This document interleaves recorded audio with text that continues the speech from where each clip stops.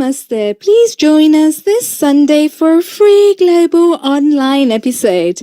Indian Knowledge System. Timeless wisdom from the Bhagavad Gita.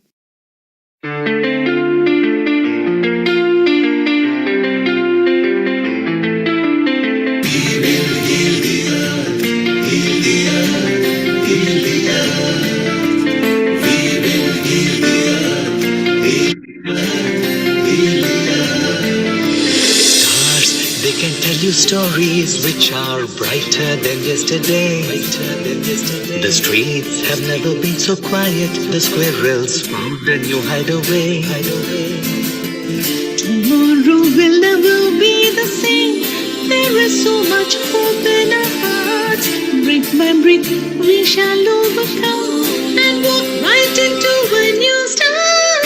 Welcome to the brand new world. We're the children of a mother earth. Reach out your hands. Let us lead our earth together.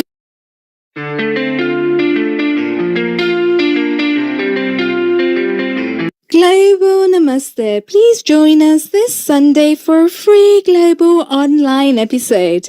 Indian Knowledge System. Timeless wisdom from the Bhagavad Gita.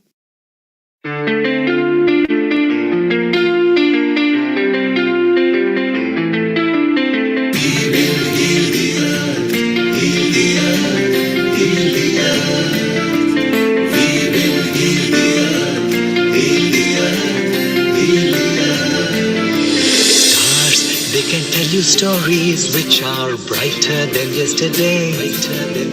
The streets have never been so quiet. The squirrels found a new hideaway.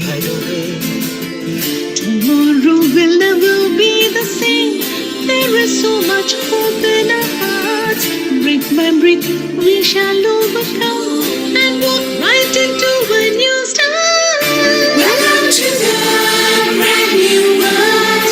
We're the children of a mother earth. Reach out your hands. Let us lead our earth together.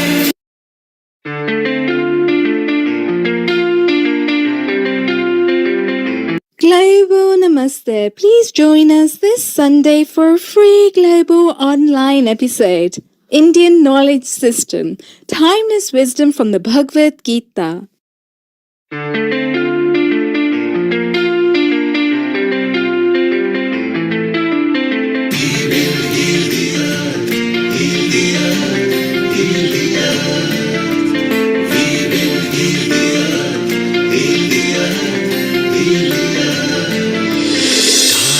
They can tell you stories which are brighter than yesterday. The streets have never been so quiet. The squirrels found a new hideaway. Tomorrow will never be the same. There is so much hope in our hearts. Brick by brick we shall overcome and walk right into a new start. Welcome to the brand new world. We're the children of a mother earth. Reach out your hands. Let us lead.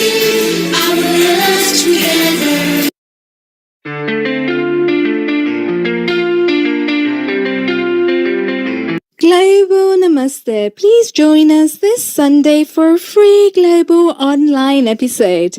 Indian Knowledge System. Timeless wisdom from the Bhagavad Gita.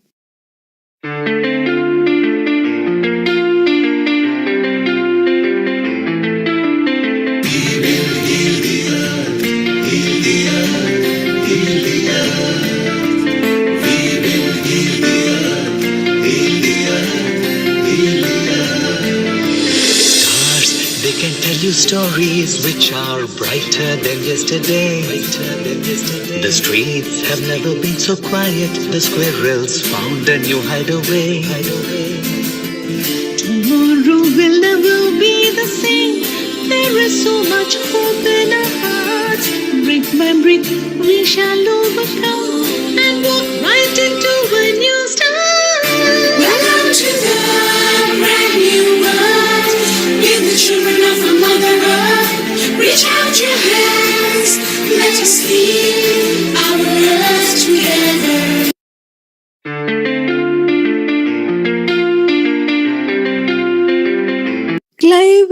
Namaste. Please join us this Sunday for a free global online episode. Indian Knowledge System. Timeless wisdom from the Bhagavad Gita.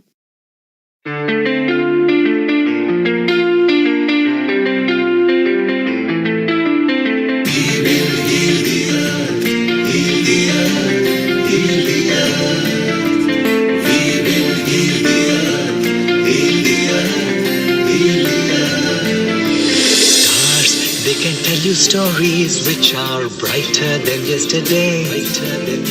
The streets have never been so quiet. The squirrels found a new hideaway.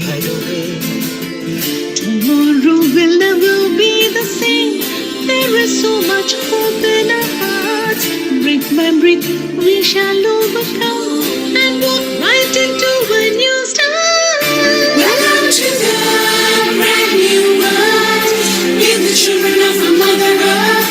Reach out your hands. Let us heal our earth together.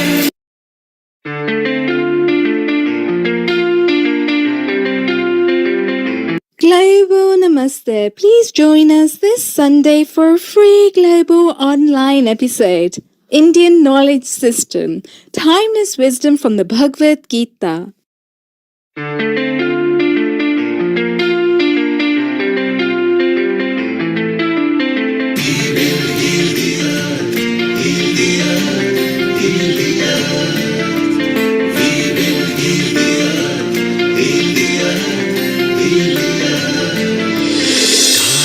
They can tell you stories which are brighter than yesterday. The streets have never been so quiet. The squirrels found a new hideaway. Tomorrow will never be the same. There is so much hope in our hearts. Brick by brick, we shall overcome and walk right into a new start. Welcome to the brand new world. Give the children of our Mother Earth. Reach out your hands. Let us heal our earth together.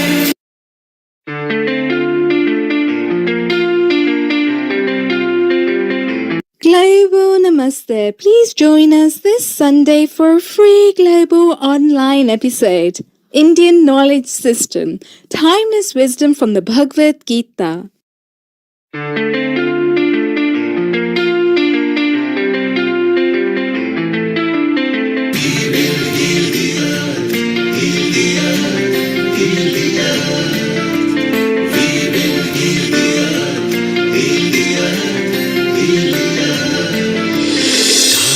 They can tell you stories which are brighter than yesterday. The streets have never been so quiet. The squirrels found a new hideaway. Tomorrow will never be the same. There is so much hope in our hearts. Brick by brick, we shall overcome and walk right into a new start. Welcome to the brand new world. Give the children of our Mother Earth. Reach out your hands. Let us heal our earth together.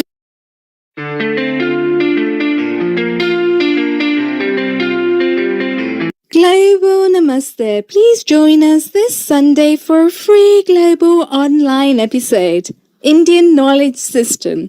Timeless wisdom from the Bhagavad Gita.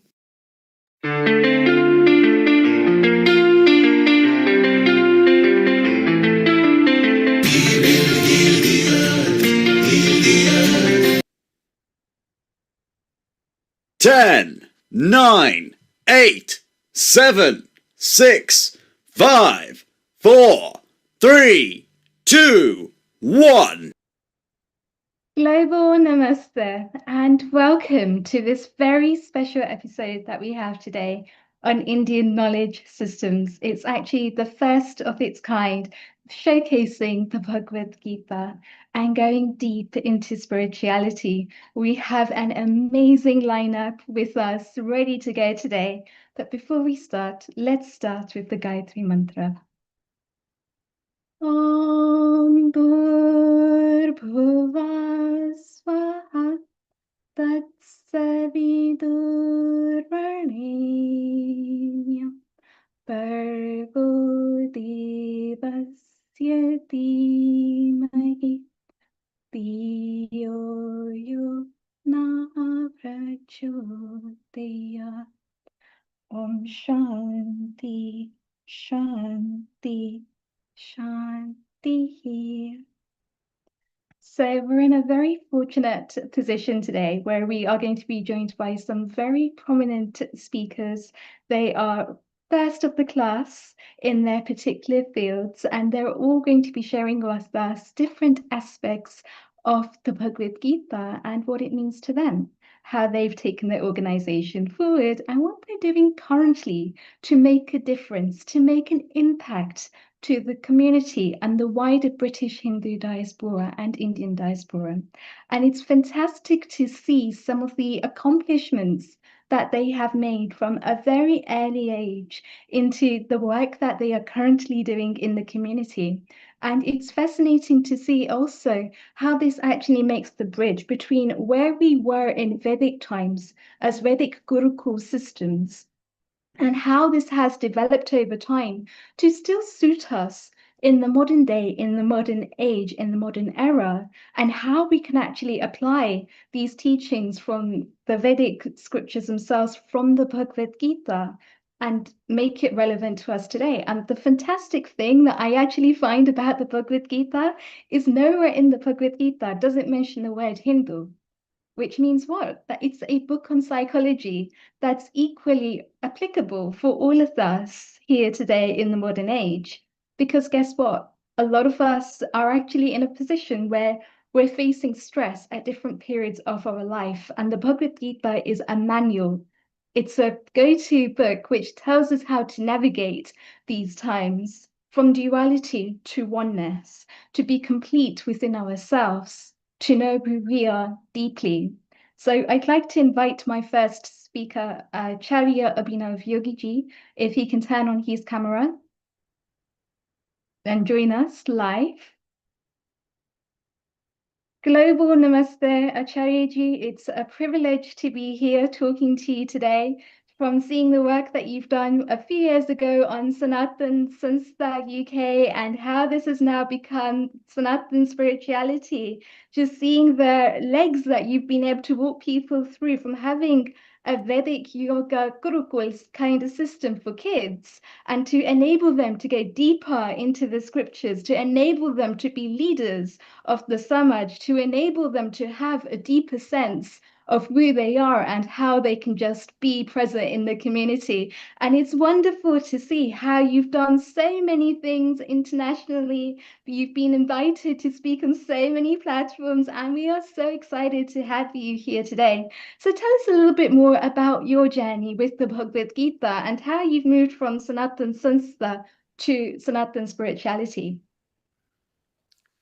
So my humble pranams to all the seeker who are here listening and everybody who is trying to listen worldwide on this platform of Healing Our Earth, which is creating a knowledge-based system where the knowledge of the Dharma and the Gyan of the Dharma is reaching to millions worldwide. So my humble pranams to all of you, first of all, and all the people who are listening. And before I start, Riddhi can I also want to recite a shloka, which I think will give the full meaning of this whole conversation that I'm going to have. Yes, please, go ahead. Om Sarve Bhavantu Sukhina Sarve Santu Niramaya Sarve Bhadrani Pashyantu Ma Kaschid Dukha Bhag Bhavet. Om Shanti, Om Shanti, Om Shanti. So this shloka is my, I think, the go-to shloka. I always feel that this conveys the full philosophy of Sanatan Dharma and the work we all try to do for Dharma, that this is for everyone. And it is for everybody's wellness. It is for everybody's peace.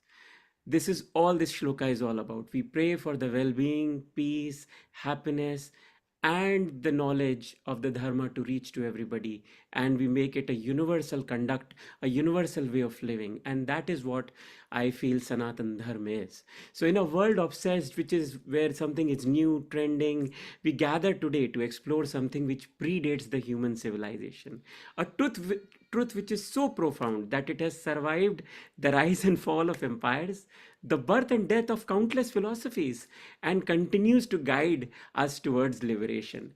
So question is not whether Sanatan Dharma is real or not. Question is, have we become ready to recognize this reality, because it has always revealed itself.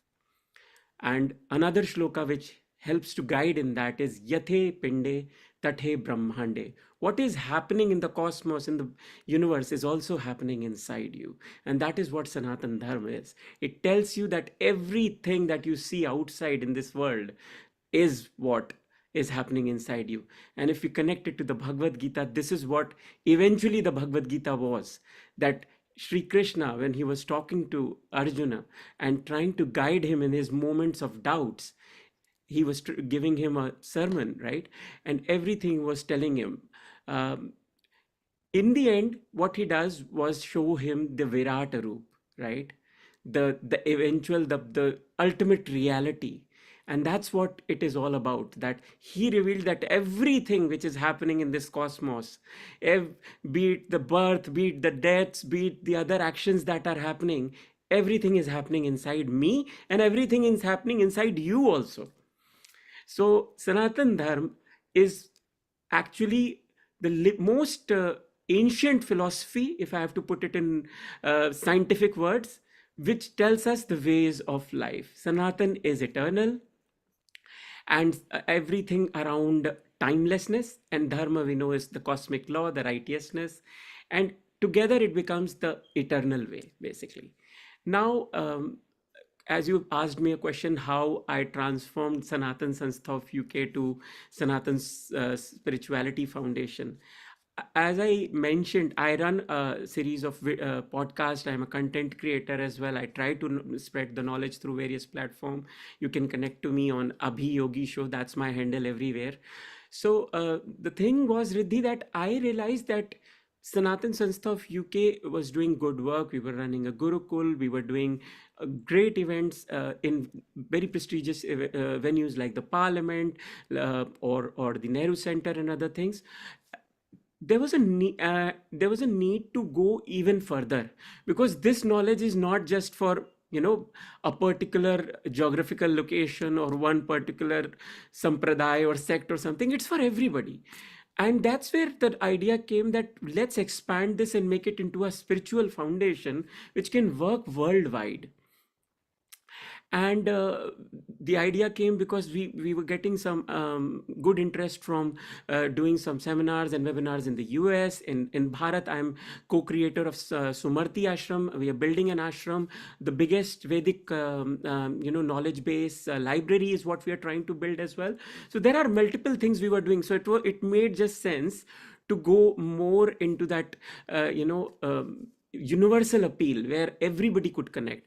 And the reason I would tell you, it's not just another organization. The idea was that every framework, every knowledge system, every kind of belief system could be incorporated. Today we have multiple organizations worldwide, but what we see is people try to enforce a particular philosophy, or they are inclined to a particular philosophy, or they are inclined to a particular Vedic knowledge system or a yogic system.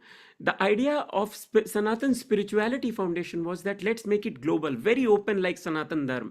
Anybody, everybody who is believer, who is just a seeker, can bring their philosophies, work together, and spread the knowledge together. So there are no restrictions here. We don't follow a particular Ishta Devata, a particular yogic philosophy, a particular anything. Sanatan is eternal. Everything in this knowledge system is eternal. So we are trying to incorporate that. And again, using the Bhagavad Gita, I think the shloka which is in the 14th chapter, the 27th one, I am the foundation of the Brahman, the immortal, I am the imperishable, I am the eternal dharma, the Shashvat dharma, and I am the absolute place. Shivoham Shivoham, as also said by Adi Shankaracharya.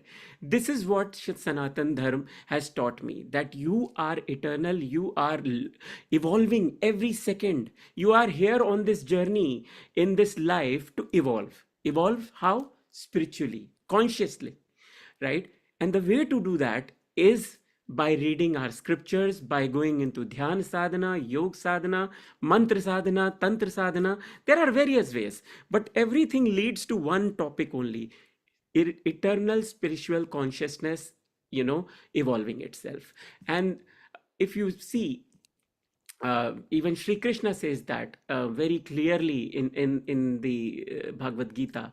कर्मण्यवाधिकारस्ते मा फलेषु कदाचन मा कर्म फल हेतु भूमुर हेतु कर्मणि. You have the right to perform your duty, but you are not entitled to the fruits of your action. Never consider yourself to the cause of the results, nor to be attached to any inaction. Because this is the essence, that we are doing karma, but our karma has to be in a way that it makes an impact on your spiritual upbringing, in your spiritual, always I call the word elevation. Whatever we have learned in our previous lives, we have got another new birth, so we are continuing our education in spirituality or adhyatma from that point of time, and every action we are doing is adding to it. Every action we are doing is helping us evolve more, because that's the eventual goal, right? We want to come out of the cycles of life and death, birth and death, basically. And it only happens when you are completely in that conscious living state. The conscious living state is where we understand that everything, every action, every word we speak, every thought we bring into our brain, it is all going to have some kind of a effect out of it. Now you have to determine what kind of way you want to live, whether you want to make it more additive to the process of evolution or more derivative to the process of evolution of your consciousness. I'll give you a very simple example. Imagine thousands of years ago, because the modern timelines are, Vedas are 1500 to 500 BC, Upanishads are 800 200 BC, Bhagavad Gita, but I don't believe in that. I don't think so. The dating has been done correctly. Around now, a lot of research has been done, and it looks like the timelines have changed a lot, and I'm pretty sure, because this is an evolving research, it will keep on changing more. The Bhagavad Gita or the Mahabharat war now dates around the 5570 BC timeline as per many historians. The Ramayana dates around 12,000 BC. So let's imagine somewhere around 30,000 BC, when Saraswati civilization and other things were most likely happening.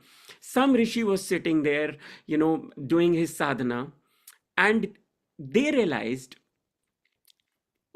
that while doing their sadhana, they found a method to calm the mind, to relax the mind. And this is what became our dhyan sadhana, our meditation techniques and other things around that, right?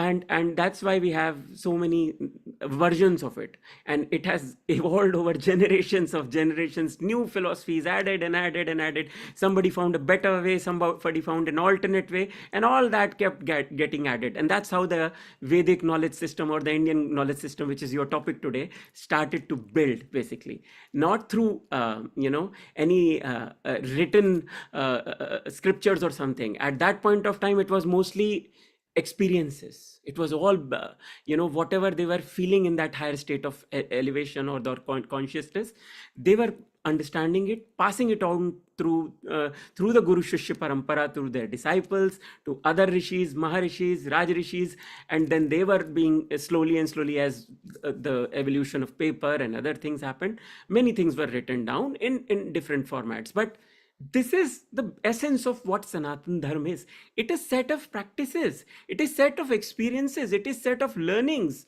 which you can only achieve when you are connected to that divine consciousness.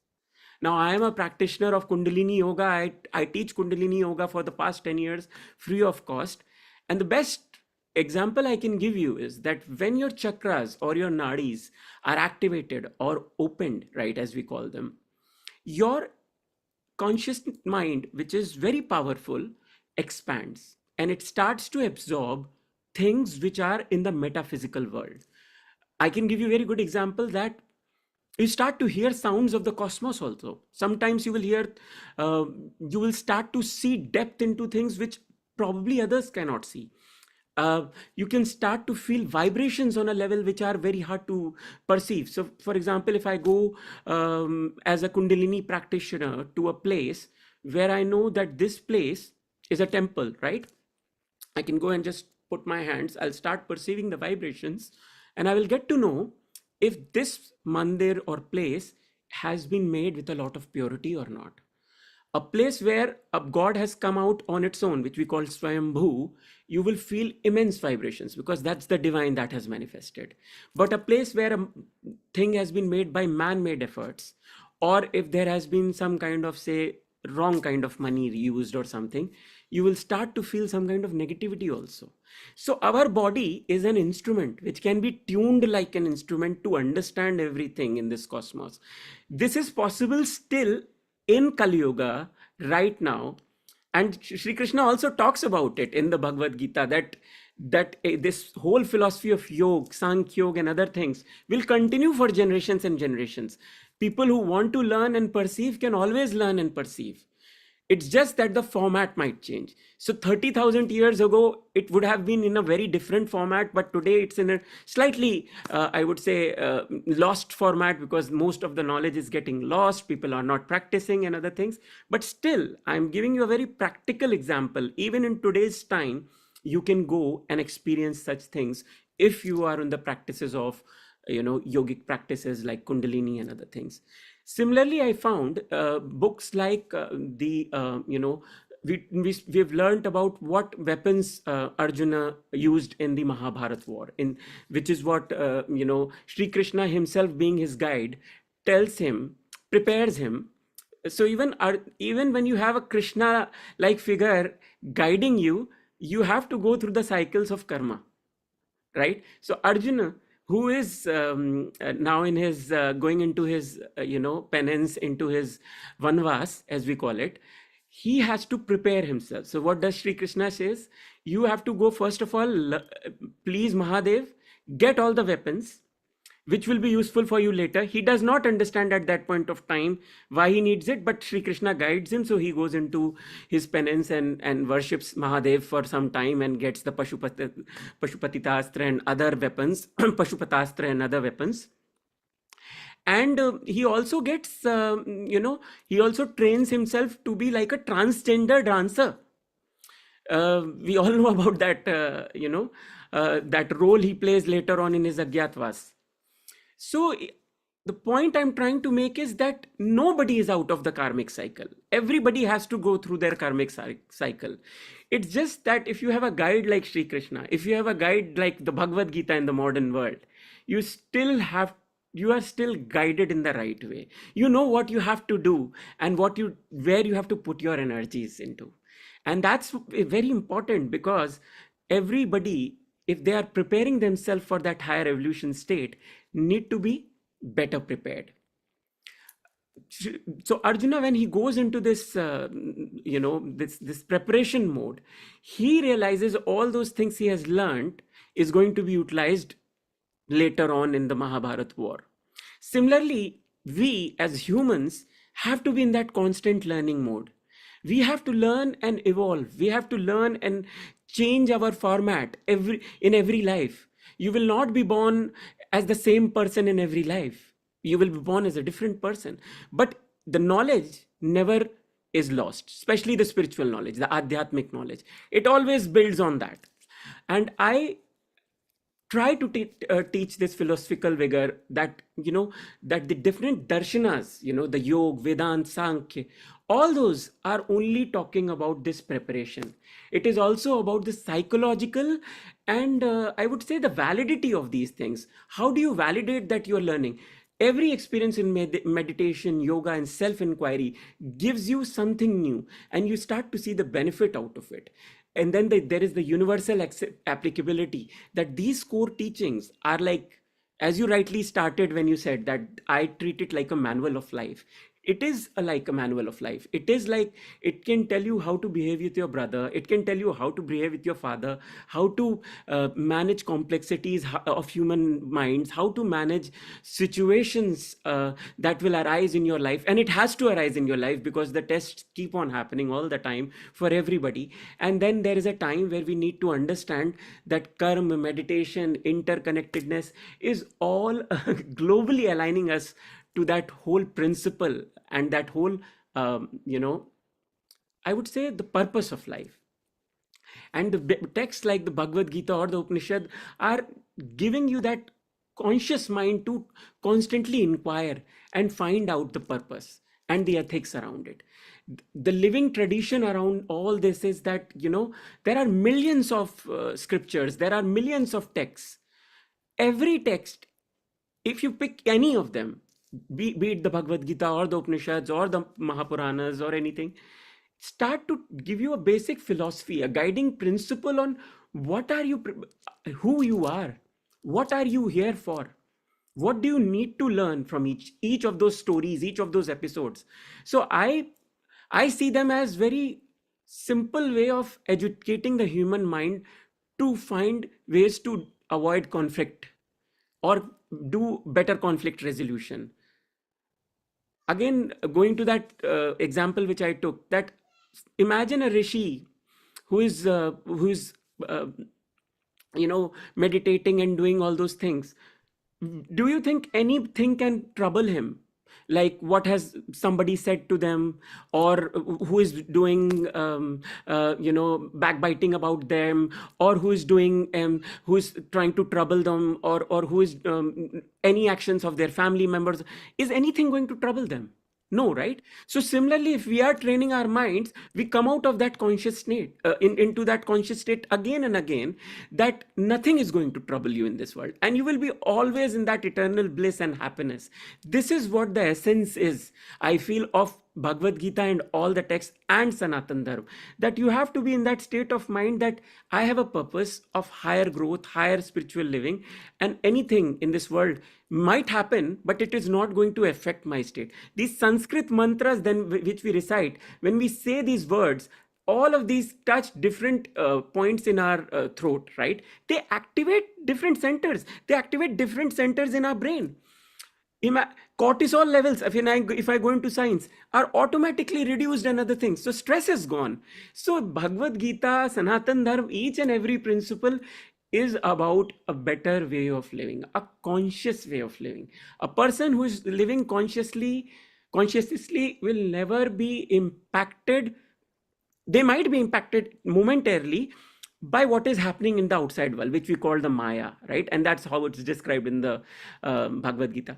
But what happens is that this purity, this whole process keeps on, if it keeps on happening on a regular basis, you will start to detach. These impacts will be very less on your mind. And this was what was very well taught in the Vedic Gurukul philosophies. Unfortunately, Bharat has lost that philosophy. And we have gone into a very different Macaulay way of system and other things.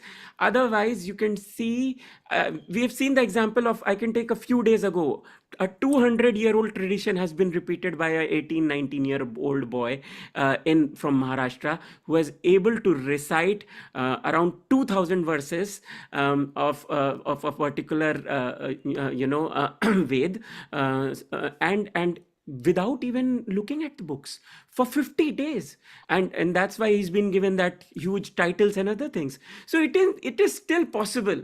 It's just, are we, as I said in my first statement, are we ready to perceive the truth? Are we ready to acknowledge that this is who we are and this is why we are born? This is what we need to understand and learn. So I will end my small points on this with by saying that I personally believe the Guru Shishya Parampara should be revived. That's why we try to work with the Gurukul we have here, and we try to also acknowledge the fact that people like Shushrut, Charak, Aryabhat, Bhaskaracharya, Varahamir, Brigu, they were scientists. They were we can call them rishis, maharishis. They lived in a very conscious way of living, but they were scientists. They were constantly experimenting, exploring, learning, and then passing on that knowledge in a written way, in a spiritual way, in a spoken way, so that all of us can learn to live consciously. Thank And you. any Thank knowledge you, in this world. Acharya. Thank you, Acharya Abhinav. Let's include some of our panelists and the lead panelist over here, Dr. Anukul Goswami, resident orthopedic surgeon, and our lead anchor here, Amrita and Kailash. Let's have a comment from them about what they learned from what you are saying over the next 5 minutes before we go to Lena, where again we will have a chit chat with our panels as well, and short talk by Lena and then chit chat with her as well. Anukul, global namaste and your Global comment namaste. on what Acharya Abhinav Yogi was sharing with us. Over to you. Thank you. Global namaste to everybody. I think Acharya had given so many information. I mean, there's so many points from which we can elaborate. The first thing that what I wanted to sort of emphasize are two things. Firstly, was that Gita is not a religious book. The way the world takes it into religion is coming from the word religare, means you got to think in a particular way. The biggest thing that I think Bharatvarsha has contributed is the philosophical system which says the entire universe is one, and it goes with the concept of consciousness which is universal everywhere. So, as it is stated in Nashadiya Sukta, in the Rig Veda, that where they discuss the origin of universe, that there is actually no particular specific origin of universe as such, and God is not something which is there existing. In fact, God is one of our man's creation because we needed to have something to show that it is there. But the consciousness is universal and everywhere. And that is that particular principle which has been the cause of development of the entire Indian knowledge system. And that it has developed the economics behind it, it has developed the architecture behind it. Just because the consciousness is everywhere, I cannot be separated from the trees, I cannot be separated from the animals, I cannot be separated from the earth. And all the five elements of the universe are there in me, and they are all conscious. And that has evolved, that has resulted in evolving the entire concept of philosophy. And therefore, Indian knowledge system does not separate me from economics, from architecture, from the earth, from the trees and everything. And that is where the biggest pleasure of this thing. What is that? The Om Purnamada Purnamidam, that particular shloka, it clearly says how from the everything in the universe you take out everything, and yet all that you're left is also left with everything. So infinite, you take out infinity from infinity, you're left with infinity. And these are the essential part of the quantum physics, essential parts of the science, and it is very elaborated and completely discussed very widely in the Isha Upanishad. So I will come and talk about it later on when we come and discuss other aspects of the this particular philosophy. But it's really worth every little bit. Is so scientifically oriented. It's unbelievable. Thank you, Dr. Anukul. Very well said, Acharya Abhinav ji.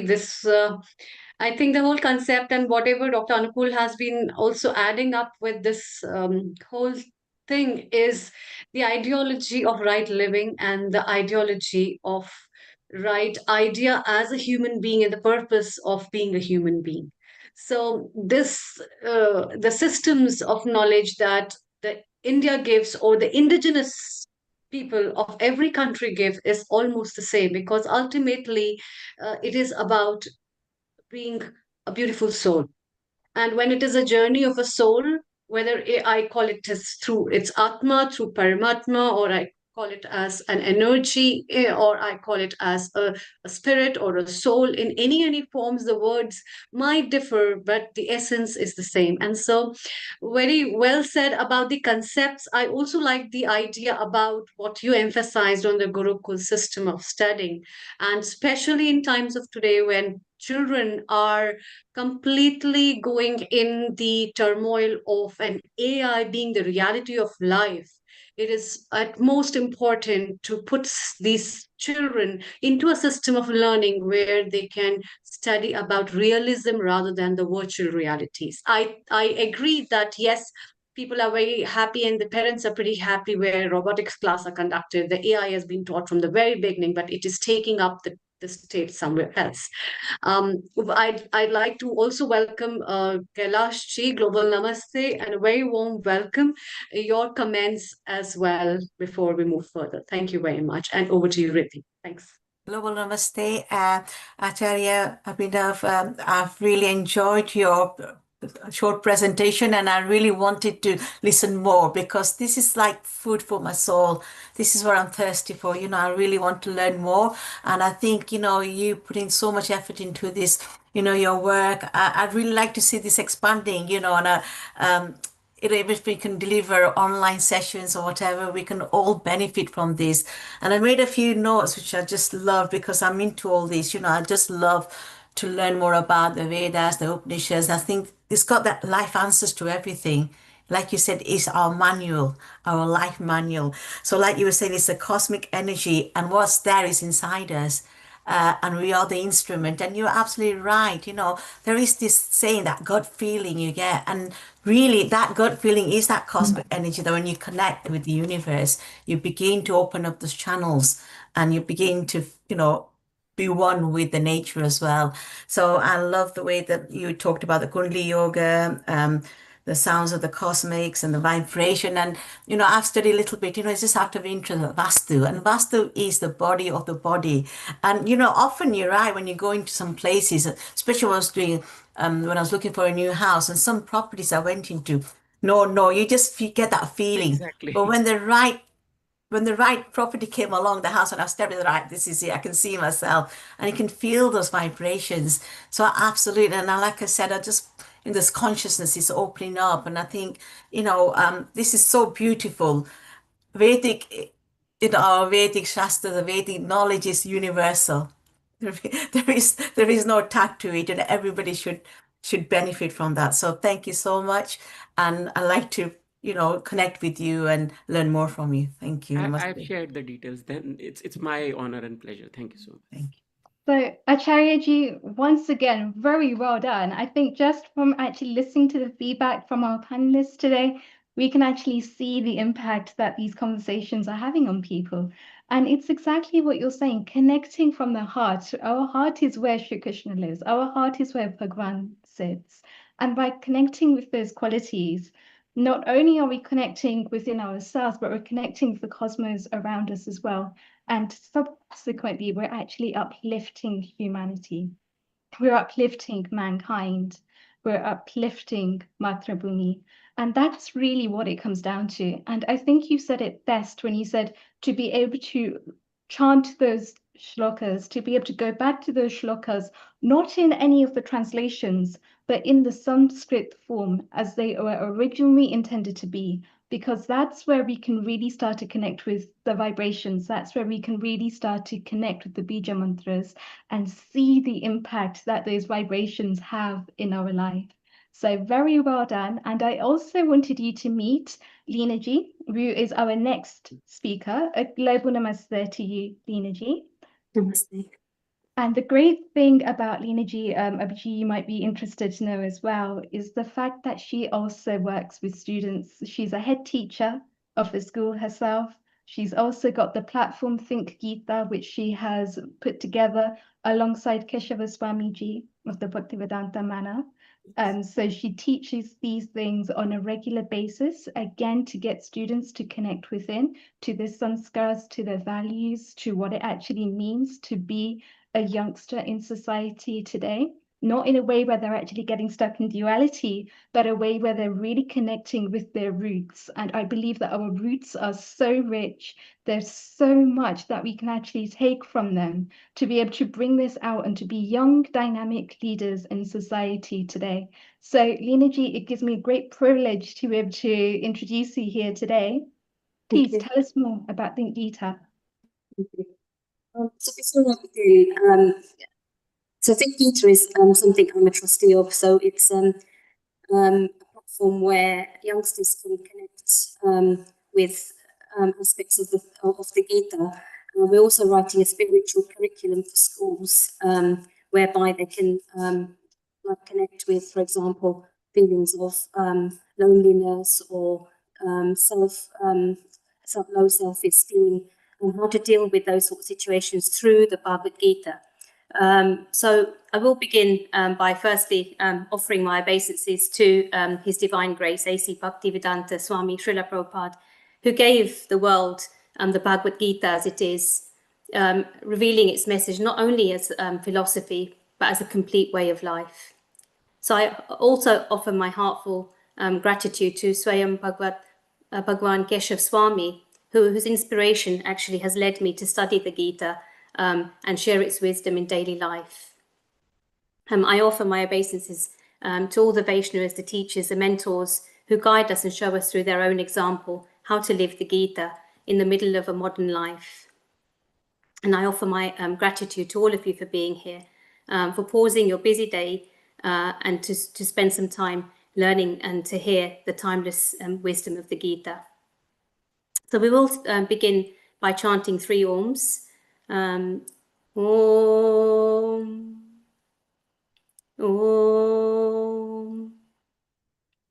Om, Om Agnanatimirandasya Gnananjana Shilakya Chakshur Anmilitam Yena Tasmai Shri Guruve Namaha. So this basically means I was born in the darkness of ignorance, and my spiritual master opened my eyes. With the torchlight of knowledge, I offer my humble obeisances unto him.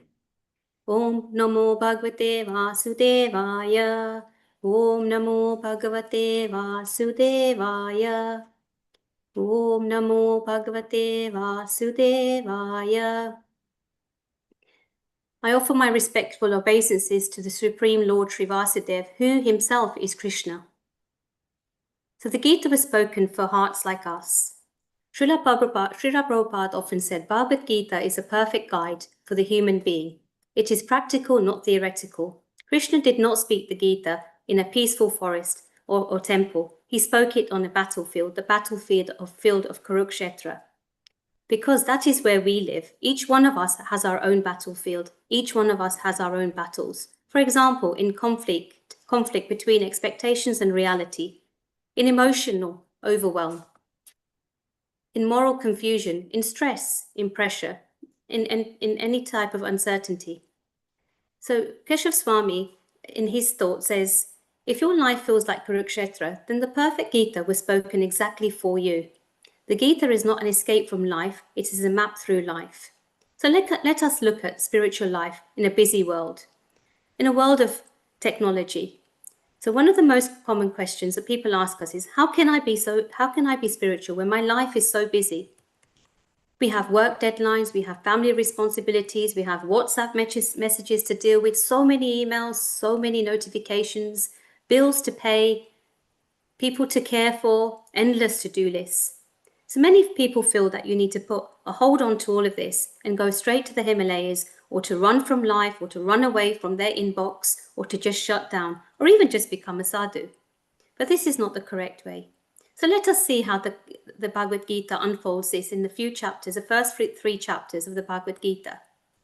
So in the Bhagavad Gita as it is, when Arjuna sees his teachers, cousins, uncles and loved ones all standing opposite him in the battlefield, his heart breaks, he trembles, he loses strength, he drops his bows and says, I will not fight. This moment represents every human being facing a moral confusion, an emotional overwhelm and fear. The guidance Krishna gives Arjuna is not harsh or dismissive, it is compassionate, deep and transformational. So, in the 5 instructions that Krishna gives Arjuna, you are not the you are not the body, you are the eternal soul. Krishna begins with spiritual reality. The soul is eternal. It cannot be killed, nor can it kill. Arjuna was grieving for human bodies, but Krishna reminds him, the body dies, but the soul continues. Relationships of the soul are never broken. This understanding frees Arjuna from fear of physical death. It is important for Arjuna to understand this, as he is duty-bound, and thus Krishna shifts Arjuna's mindset from emotion to truth and from confusion to clarity. He says it is your dharma, which is your sacred duty, to protect righteousness. Arjuna is a Kshatriya, a warrior meant to uphold justice, so Krishna explains there is no better duty for a warrior than to fight for dharma. Not for anger, not for ego, but for the protection of society and virtue. Here Krishna teaches that our duty is not based on comfort, but on responsibility. Act, but do not be attached to the results. Krishna teaches us you have a right to perform. Krishna teaches us you have a right to perform your duty, but you are not entitled to the fruits. If Arjuna acts with attachment, fear, ego, expectation, he will suffer. But if he acts as a service to Krishna, he becomes free from this attachment. Here Krishna is teaching karma yoga. Do what is right, surrender the outcome. I am guiding you from within your heart. Krishna reminds Arjuna that he is not a distant God. He is the Paramatma, the divine guide within. I dwell in the heart of all beings. Arjuna, you are not alone. I reside within you. You are leading. You leading, and I am guiding, and being your very strength. Just as Krishna guides Arjuna, he guides us through intuition, consciousness, aspiration, inspiration, and inner strength. Surrender your actions onto me, and I will carry you. At the end, Krishna gives Arjuna the most loving instruction in the entire Gita. Abandon all varieties of duty, and just surrender unto me. I will protect you from all fears. Do not worry. Krishna promises Arjuna spiritual protection, inner peace, guidance, and freedom from all fears. Do not worry. Krishna promises Arjuna spiritual protection, inner peace, guidance, and freedom from anxiety. When Arjuna surrenders, he regains clarity and he says, my illusion is now gone. I am prepared to act according to your word. In essence, Krishna is teaching Arjuna to rise above fear, remember his spiritual identity, and perform his duty without attachment, surrender to God, and trust that Krishna himself will guide and protect him. In chapter 3 of the Bhagavad Gita, Krishna introduces karma yoga, the yoga of action. This chapter teaches a profound truth. Spiritual life is not separate from daily life. It is revealed through the way we live our daily life. It addresses 3 very practical questions that every seeker eventually asks. Do I have to go to work? Can't I just renounce everything and be spiritual? What is the difference between ordinary work and spiritual work? How can I transform my everyday activities into a spiritual practice? Krishna makes a powerful point early in the chapter. No one can escape action, even for a moment. Srila Prabhupada comments on this. Renunciation does not mean to stop working. Renunciation means to stop working for oneself. As long as we live in this world, the modes of material nature push us into activity. The body moves, the mind thinks, the senses reach outward, everything is constantly in motion.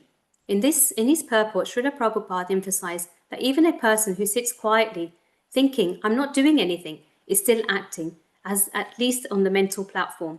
So the Gita offers a clear instruction. The real question is not will I act, because you must. The real question is, for whom am I acting and with what consciousness? Some people try to become spiritual by withdrawing from life. I'll stop working. I'll avoid everything. I'll cut my responsibility. But Krishna warns Arjuna that simply giving up external activities does not purify the heart. If the mind is still filled with desires, worries, or plans for enjoyment, then the real renunciation has not yet begun. When the Gita says we cannot escape action, it means that changing our external situation does not automatically change our internal state. In modern language, you can quit your jobs, yet carry on with your anxiety within you. This means that external changes do not automatically remove problems. If your stress comes from fear of failure, comparing yourself to others, lack of confidence, attachment to results, worry about what other people think, then simply leaving the job does not solve the inner issue. The environment changes, but the inner turbulence still remains. So you can switch off your mobile phones, for example, but still you can scroll endlessly inside your mind. You may continue replaying old conversation, imagining what's going to happen in the future, comparing yourself to others, worrying about what's going to happen, and overthinking everything. The mind is still very busy, distracted and restless, even without external stimulation. This shows that real peace does not come from shutting out the world. It comes from calming the mind. This is why the Gita gives such compassionate but firm guidance. Don't run away from life. Transform your relationships with it. Krishna is telling Arjun and all of us, you don't become spiritual by avoiding responsibilities. You don't become peaceful by hiding from challenges. You don't grow by escaping situations. Instead of running away from the world, learn how to move through the world with wisdom. The transformation has to happen inside, in your attitude, in your intentions, and in your consciousness. True spirituality does not come from escaping your duties, but from elevating the consciousness within which you perform them. This is the heart of karma yoga. The same action done with selfishness binds. The same action done with devotion liberates. It is not what you do, it is why you do it, how you do it, and for whom you are doing it. You can cook, for example, as a chore, or you can cook as a service to Krishna. You can work for ego, or you can work as an offering. You can fulfill responsibilities with resentments, or you can fulfill them with gratitude. The actions may look the same, but the consciousness makes all the difference. In essence, you don't need to escape life to be spiritual. You need to spiritualize the way you live. This is the essence of the Gita. The Gita's wisdom is practical, compassionate, and transformational. At the heart of karma yoga, work should be done as a sacrifice for Krishna. Otherwise, work binds us. Srila Prabhupada explains, very simply, when we work for our own selfish enjoyment, we become bound by karma. When we work for Krishna in a spirit of offering, that same work becomes purifying. The same action can be karma if it is done for a selfish motive, or karma yoga if it is done as an offering, without attachment to a personal gain. Krishna's teaching is not stop working, stop caring, or stop trying. His teaching is work with devotion, not obsession, work with offering, not exploitation. For example, a simple inner prayer during the day could be, Krishna, this is for you. Please accept my effort. So let's look at this practically. A kind of spiritual training program that we can all live every single day. So what do I get? So rather than say, what do I get? You could say, how can I serve? Krishna explains that most people act for personal enjoyment. This is ordinary karma. But karma yoga means shifting the center from I am the enjoyer to Krishna is the enjoyer and I am the servant. Srila Prabhupada often emphasized that the real happiness comes from when we reconnect with our soul as servants of Krishna and servants of each other. So in daily life, at work, how can I be helpful here? How can I bring Krishna into this? How can I bring such qualities into this? Such as honesty, compassion, patience, all into this meeting would make my work life much nicer and will be pleasing to Krishna. At home, how can I serve my family as part of serving Krishna, not as my personal empire? In traffic, shops, queues, how can I respond as a devotee, not as a frustrated consumer? When we shift, what do I get, to how can I serve, our inner atmosphere changes. Arjun once.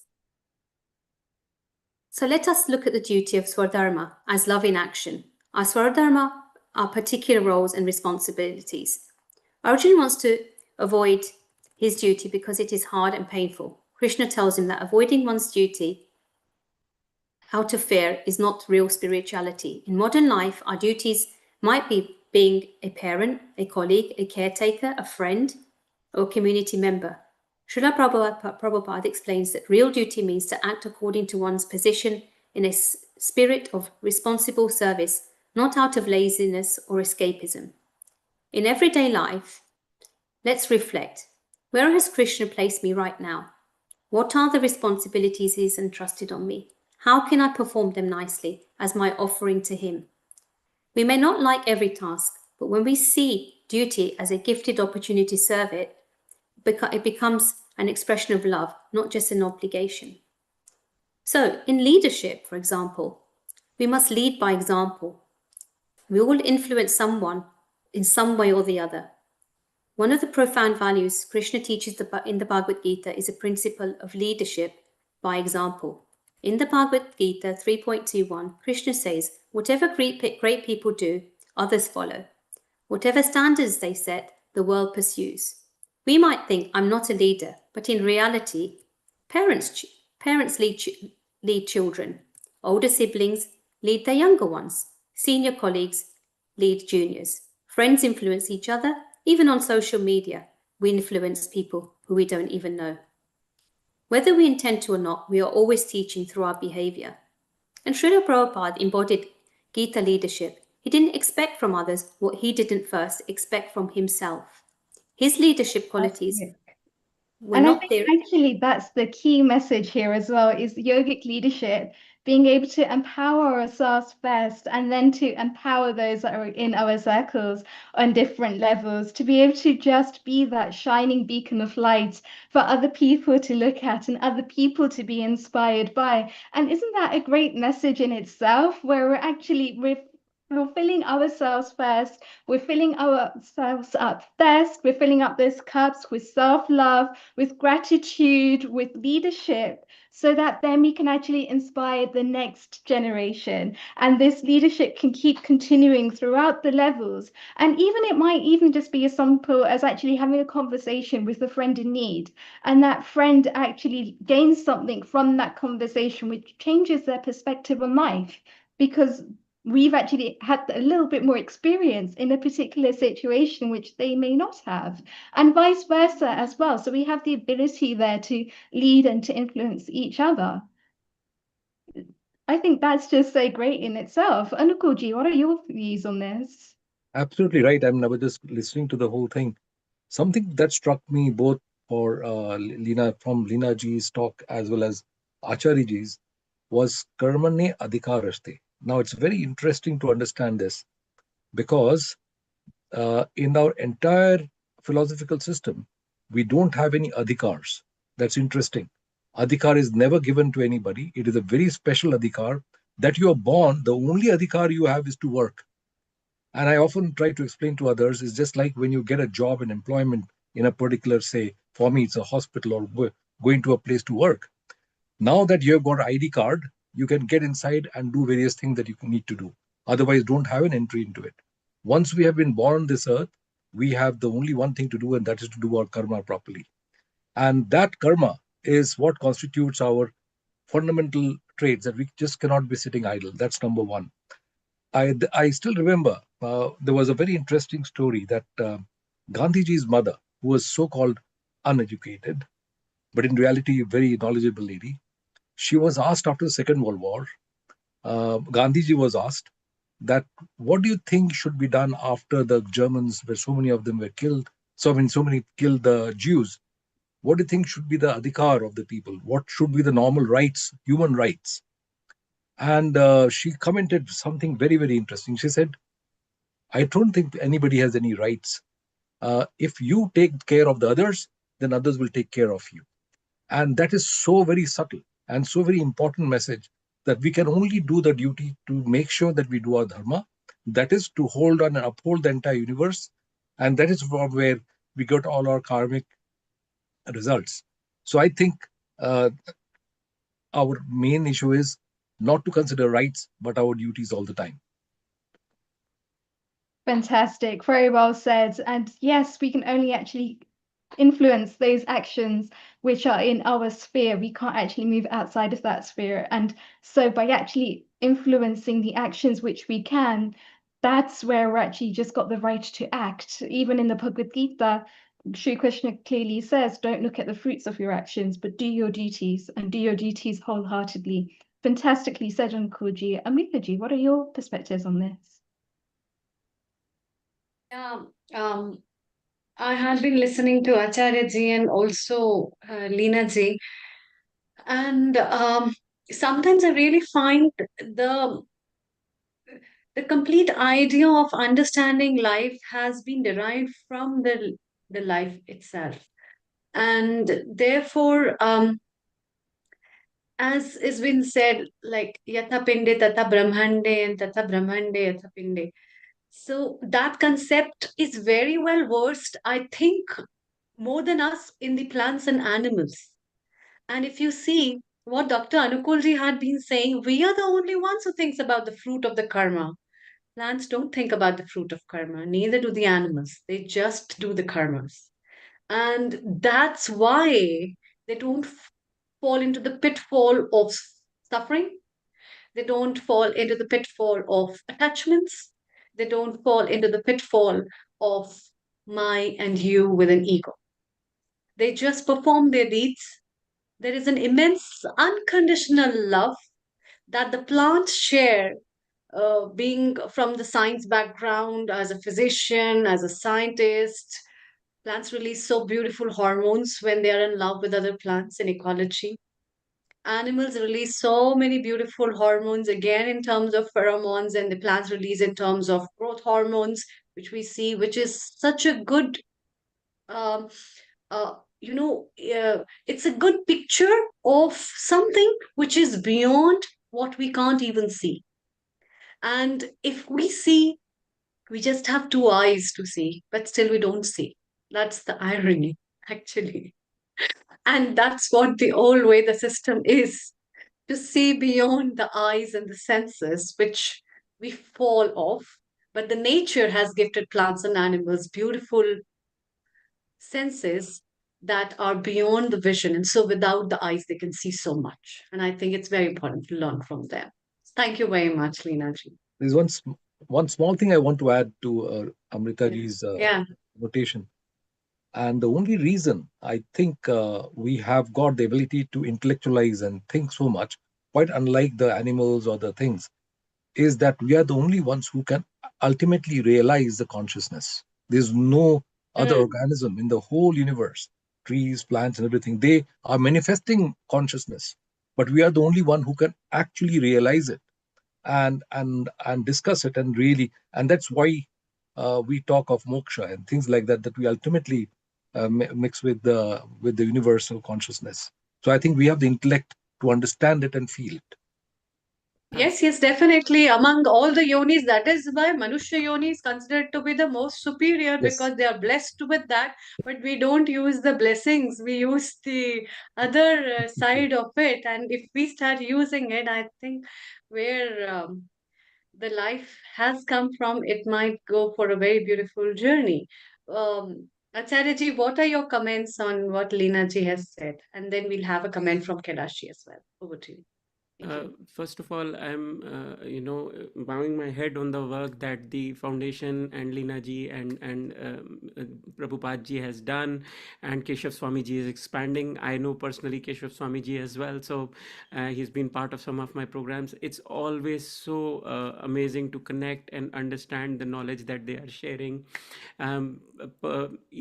Picking up on some of the key points, I would say that, yada yada hi dharmasya glanir bharata abhyutthanam adharmasya tadatmanam srijanyam परित्राणाय साधूनाम विनाशाय च दिष्टिकाम dharma संस्थापनार्थाय शंभवानि युगे युगे. In every yug, there is somebody who is there to spread that righteousness, the path of the complete way of living. And I think the ISKCON and the others who are doing that are doing it in an amazing way, because it's universal and we all can connect to it. And even my personal Bhagavad Gita is the ISKCON one, so I read that a lot, and because it goes into the depth of things, there is much more to understand. And as Dr. Anukul said, and Leelaji, you also pointed out that the human body and the human mind are the only ones who are capable of understanding this knowledge in a very subtle way. As we were discussing about the plants, I mean, even plants have Kundalini energy.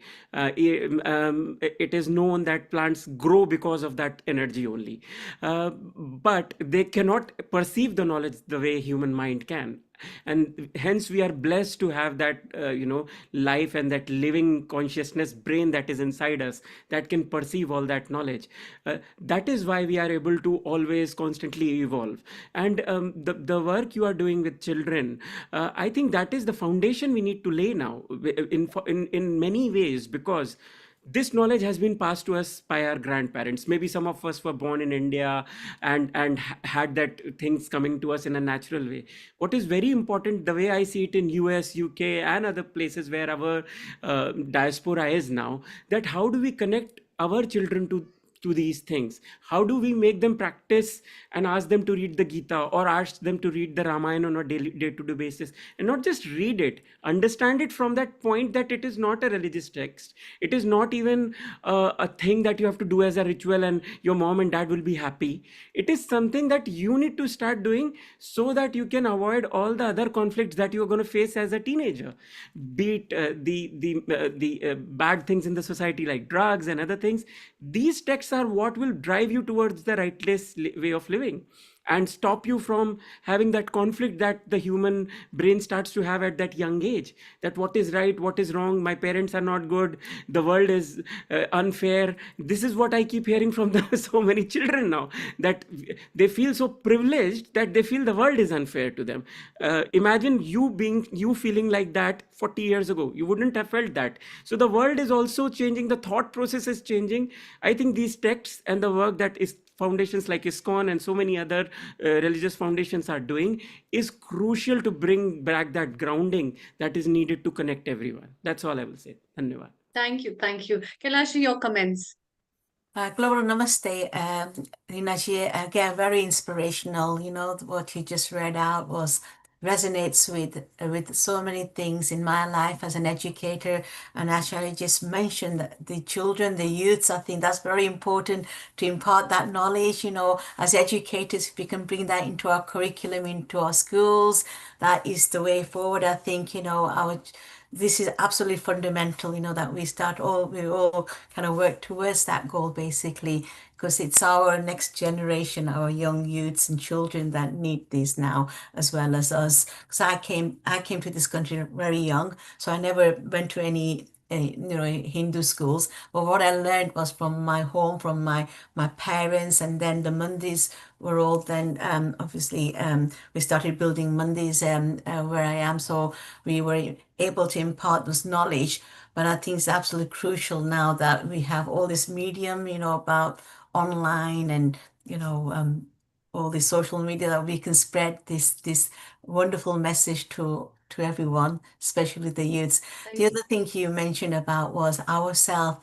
It's not about the environment, it's about our thought process, how we deal with situation. I thought it was very powerful, actually, because you can go anywhere, but if we don't change within ourselves, then that problem is always going to be there. So it's by introspecting, yourself, where we are, and I thought that's so beautiful. I'm going to take that away with me and keep practicing. I know I've been told many times, but I think we need to do that. So it's not about others, it's about Thank us you. reflecting on ourselves. Thank you Thank so you so much much. again. Thank you. Thank you. Riddhi, it's time to welcome our next guest from USA. And so, Well, Amrita, namaste I and just good want to morning. say, just to go back to our two speakers that we just had, Lena G and Ko, go and check them out on thinkgita.com. They are doing some amazing work there to be able to promote the Gita, to be able to promote the teachings, to really take Sanatana Dharma to the next level. So go and check this out, and also go and check out Acharya Abhinav Yogi's work as well.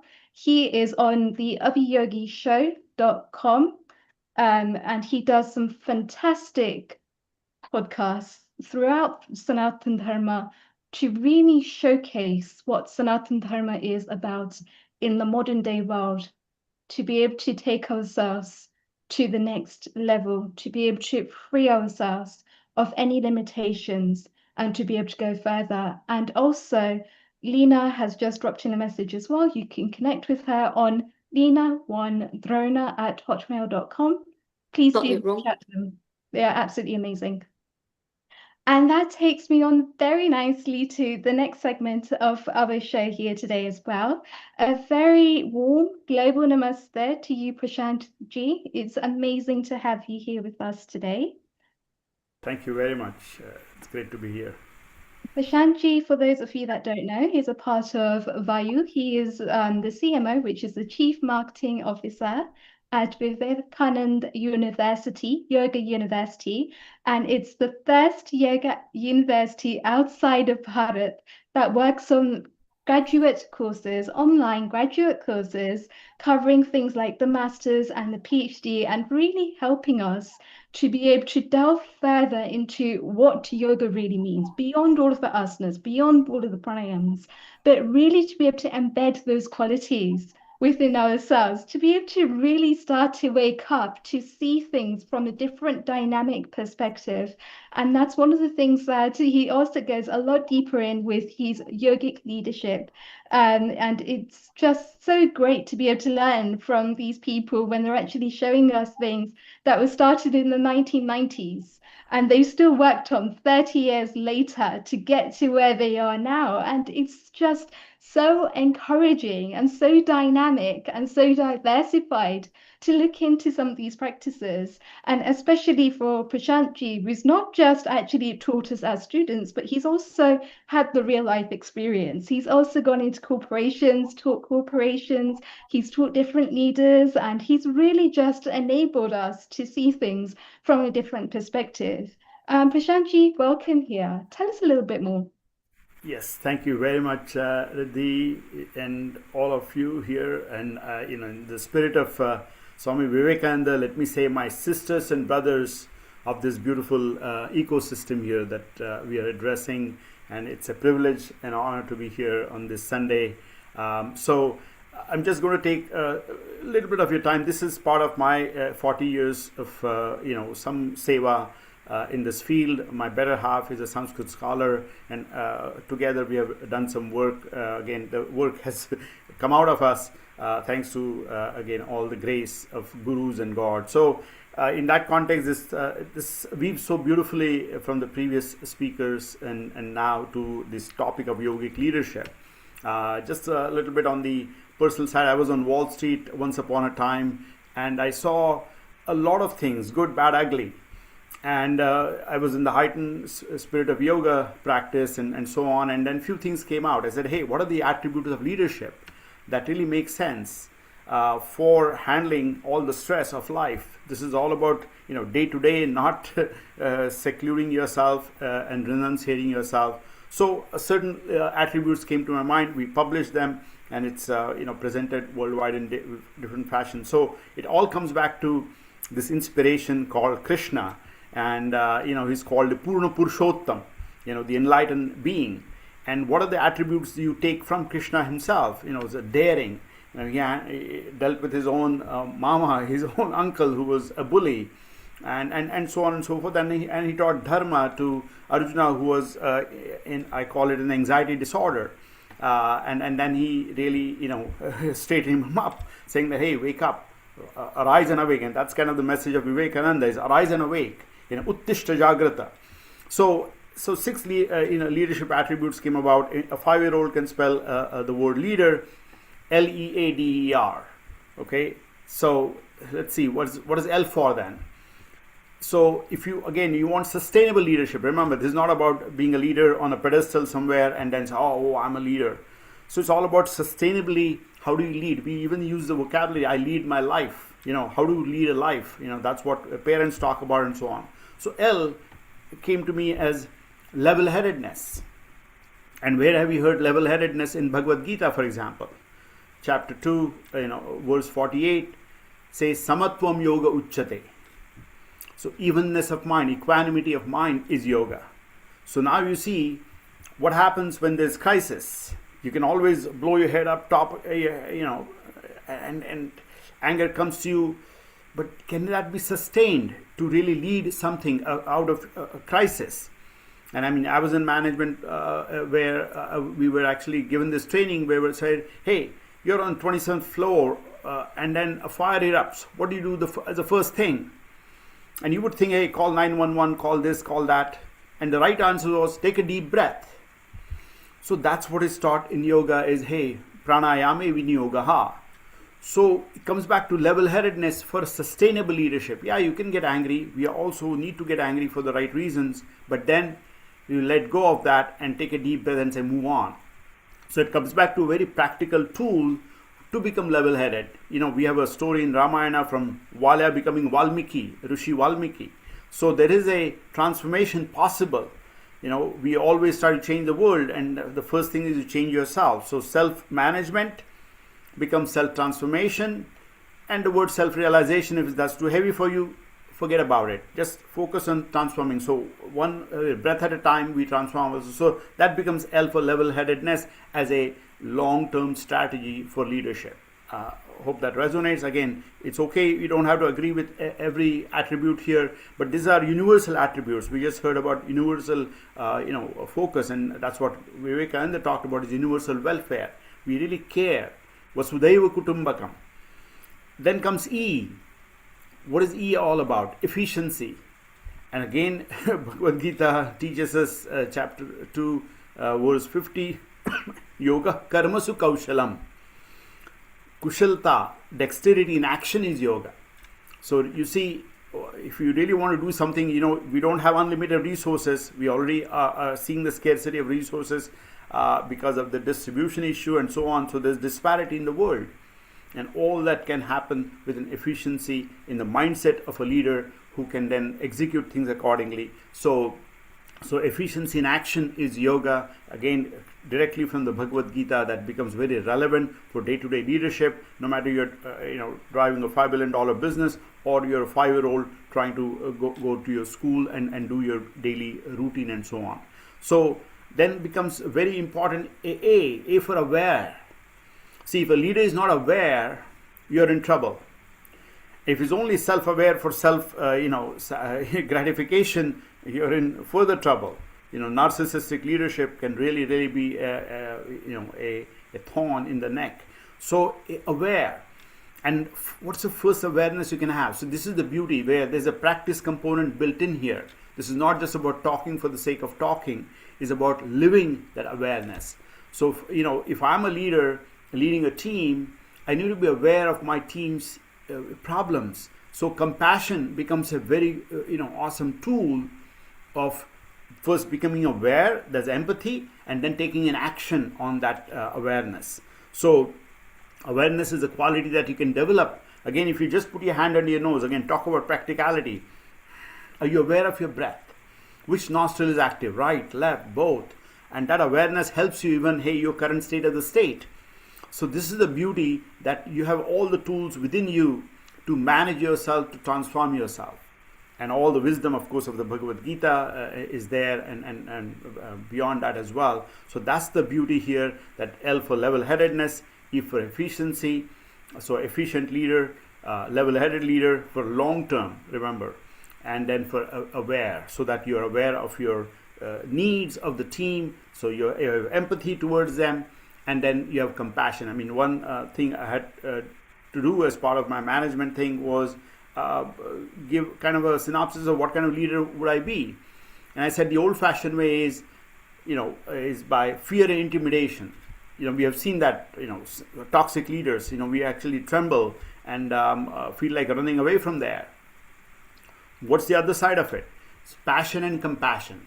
We got to have the drive so that we are inspiring others. But it's not just dry passion. There's also compassion. Hey, how are you doing? I would say that, hey, if a Friday morning you come and just say hi for the sake of saying hi. No agenda, no task. Otherwise, we become taskmasters. So again, that awareness is a very important quality in a leader that, again, is universal and so on. Then comes D. This is very important, the daring. D for daring. So bold leadership. Remember, you can try to be a popular leader. You cannot go too far. Then again, the ego just kicks in, and then it becomes that self-gratifying thing versus really you're trying to do the right thing. So D for daring, and dhairya. How do you build a dhairya? One of the emotions that really plagues us on a day-to-day basis is anxiety. You cannot take it lightly. People are on drugs and so on with that. So I say three emotions plague us. One is sadness that impacts your heart. Other is fear that impacts your gut, and of course anger that impacts your liver. So three things. And again, here you can see in the leadership attributes, the level-headedness, can really know how to calm down and take the action that is needed in a level-headed way so that it's sustainable. So D for daring. So how do you really build that courage? If you're in front of a bully, what do? A smile actually can be really good intimidation for that bully. So these are the simple tricks of the trade, but your pranayama, prana is your basic tool. And then with that, you can see when you take a deep breath, anxiety cannot touch you, anger cannot touch you, sadness cannot touch you. Really are energizing yourself, and then you're learning to let go. So again, simple but effective and very practical of how to become a daring leader, to just take charge of the situation with a deep breath, and then move on and so on and so forth. Then comes E, another E. Again, we heard about exemplary leadership. That's the only way to lead. We can again talk about it forever, but if you're not acting, you're not leading by example, why bother, right? If I'm eating bhajia and say eat fruits, well, I'm not authentic anymore of that my leadership conversation. So it comes back to exemplary leadership, lead by example. And then the punchline becomes R for righteousness, dharmam chara, satyam vada. So we have all the ethical principles of yoga there, in the Ashtanga yoga, and of course the Bhagavad Gita talks about it. So righteousness becomes your punchline to do the right thing, not again try to be a popular leader, but to be a righteous leader, so that you can handle a situation and then take people out of crisis, and then create that beautiful ecosystem that is sustainable over the long term. So in a very simplistic way, these are the 6 leadership attributes that you've taken from Bhagavad Gita and from ancient wisdom, which is applicable today in 2025, in 2026, and so on and so forth. So this is very universal, and again, there are practical tools. Remember, this is not just having these 6 6 letters and then their corresponding attributes, but something you can practice. So level-headedness you can practice, efficiency you can practice, and so on and so forth. So that's kind of the big picture I want to share here. This is all written up. It's published in a Hindu book of economics and business back in 2010, 2011, and it's also there. It's part of the Yoga Therapy Today and the IAYT December 2010 article there, again, because this is very relevant to all of us. Again, people come to us. I'm a certified yoga therapist. People come to us with anxiety disorders, come with their so many life issues, and it all comes back to peeling the onion one breath at a time and slowly in giving the solutions. And we have dealt with kids. I was a resident acharya in Bridgewater, New Jersey, where we spent 16 years, and we would get camps with hundreds of people, hundreds of kiddos, and then these solutions, simple solutions, would be really very, very effective. Talk about selfless action, karma yoga. Again, leaders, you must have heard about a book called Leaders Eat Last. So that was always the hard thing for kiddos to do, is to say, hey, postpone your gratification. Let someone else go in front of you and enjoy a meal or something like that. Or if a crisis happens in a camp, the toilets would overflow, and say, hey, who's going to be the selfless leader who comes forward and actually takes an action towards that. So this is very practical, karma, bhakti, jnana, all these, and then Raja Yoga, of course, as the big picture here that Patanjali has given us. So these are the practical tools that you can do them in a boardroom, in a classroom, in a homeroom. So that's really kind of my sharing here of the day. And again, I respect everybody's time here. So Riddhi, let me just pause here. Hope this kind of made sense, that 6 attributes, universal attributes of leadership taken from our ancient wisdom, and that's kind of the message I want to share here. Thank you for the opportunity. Namaste. Thank you, Prashantji. And it's wonderful. And I will actually add one as well. Mana Prashayama. To be able to keep our mind calm, even among the storm, because there's so many situations in life where our minds will be stuck in dualities, hot and cold, happiness and sadness. And if we're not careful, we can easily fall into binary ways of thinking. But to be able to transform those emotions, to be able to look for even the glimmer of hope. And it's so powerful to just be able to give somebody hope, to be able to transform and have that empathy and compassion for the individual, and to be able to transform them into a better way of being. Perhaps it's just a mind shift. Perhaps it's just a little shift that they need, but that little shift can go such a long way. So it's wonderful to hear just what leader actually means to you and all of the different ways and all of the different perspectives in which one can actually be a leader. Nanukulji, your views, Great. please. Thank you. Thank you. Both of Prashant ji and Lena ji, both of you have advised on breathing exercises and things like that, particularly in schools. When I was reading about the Gurukul system of education in India, one of the things that I learned was the first thing they were taught when they came to the Gurus was to how to breathe. And apparently it took quite some time because that would help them not only to learn how to breathe, but also to be able to focus. And I was taught about something about the statue of Ganesh, who is sitting in a meditative posture. So he's got one leg which is bent by the knee. That is deep contemplation. The right leg is on the ground. That means he's also grounded. So contemplation, grounded, that is his karmic activities. And the third thing, which is possibly very important, was the rat, the mouse, sorry, which should be not the rat, the mouse. And that is the distracting factor. Now, I remember from my school days to even later on, one of the things I was always told that, come on, focus and pay attention and get to the stuff. But we were never taught how to pay attention and how the thoughts come in your mind and how to take them away from you.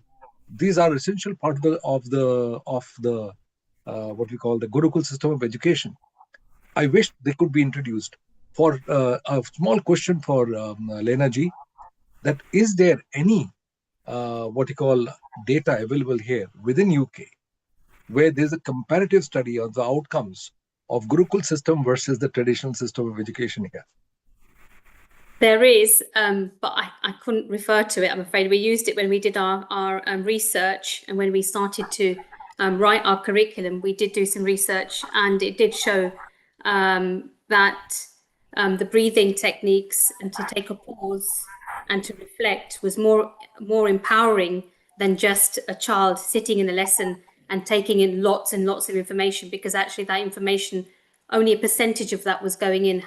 Had they had started their lesson with a small reflection, a breathing technique, they would be able to concentrate for longer and therefore, and also regain the information. So nowadays what they're saying in the schools is that the children are not able to remember what they're learning. So they'll read a book or they'll just be in a lecture or in a classroom and they're not able to retain the information. And the reason they're not able to retain that information is because their mind is wandering and they are distracted. And so like how you said, the mouse and the position that Ganesh is sitting in, all these things are really important in order for the child to focus and stay focused in a lesson. So how we start our lessons is by a technique called box breathing. So our children first come into the classroom, first thing in the morning, all the distractions of the world are set behind them, and they come in because everyone's had a different journey in. Some people's parents are really strict, so they've had a little slap before they've come in, or some people's parents have shouted at them before they've come to school, or they've got lots of siblings, so the siblings are screaming, shouting. So they've come into this school with so much anxiety, so much going on in their head, or they've got the bus and they're getting late for school, so they've had to run, so many things. They've got on the train, which is jam-packed. So much has gone on in this child's, first few moments of coming into school. So what we've learned is that if we just let them relax, wind down and breathe correctly before they even start a lesson, they'll be more relaxed and they'll be able to absorb any information that we give them. And in fact, they won't be as agitated, you know. And another thing that really is agitating today's children is the mobile phone. So, you know, they walk into the school with the phone, they're with the phone all the time, and suddenly it's in their bag, it goes, bloop, you know. So we've also, you know, gone away from having a mobile phone at school as well. So the idea is, you know, when they are with us, they're totally focused. So we have two sets of breathing techniques, and that's first thing in the morning when they arrive, and then straight after lunch, because after lunch you're feeling a little bit bloated, you're feeling a little bit heavy, and it's been a long day, you know, and you've eaten on top of that. So you're either lethargic when you get back to the lessons, or you can again reconnect. And the way we again realign them is by having that breathing technique. So what we do in our spiritual curriculum as well is we teach them to pause, to breathe, and to reflect. So we have written some books as well. I mean, some of them are here that we are using in the curriculum. So they're called My Amazing Journal. So we have three series of these books, and these kind of walk the child through any anxieties, anything that, you know, they could come across. So, for example, who are your heroes in your life? You know, they could talk about those. We talk about meditation, you know, how heroes meditate, how, you know, you've got role models who meditate as well. We talk about the moment of truth, thinking deeper. We look into the soul. We talk about the soul. Now, if we start talking about these things in an early age, you know, we're allowing the child very organically to connect with themselves, rather than connecting with the outside world. First of all, find your inner self is what we're trying to teach. Get to know you, your inner self. Once they know that, they'll know their strengths, their weaknesses, what makes them flourish, and what brings them down.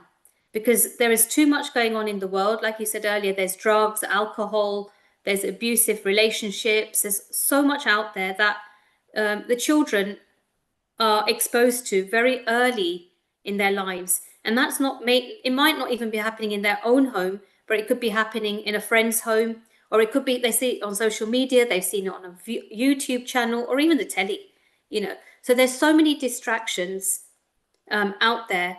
So what we teach them is come away from that, come into the classroom and work with us. And the most important thing for us is that they connect with themselves. So yes, we teach them the curriculum, maths, English, science, but before we even touch any of that, we teach them to connect with themselves. Our model has been very successful so far, and you know, we are expanding, we are growing. So like I said, you know, you've got my email address there.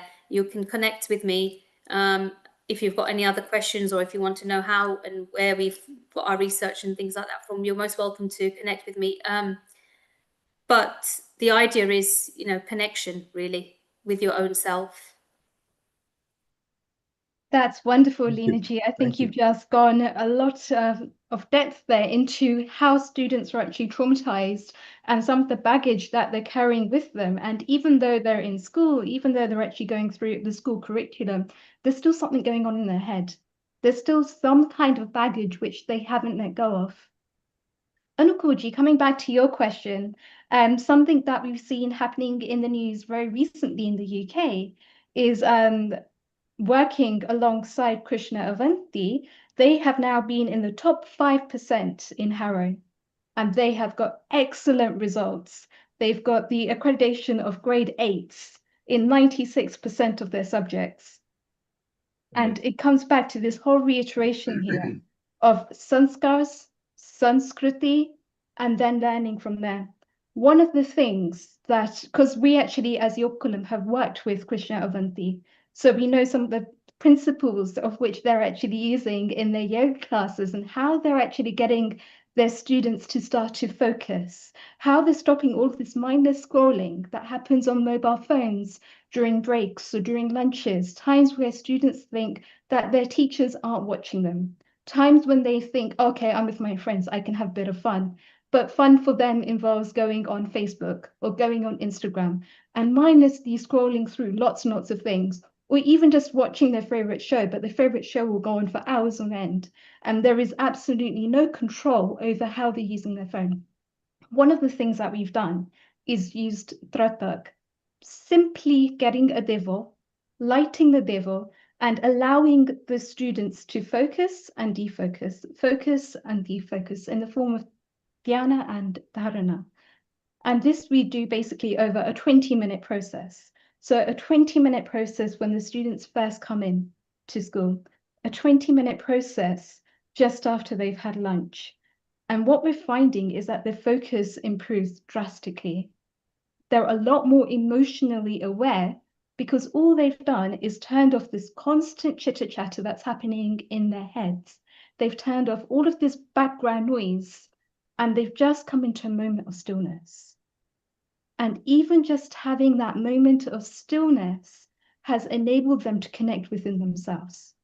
I said earlier, Shri Krishna lives in our hearts. Bhagwan is with us all the time, but it's about knowing how to tap into that vibrational energy, knowing how to lift ourselves up, even amidst everything else that's happening, even amidst all of those crowded atmospheres, to be able to find that moment of stillness brings so much peace and happiness to these students that then what's happening is they're actually taking that level of focus that they have gained during Tratak into their studies.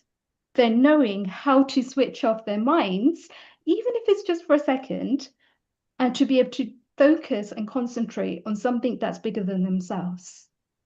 To be able to tap into that vibrational energy, which enables them to then be able to carry this out throughout all of their activities.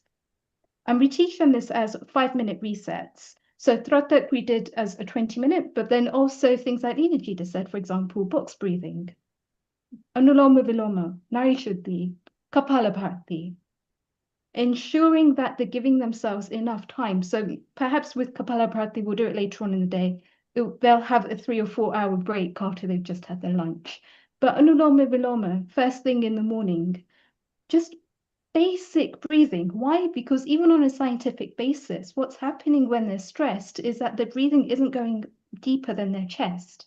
So they've got a lot of heavy chest breathing. And what happens in anxiety? Anxiety is in the heart. They can feel it straight away. Prashantji said earlier that they're actually able to feel sadness in their hearts. We found the same thing with anxiety. They're getting this tightness, this contraction in their chest, and they're not able to expand it. So by doing simple things like this, and then starting to change the way that they're thinking. So for example, with somebody that's stuck in a repeated pattern of thoughts, and it's not even much, it might just be the same repeated thought, but they're repeating it like a mantra. So they keep re-traumatizing themselves every single time they're playing this through. And so they'll go to something that's going to help them to self-medicate. And that self-medicate may well be scrolling through their phones. But instead of doing that, when they're actually scrolling through their phones, that's when they're feeling pleasure. So they're having that instant dopamine hit. They're having that instant moment of relief. And so what happens is this cycle is a perpetual cycle that keeps happening, going around and around, because it happens, I feel shit, I'm going to self-medicate. The way that I'm going to self-medicate may well be through mindless scrolling. Mindless scrolling makes me feel better. Therefore, I'll keep doing that so that I don't actually have to sit with my own thoughts. I don't have to sit with my own emotions. I don't have to process what's really going on here on a deeper level. All this is doing is teaching them how to basically self-medicate. But, and this is crucial, by doing something like Tratak, where they're meditating, where they're going within themselves, where they're actually just checking, maybe even just something as simple as, how am I feeling today? Let me just do a whole body scan. Let me tense and relax the area that's stiff. Let me tense and relax and let go. And just see what it feels like to expand, even if it's just for a second. Let me just expand. And let me just be with myself. And that, I kid you not, it's such a transformational impact for these kids. And then because of the Hindu faith-based learnings that they're actually having within Avanti itself, and Avanti is actually one of the very few in the UK that does actually teach a Hindu-based curriculum, they're also gaining the sanskars. They're also gaining the Sanskriti. And those sanskars and that sanskriti is helping them to think deeper. It's helping them to not ask the mundane questions that everybody else is asking, but start to really sit with themselves and start to work out what their passions are. What is their swadharma? What lights them up? What brings them energy? We spoke earlier about going into a room, and in one room you may well feel that negative, that lower energy. Then we go into another room and we feel that higher vibration, and we start to be ourselves in that higher vibration by being surrounded by other people that are also bringing us up. Well, what if that can actually happen as an internal process? Instead of actually feeling all of that shitty emotion, which is what was going on before in terms of anxiety or that contraction, expanding. And when they're expanding, just being, they don't even have to do anything, just actively being in that moment and allowing whatever comes up to come up and just sitting with it and just being okay with it, not judging it in any way, just observing, being a silent observer to whatever is happening and then letting it go and letting that thought come in and letting it go, letting that emotion come in and letting it go. And then anything that lingers is there where we can actually work on that, actively working on it through doing things like box breathing, through doing things like Anuloma Viloma, through doing things like Kapalabhati, through doing things like yogic counseling, if it really goes deep. Thank you, Riddhi. I would like to also ask some questions from Prashant ji about what kind of research and development programs are running in the university. Yeah, thank you for that question. Appreciate it. And again, there's a really great discussion here. So, first of all, why you exist as a research university? I mean, this is important that when we applied, they said, hey, Zumba doesn't need a higher education. Why does yoga need it? We had to go through that kind of scrutiny in the 2014 through 6 years of reams of paper before we actually got the license to run a master's program. So our focus is philosophy, therapy, and research. So all those aspects make a very holistic view. And research always, as you know, is really the focus of a particular faculty member. So for example, our provost, Murli Venkatrao, he has done work in the endocrinology and metabolic disorders.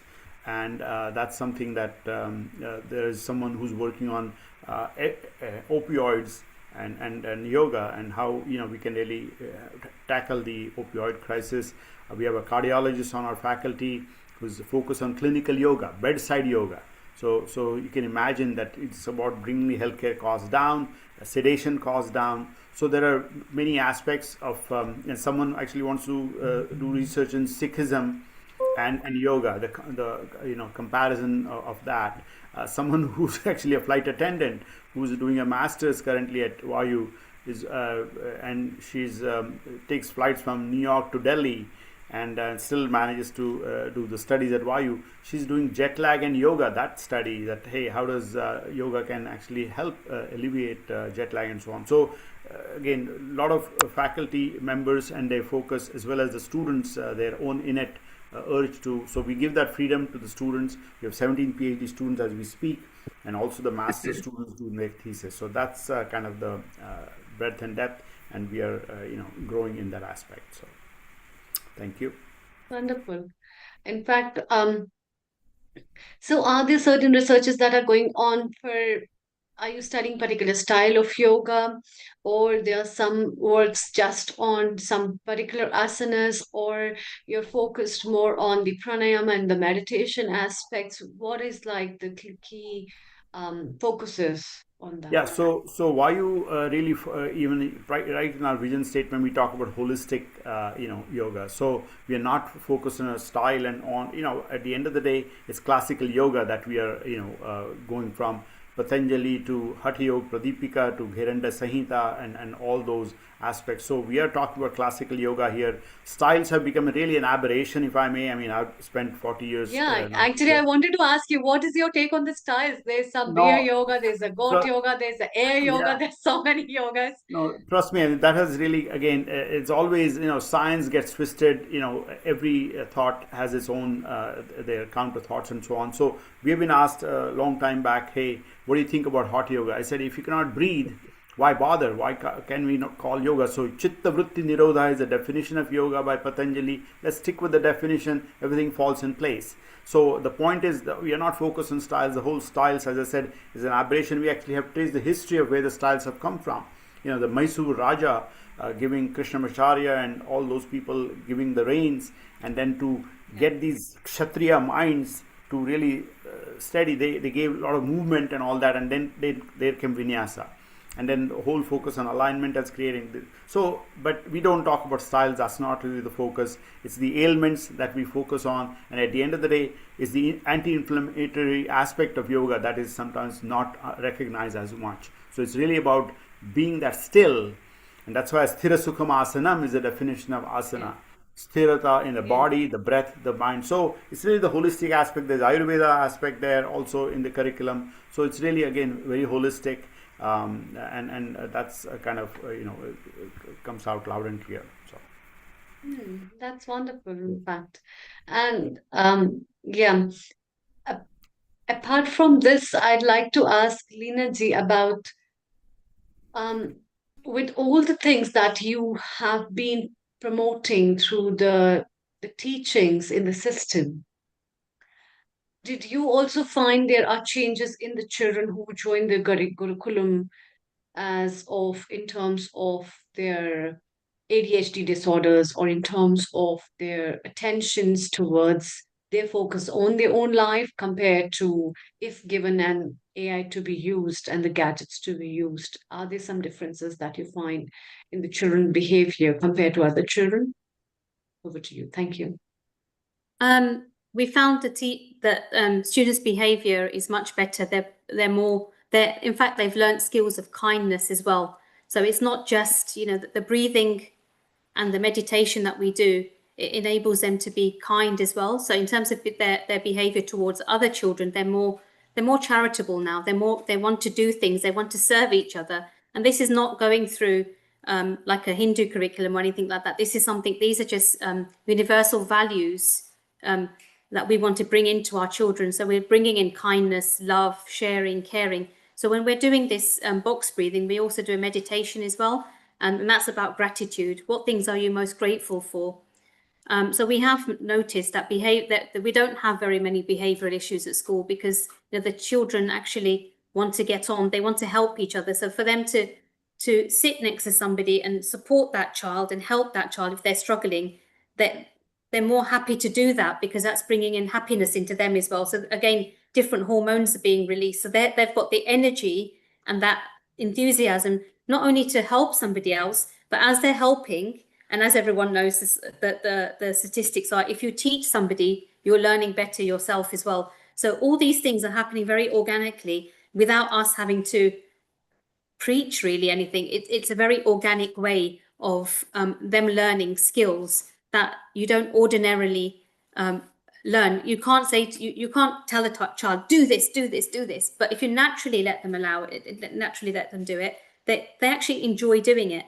So it's about respect, mutual respect, and understanding children and what actually makes them happy, and really getting to the bottom of these things, and working with children for over now 25 years, even longer actually. You have to, it's more about understanding, the person, and then understanding themselves. And how can they understand themselves? And that is by self-reflection, by deep breathing, by connecting with your inner self. And if we allow this time in our curriculum to do this, because it's a busy world, it's a very busy, busy world. And if they're not getting this at school, they're definitely not getting it at home, because as soon as the children go home, the pressure is on. Do your homework, do your homework, do your homework. Why aren't you studying? Why aren't you studying? Constant pressure, because obviously there's a pressure for them to achieve well, for them to do well. And if they're not doing their homework at home, they're being shipped off to another class, go to this class, go to that class. You have to do taekwondo, you have to do swimming, you have to go science lessons, you have to have extra tuition. So when did this child actually stop and breathe? And going forward, this will help. You know, we've got a crisis, a mental health crisis at the moment, you know, and going forward, you know, we're preparing the children to be able to deal with their own mental well-being, you know, without having to take medication. And you talked about ADHD. The first thing, America is, you know, really well known for is ADHD tablets. Here you go, take a tablet, take a tablet.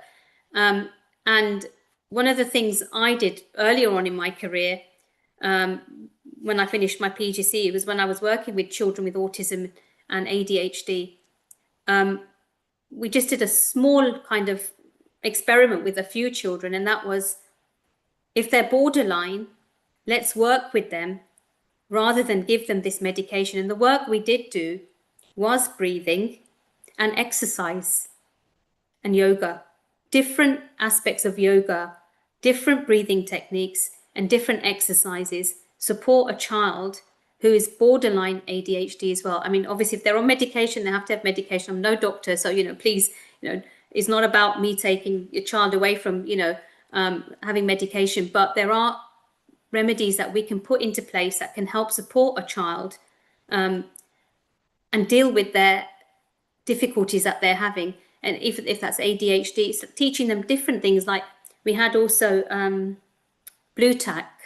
You know, we were giving them blue tack in their hands, and just to squash, you know, the blue tack and just feel that blue tack rather than them constantly shaking or, you know, rocking, or because that was actually what happens with that is that makes them lose concentration. The blue tack actually relaxes them. Just smooth, just rubbing holding the blue tack and just rubbing it in their hand like that. It was relaxing them. So they were actually able to concentrate in the classroom, but the rocking was distracting them because that's a distraction. So certain things that we can actually do can help a child. We can connect with them and they can connect with us. And, you know, these things, you know, really do support a child's well-being. And, you know, any other difficulties that we can work with them. We can work with them naturally without having them to, you know, go through having different forms of medication, sleeping tablets, all these things. You know, they're very young children. We can nip this in the bud, you know, and being yoga specialists there, I'm sure you agree with me, we can nip this in the bud very, very early on in life by just giving them the right techniques. Shakti, That's have you wonderful. seen any research at Arogya Dharma or Vayu University which goes into the effects of what research projects are currently taking place? Yeah, actually, you know, Arogya Dharma, there's a huge, I mean, Arogya Dharma, just for those who do not know, it's outside of Bangalore. It's an integrative hospital. It's been doing this work for many years under the auspices of S. Vyasa. So there's a real, you know, research going on for a long time. I mean, that's how the whole Vivekananda movement, Kendra movement started and culminated into S. Vyasa. Vayu is still kind of in the budding stage here in this whole process. But as we mentioned, there's drug abuse and there are other areas of research. But this is real. This is, again, even, I mean, you know, this weight loss is such a big part of people's conversation. And there's a real research going on at Arogya Dharma and rehab. I mean, remember, it's not about research. At the end of the day, it's rehab. So that we have, we personally have worked with autistic children. And we find that there's too much activity sometimes, again, just, you know, clutters their mind.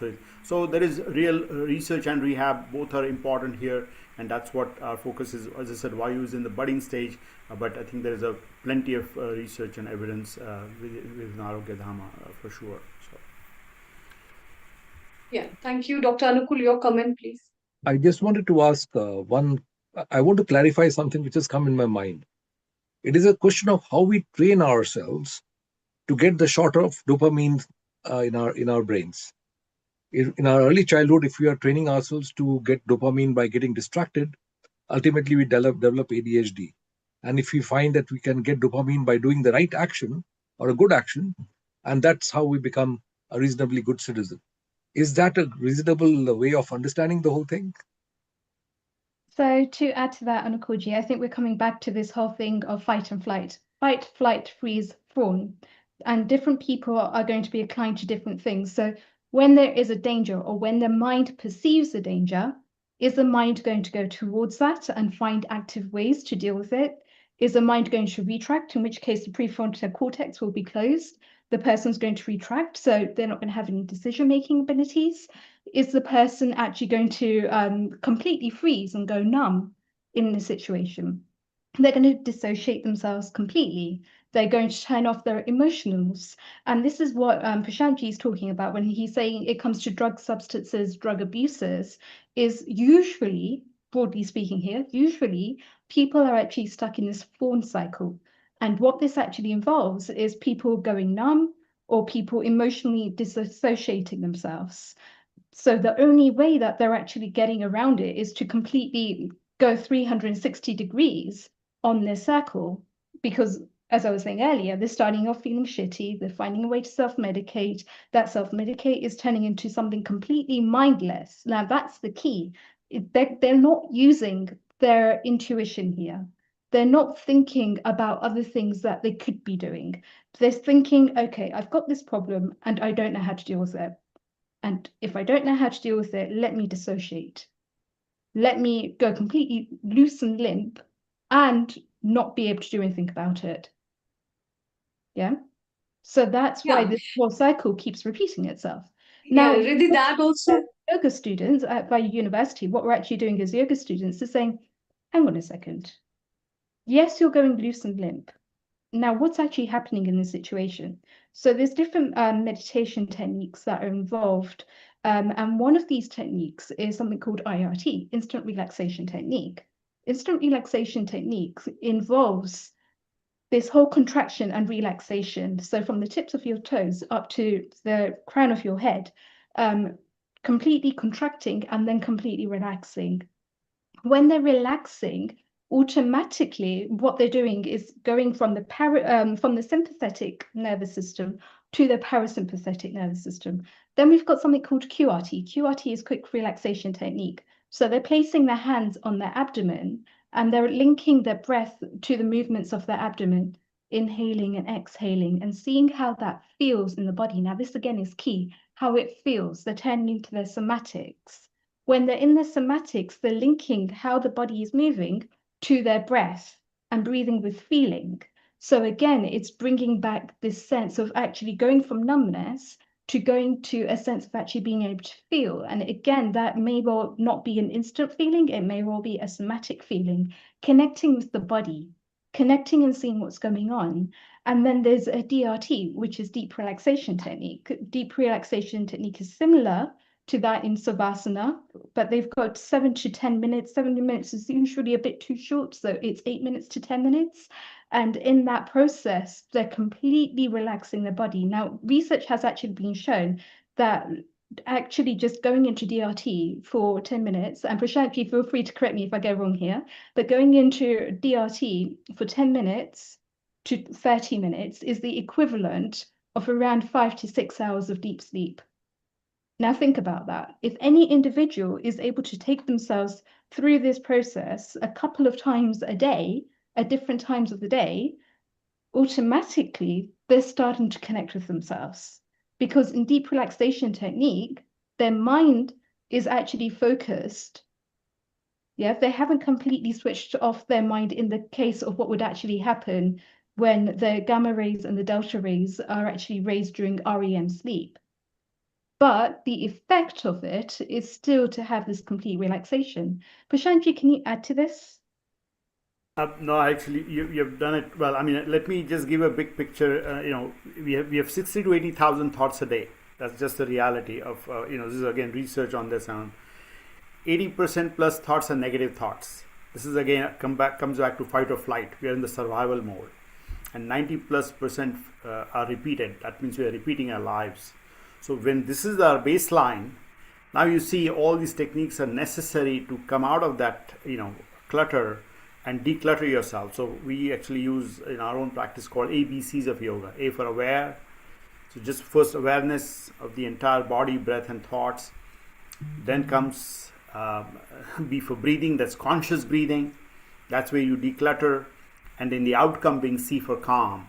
So this is something that, again, all this, what you mentioned, Riddhi, again, it culminates into decluttering and being in that, single pointedness and coming from dharana to dhyana to samadhi and all that. So this is the reality. And this, again, through research, all these techniques have come about. At the end of the day, keep it simple is my goal here, is that don't clutter yourself with too many on the technique side, but just take that pause. We have had an ADHD student come to us, and when we ran a center in New Jersey, and that was a Christmas gift the mother gave to the child, and we taught him Kapal Bhati to create a pause. Even for exhalations creates a pause that you don't need to breathe for some time, a few seconds. And that pause is what we are lacking, all of us. So taking a pause is what we, at the end of the day, is what is needed. And then Brahmari, all these are real techniques to really, just slow down and calm down and so on. So anyway, that's my sharing. Thank you. Yeah. One, Dr. Anukulji, your comment I before just I wanted ask. to ask Prashantji, is that particular line of management for people who have established ADHD be carried out at any age, or it is tailored based on the age and other issues? No, I would say this is really, again, we all go through that phase.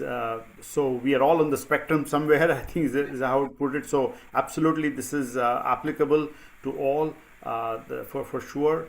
And then again, you'll be doing this with the, on consultation with your personal care physician and so on.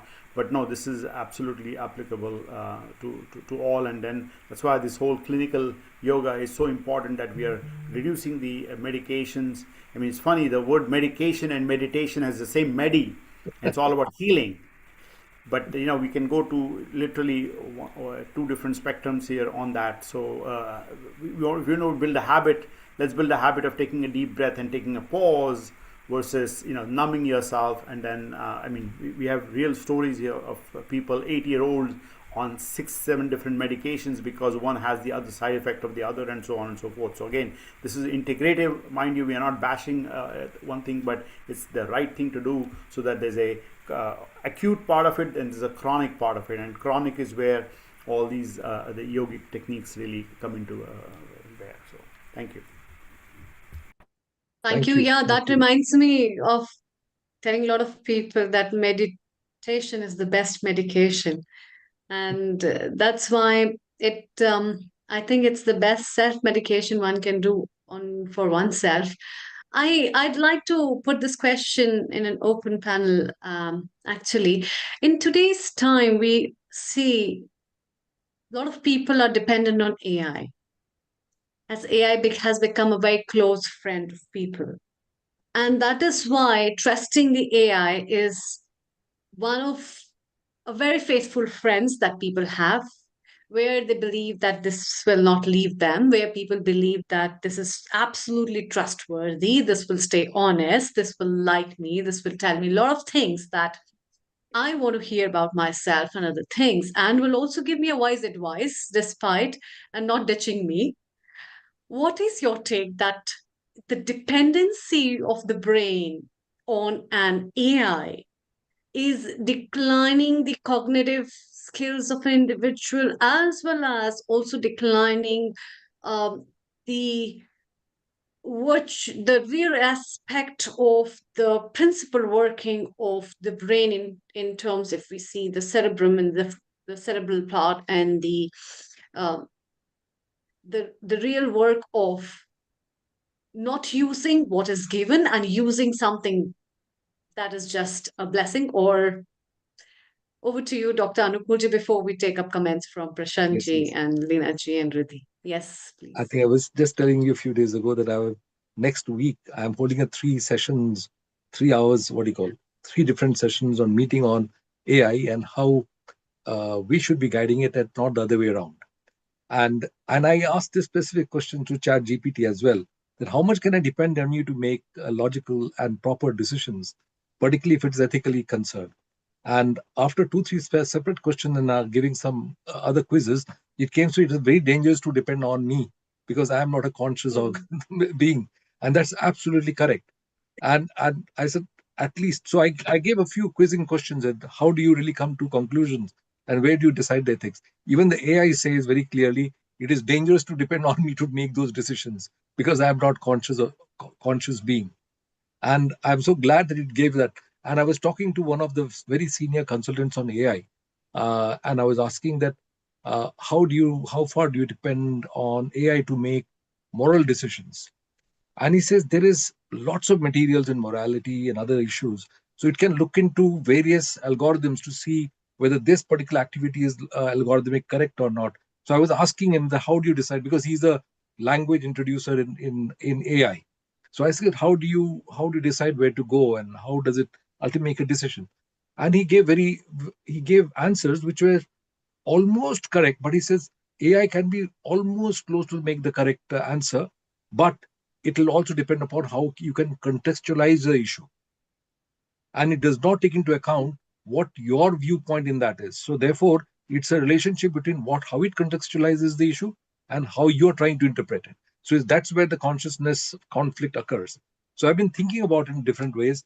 So we have got the 3 sessions in our metaphysical society on this issue. And there are interesting numerous what they call paragraphs from various Upanishads, which takes into account as to how to go through the moral aspects of for example, we learn our things in schools and colleges that if you do this, for example, in orthopedics or say medicine, we have got, you see this, you go to do this test. If you see that, you do that test, and if that test is positive, then you give. So medicine wise it becomes easier, but ultimately when it comes to treatment, it will much depend upon you to understand the person holistically. Unfortunately, for the current day's system of medicine, people are all going for, let us do a CT scan, let us do an MRI scan, let us do this blood test, but you're not coming in contact with the patient in reality.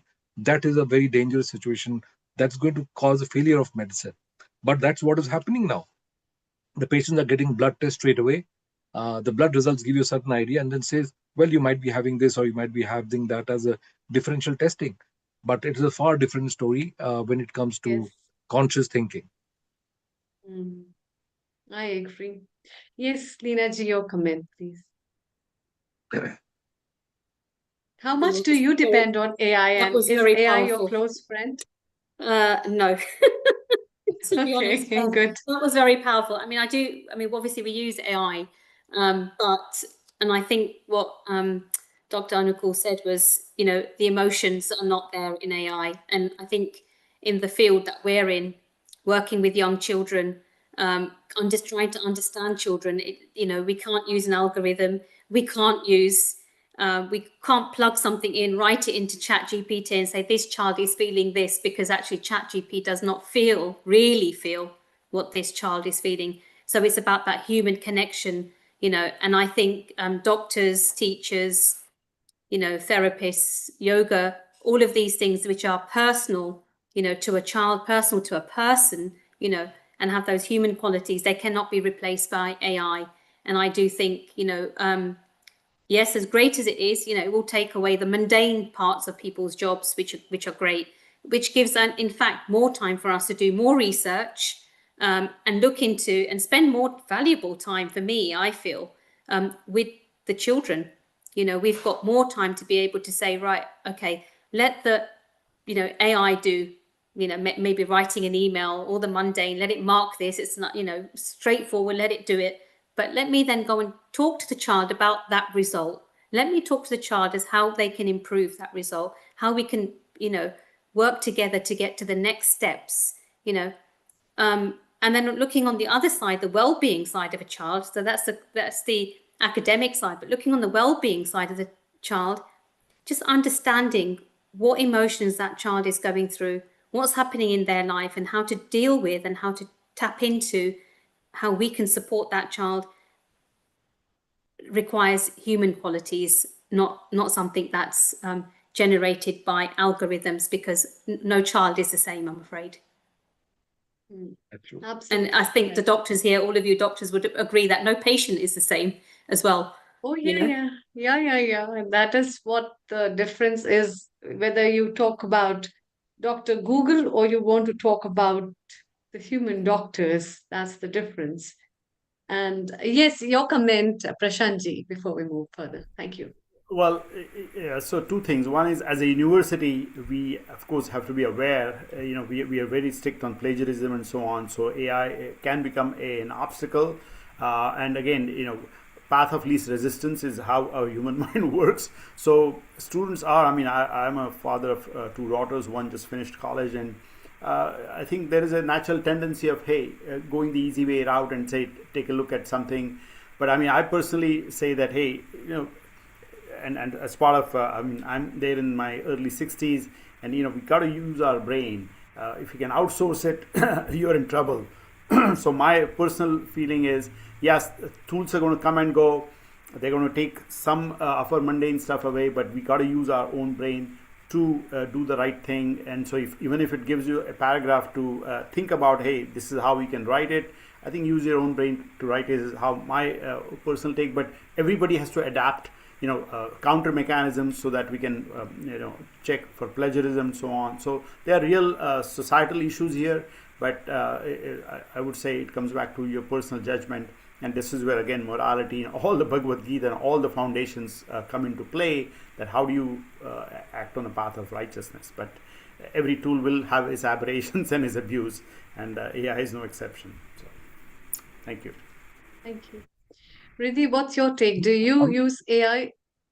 I think it's really interesting because Subhash Kak actually did a guest lecture at BYU not so long ago, and he was talking about AI and consciousness.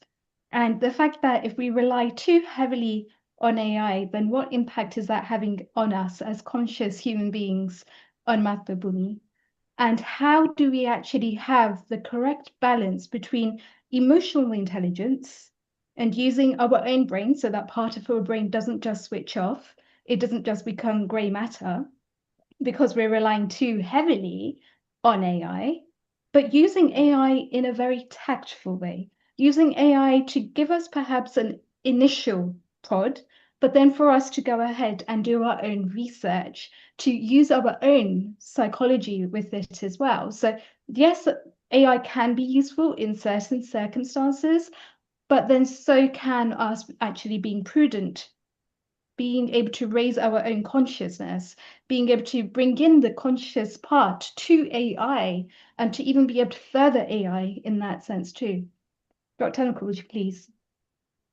I think so. That's so very right, because this AI thing is something that I have also been using for quite some time now. Maybe about a year and a half or 2 years, but mainly for writing down some notes. The reason being is that I have got many thoughts in my mind all in one shot. And the neurolinguistic would say that you should try to put them in different corners and try to make some nodal points and then try to come with some good sentences. So I used to, and because I work in the legal field as well, medical legal is being my main job. So what happens is I've got to construct my sentences properly in such a way that they can stand the scrutiny of the court, and so that I can put the right evidences and things like that. So sometime I would make a paragraph, then I would say, no, that doesn't sound right. I will cut it off and cut it off. One of the funniest thing I found with the AI was it gives the absolutely the accurate. It says that this is for a court. So I just give the points and it makes out the paragraphs very well. Now I started wondering after some time that how quickly am I going to lose my ability to do that myself? And frankly speaking, I have to, because so now I say there are too many things going on. I've got to do the report for 20 patients, and how do I make it very, very quickly? Usually I would sleep at about 2:30 in the morning, and my secretary would start working at 4. But I said, I don't know how I'm going to construct that sentence, so I'll be driving and doing some dictations. But now I find that AI is very good in doing that. I just say, these are the points, put them in sequence. That's it. And it does a fantastic write up. So I'm sort of shaken up in my mind that how, when is it that I'm going to lose my ability to do that myself? So I still don't know. But it's something that we have to be very careful about. Yeah. And I also find people relying on AI on many small bases, like people asking, oh, my boss scolded me today and my mood is off. should I revert back? Should I not? I come across a lot of other patients who talk about very subtle things and they try to find solutions to from AI, which I think in the coming times will show a big impact on the mental health of individuals in terms of Alzheimer's or neurodegenerations, neurological issues, and these kind of disorders, which I think will raise up a big question on what has been the role of AI and what it has been taken. And that's why these traditions of what has been told in the ancient text, what tools we are using, what kind of methodologies we are using, what our lifestyle has been designed by our ancient people, has its core on the basis of very versatile experience which is derived on natural things rather than artificial things, and that's why holding to the roots of nature, I think, is one of the important impacts that the IKES brings forward. What's your take, Lena G? Thank you. Wow, that's really interesting, actually. I would like to sort of go on to what Dr. Anukul was saying earlier on that one is, and I like to use his example, actually. He was saying that he's very busy and he's dictating and he's doing all of these things and he's got so much thought in his mind. So he taps it into AI and AI does that for him. And then when will he lose that ability to do it himself? I tap into that and say, the beauty of AI is it does it for you. And, you know, and this is what, in this very busy world, that's what we're looking for. We are looking for easy shortcuts to get these things done. Now, how I feel about AI, and I think I said it earlier, is if it can take away those mundane things, that you've got the thoughts, you know what response you're looking for, so long as your brain can still have that answer, that this is actually this is the outcome I'm looking for. It's just done that job for you. It's just written it neatly for you. It's done it nicely, systematically, articulately written, but actually you knew what you wanted it to generate. So as far as I'm concerned, and, you know, and this is what I would say to everybody, you're still using your brain, because those few points that you had, you knew that I actually want AI to produce this for me. So when you read that document, you're going to look at it and say, actually, no, I'm not happy with that bit. I'm not happy. So you actually are still using your brain. So what you're actually doing is you're getting them to write for you articulately, but the facts you're still generating. So you're losing your ability to be able to generate something that you wanted, actually. So I look at AI as an asset in that sense, that it's doing that for you, you know, writing the articulate English for you, and it looks really great. Oh, it's very well written. You love it, you know, but the facts are what you want in the end. So you're not losing, you're not losing anything there. All you're actually gaining, and what you're gaining is time. And that time you can spend wisely on your clients. You can give them more time, you can give them more attention, and you're more likely to heal somebody by giving them more of your time than worrying about, oh my God, if I see 30 patients today, I've got to write 30 reports, and those 30 reports are going to take me 2 days. And therefore, for the next 2 days, actually, I won't see any patients. So let AI, as far as I'm concerned, let AI do that job for you, but stay smart. You know, my biggest thing would be stay smart, stay on top of it, and know what outcome you want from it. Don't become lazy, because the moment you say, okay, seen it, done it, it's done it really well for me before, let me just give that letter out. That's not going to be the solution. Read it. And if it's got what you want, that's fine. But each time, you know, do connect with it. It's not something that you should just allow it to generate and just shift it off. You know, that's what I would say. Absolutely right. Thank you. That's very comforting. And it's also, there is another issue about AI, is that you have to be able to control it in a right way, and ask it these questions. Is it the right thing that you would like to say? Even after AI reports, sometimes I've said, no, that doesn't seem to be right. Let us hold on. Let us see what else I can put in. So that's very, very helpful, extremely helpful. Yeah, that's exactly what I was saying. Yeah. I remember that there was a time when I was a senior research fellow of the Indian Council of Medical Research. And I was also doing my mechanical engineering 2 months program in the IIT in Delhi. And that time I was a part of my postgraduate orthopedics work. So I remember while I was doing that particular work, I had to spend, I never could go at night time. At the daytime, I was to working in the IT. At night time, I was to work in the All Institute of Medical Sciences, collect all my references, type it out in my own typewriter. And I used to be sleeping in the garden because at 1 o'clock at night, the library used to close. And next in the morning, I used to go to the All Institute of Medical Sciences, any of the boys' hostel, and get ready and go away again to the IIT. So I remember for nearly 2 months, except for a few days in between, I slept almost every night in the lawns after the library would close. That job is so remarkably easy now. You can just go to the computer and go to AI and gives all the references. So I'm just wondering what a change in life.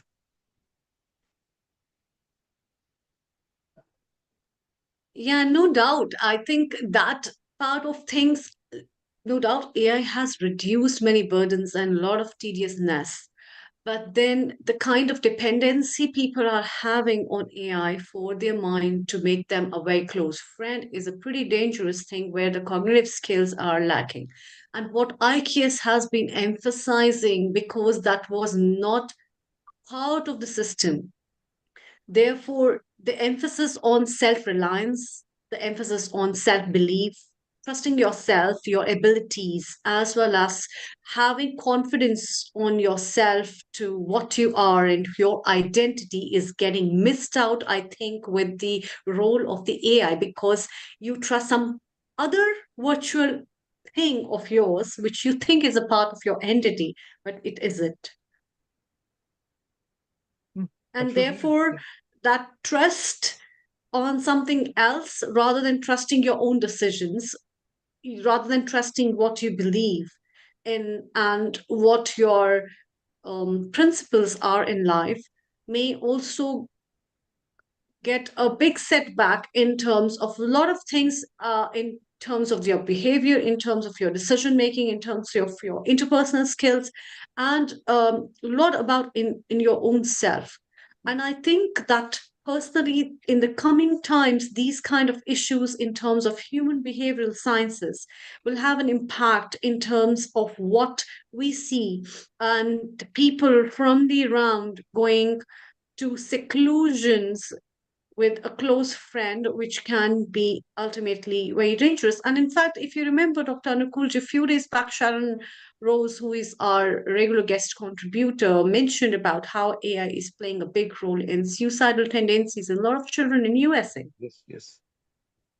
And these kind of tendencies are the inert things that are coming close to your contact in terms of giving you a false support system that you think is a reality, but it isn't actually.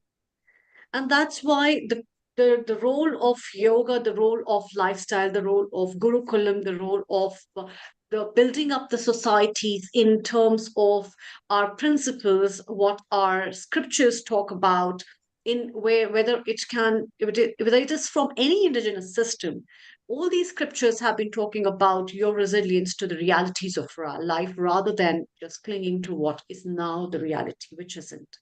And that kind of resilience helps you in fighting up on a lot of things. And as a clinician, I also know you must also be very well aware, and you'll align with my thoughts, Dr. Anukulji, that the immunity of the body, where we have so many autoimmune disorders, is not just reliant on the antibodies and antigen, but that it's reliant on a lot of other factors where the antibodies will be built on lot of states of your mind on physical, mental, and spiritual and emotional basis that will be counting up for a lot of reasons of how you think, how you believe, how your life is, and what you think you are in your life in many ways. What's your take, Riddhi? Do you agree with what I've said? I think it's so important to be able to look at things on different levels, the physical, the mental, the emotional, the higher thinking, the higher logic, and to ultimately just be. And I think it's only by actually bringing in all of these different layers and all of these different facets that it enables us to be conscious in any given moment. Prashanti, what are your views? Absolutely.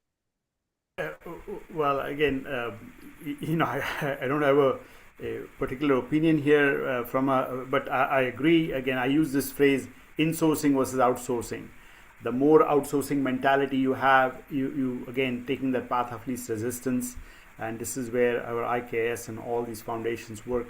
So this is where again the job of universities and all the educational systems has to be having that, striking that balance. It comes back to that. So yeah, I mean, the good news is that the ancients have done all the work. We have to practice it and then use it wisely.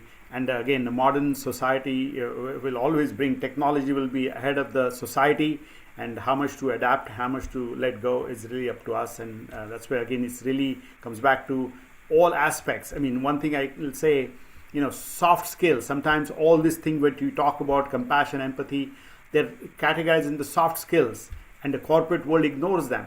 I mean, say, oh yeah, domain is what you need to focus on, your skills, but the soft skills is where your overall foundation really, can withstand or crumble. And many corporations actually go haywire because of the toxic leadership and so on. So it comes back to leadership is in a big picture sense, but it's a big topic. There's no easy answer here, but yeah, I think we have to have the balance of all aspects here. So, thank you. Prashantji, one more question before we take up some comments. What are your two favorite books from IKS? Oh boy, it's so, when I grew up in the US as a 20-something, I came, Vivek Chudamani was something that was introduced to me, Shankaracharya's, really, so because Viveka is such an important aspect of your day-to-day, action. So that's something I can definitely talk about it. I'm coming from Maharashtra. Ramdas Swami, I think, has a big effect on me. So we talk about book. I mean, it's his Manache Shloka and Das Bodh. I mean, those are the real, very practical teachings that have impacted my life, and I've used them. I mean, Vivekananda, I grew up reading them and so on. His all those things. So yeah, I would say that's it's a tough choice, but there is so much there of depth. And every leader comes at a different time to say things in different ways, and that's what this is all about. So yeah, I enjoy that aspect of variety from ancient to the modern here. So thank you. So Prashantji, how do you see corporations using AI, and how do you bring them back to a sense of yogic leadership? I'm sorry, I didn't get. What are some of the ways in which you have seen corporations using AI for their benefit, and how have they been able to bridge the gap between AI and yogic leadership? Yeah, so as I mentioned, I think at the domain level, AI definitely has its place, and it's going to have the disruption. Disruption is the name of the game, right, when it comes to innovation. So that's a reality, that innovation will keep happening. At the yogic leadership level, it comes back to those soft skills. This is where emotional intelligence should play a more role than an artificial intelligence. So I think that's where, I mean, I don't know if you're a fan of Simon Sinek, but he's really kind of saved Microsoft becoming a toxic workplace to a much more holistic workplace. So yogic leadership does play a role in that emotional intelligence realm. And then artificial intelligence will keep being part of our society as innovation and disruption and so on. So that's how I kind of look at it, domain as well as soft skills. Yeah, absolutely. And that is why I think in our texts, the word intelligence is not just one thing. It is a culmination of a lot of things in terms of pragya, in terms of buddhi, in terms of vivek. And you can't just put them in one single word of intelligentsia and you say, oh, that's what it is. That is why these aspects of pragya, these aspects of viveka and buddhi, when we use in different forms, are the different layers of intelligence that comes to one's mind before one acts. And that's why one can be very knowledgeable, but I also tell a lot of my students that it's not necessary that somebody is knowledgeable is wise as well. I see so many people who are much wiser, but then they are not educated.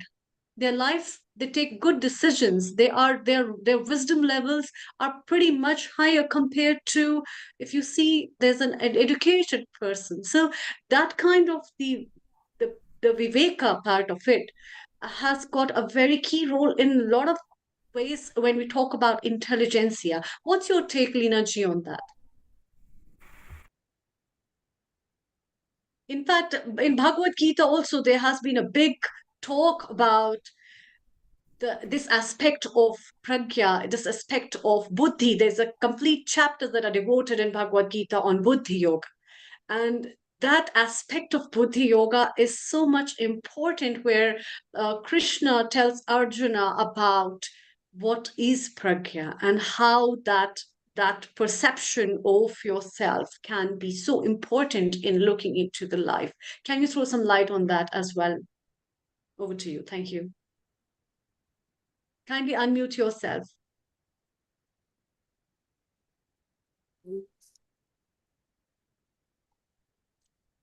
Can you please unmute?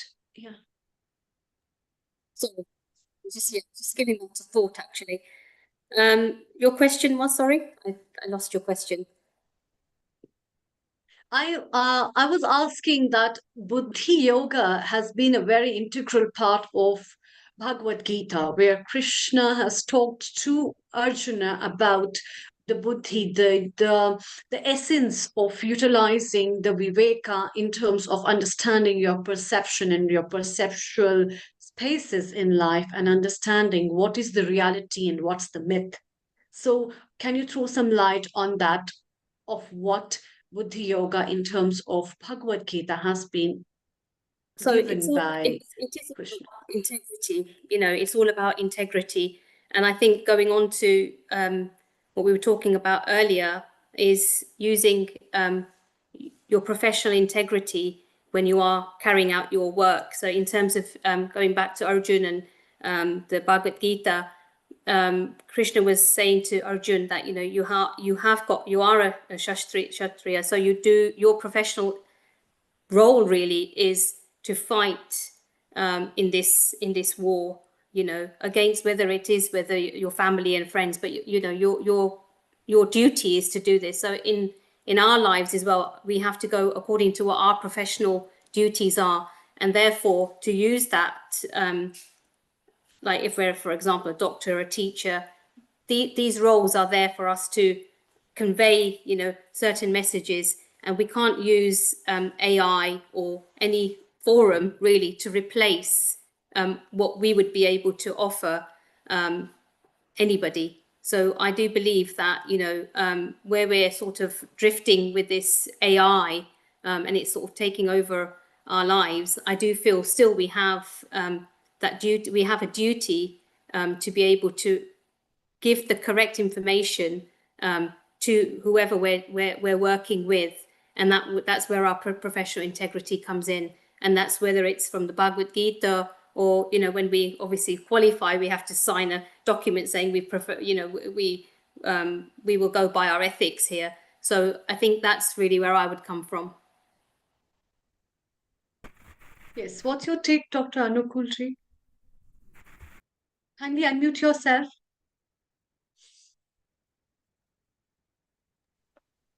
Oh, Yeah. Yes, just please. 1 second.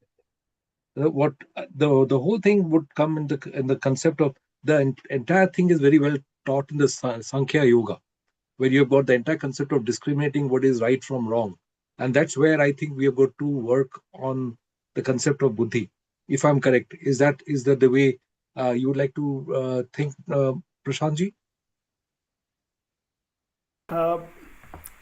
So I take a view here of simple words. For example, we call the teacher acharya. We don't say vichar. We don't say vicharya. Achar and vichar. So acharana is where the buck stops with acharana, because we can analyze, and analysis can become paralysis. So this is where the righteous action is really where this comes to where the buddhi is overrated sometimes, but the intuition, the inner antarpradnya, is what this is all about, and that's what yogic, and that's why we say taralta, the awareness. All those qualities are nurtured with acharana, and that's why we mention about knowledge versus wisdom. Yeah, it's really that wisdom, and that's where the taralta and the acharan comes into play. So that's kind of my view. Thank you. Yeah. Amritaji, I think you will have, I'm certain that you have got more information about how the Gita addresses the issue of the buddhi. Yeah, definitely. We would like to take up it as a separate topic, but let's have a comment from Dr. Anjali, who is our resident co-host and regular contributor before we move to our guests that we have for our program. Global Namaste, a very warm welcome to you, Dr. Anjali. And we are delighted to welcome you to our first Indian Knowledge System episode, where we are talking about the traditions and the indigenous knowledge systems which are prevailing world over.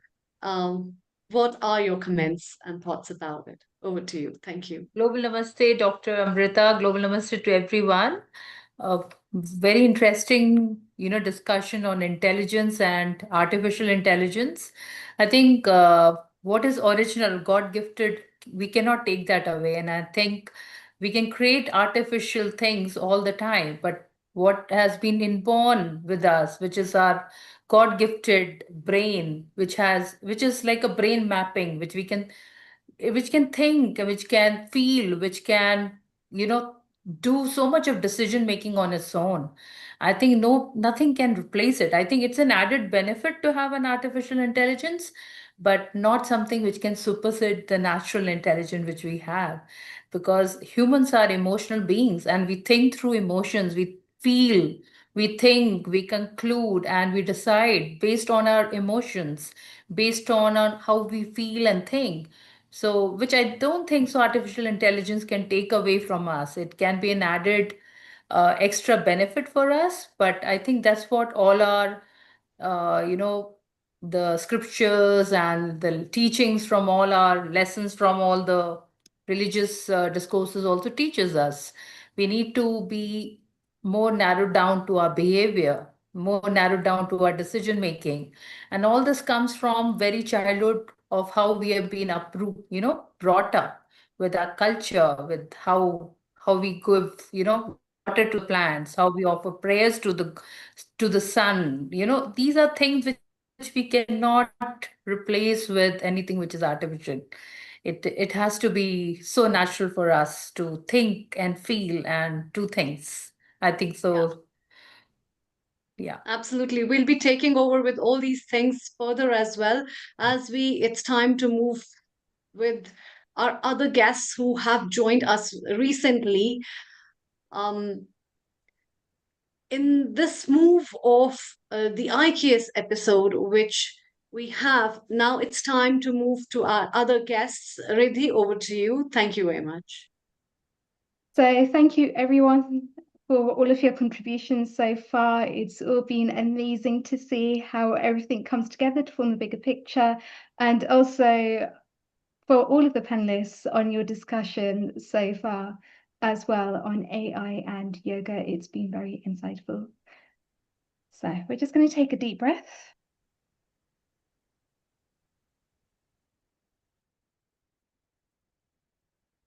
And begin. Om Sahana Bhavatu Sahano Bhanatu Sahaviryam Karvavahe Tejasvinavaditamastu Ma Vidvishavahe. Om Shanti Shanti Shanti. And so, welcome everyone to the next segment of our program, which involves having a collaboration between Yogakulam and Healing Our Earth, which I am so excited about to see the growth that Yogakulam has actually had since its inception in 2022. We are joined by two of our senior panelists, which are Rahul Palruji and Pradeep Kabraji. A global namaste to both of you. Welcome here. to introduce Rahulji. He has done his master's at S. Vyasa, and he has now had 8 years of experience in the field where he's been helping people that have had different health conditions through the form of yoga, through the form of meditation to overcome the problems that they have had and to be able to go a lot deeper into that. He is also part of our Sangh Parivar in the USA, and it's a great privilege to be with him today. Also, we have Pradeep Kabraji, a very instrumental part of Yogakulam UK. With all of his various teachings, he can actually recite the whole of the Bhagavad Gita in Sanskrit for us as well. But really to be able to embed the values of Samskriti. He's a part of many Vichar Parivars here in the UK, and it's fantastic to see how all of these different sampradayas have been brought together when it comes to Sanatan Dharma, because at the root of all of these sanstha's is Sanatan Dharma, and that is what we deeply believe in at Yogakulam, and one of the values that we hold very close to us in terms of Samskriti, going to the heart of the problems through having Vedic teachings, Vedic guidance, and some of which we are privileged to share with you here today. Namaste Pradeepji, please introduce Yogakulam. Namaste everyone. So Yogakulam, thank you Ridhiji, and namaste everyone. Welcome to the webinar. This is our second webinar, and this is to celebrate Gita Jayanti. So Yogakulam is based in UK, and now we have also started in USA. So this is in collaboration with Yogakulam UK and USA. Yogakulam's goal is to bring yoga in its original form to the masses and connect all the yoga related societies together, thereby bringing the social transformation in the society. We believe yoga is for all, and yoga in its fully holistic form, not just in the physical form, basically. So yoga for all and yoga in its full form. So that includes the Karma Yoga, Jnana Yoga, and other forms of yoga. So today's webinar, we will be discussing more about the Karma Yoga section and the Jnana Yoga section. So shall we move on, Riddhiji, going forward? Yeah, as part of our activities, we conduct teachers training courses in the UK and USA. We do our annual retreats, wherein we introduce different topics of yoga, so that the masses are introduced to different forms. In 2026, our next retreat is on Yoga Sutras, and our teachers training course is due in June 2026. So far we have done 3 batches for teachers training, and we are planning to expand exponentially in the coming few years. That's about Yogakulam. Fantastic. And please introduce our first speaker here today as well. Sorry? Please introduce our first speaker here today as well. Yes, so let me introduce Dr. Ramji Vaidya. Ramji Vaidya, most probably many of you know. He has a PhD in integral humanism, in Jainism and Vedanta philosophy. He is a Sanskrit scholar. His current responsibility is with the as a Vishwa Vibhag Saha Samyojak. That's a global joint coordinator for Hindu Swayamsevak Sangh. As part of his role, Ramji has traveled extensively throughout the world, and he has developed a deep, insightful understanding of the global Hindus. He has been instrumental in starting and encouraging many Vichar Parivar organizations, including Yogakulam and Sanskrit Bharati in the UK. Over to you, Ramji. Namaste. Namaste, Ramji. Jai Shri Ram. Welcome here. Namaste. Namaste to see my friend Rahul after a long time, and Pradeepji as well, and Riddhiji, of course, and very esteemed the guest and the audience today. Philosophy need not be difficult. It is quite easy to understand because it is a part of the life. And we all experience the philosophy every day. For example, today's philosophy is called as a karma yoga. Karma, we all know that. Karma means, anybody will say that it is an action. Action does not mean a physical action. Action can be thought action as well. Any movement is action. Whenever I am in the position A and that A position moved to position B becomes action. This can be anywhere. Whenever, even if I am in the one same position, I am not in action. But the moment I realized that I was in A, now I am in the B position B. This is called action. This action is in our hand? Normally not. Because in the scenario, we all are moving. Even if I feel that, oh, I'm standing in same place, but in the entire concept of the universe, the moon will say to us, no, you already moved because you may be standing, but the planet you are standing, that planet is moving. So in the entire universe, we all are in action. And these actions happen in space. And space is always there. Therefore, actions are always there. We all know that. It's a very simple concept. But when this action is added with the suffix, with the yoga word, then it becomes special. Yoga means when we want to join. Yoga means when we are close to someone. You want to join.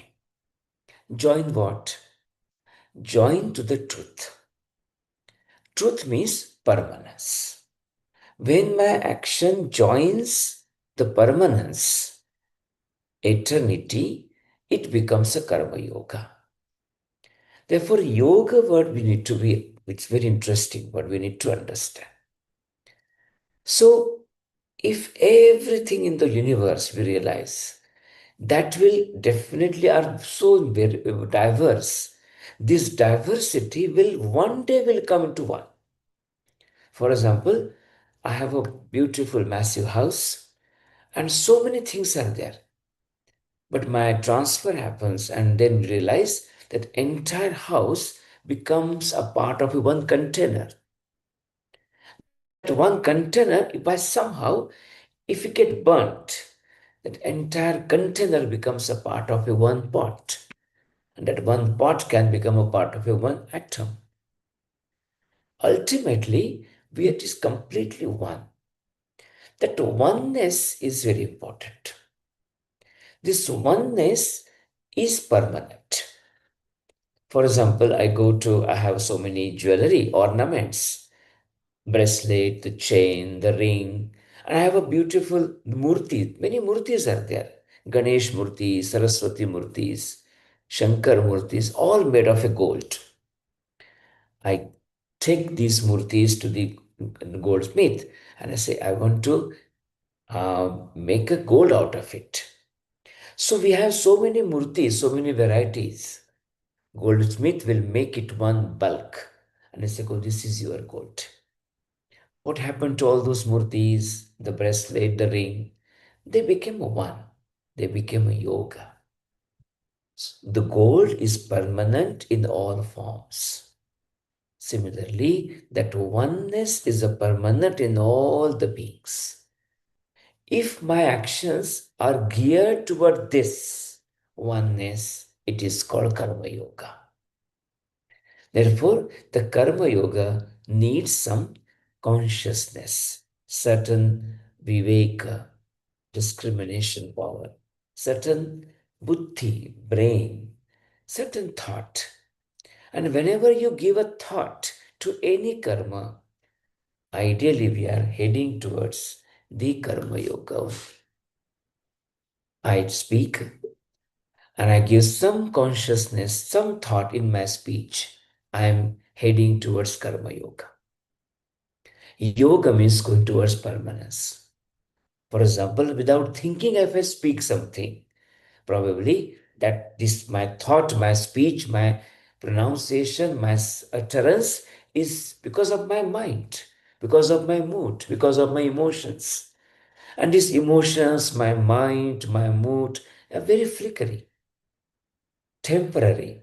But if I give a thought to my speech, to my conversation, to my pronunciation, then I will think twice. Should I speak this way or not? Means I'm thinking beyond my emotions, means from temporary to permanence. I'm heading towards this permanence. And therefore, whenever any action is geared heading towards permanence, is a karma yoga.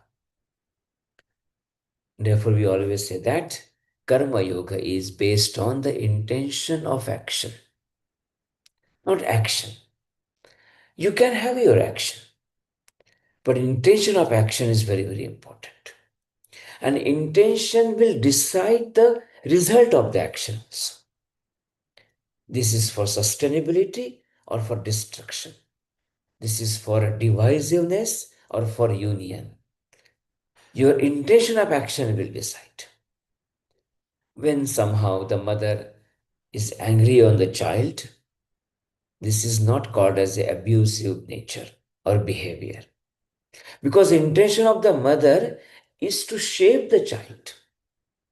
And therefore, that scolding of a mother is also part of a karma yoga.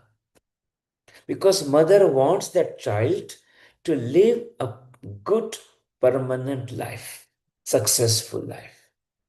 Therefore, temporarily, that child might be very angry, but mother knows that next moment or next year or 10 years after, this my scolding will be useful for the characteristic or character building of a child.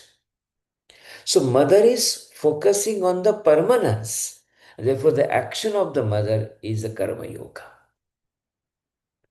But one robber or someone who wants to bully some other person, same scolding, abusive word maybe, but that is called as a for destruction cannot be part of a karma yoga.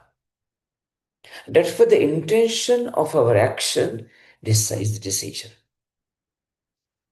When we do this thing, normally in the Yoga Shastra in Bhagavad Gita, sometimes we are very habitual to use these words. Are you karma yogi? Are you bhakti yogi? Are you jnana yogi? Are you raja yogi or atma sanyama yogi? Bhagavad Gita is a very beautiful text. They explain all of them. Are they independent? Are they separate? They are not.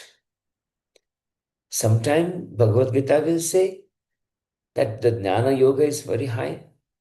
Someone will say the bhakti yoga is very high. Sometimes will say the karma yoga is very high. The sixth chapter, the whole entire Krishna Bhagavan explained about the Atma Sanyama Yoga. In a way, they are not separate. These are just looking at different angles of the same prism. Therefore, when this action is with bhakti, karma yoga happens. When our actions are with the thought, we are heading towards karma yoga. And when during the action, we have a control on your senses, we are heading towards karma yoga. So bhakti is with karma yoga. Karma becomes karma yoga. When the jnana is with the karma, it becomes a karma yoga. And with atma sanyama, the control of yourself is with karma, action becomes a karma yoga. Therefore, karma yoga is always with them. With all those three aspects. In a way, yoga is yoga. This can be seen as a karma yoga, jnana yoga, bhakti yoga, or atma sanyama yoga. The third chapter is dedicated, some part of fourth chapter also, to this karma yoga. In the later part of the Bhagavad Gita, you can go for 14, 16, 17 chapters, and the 18th chapter, of course, is a summary of all the chapters.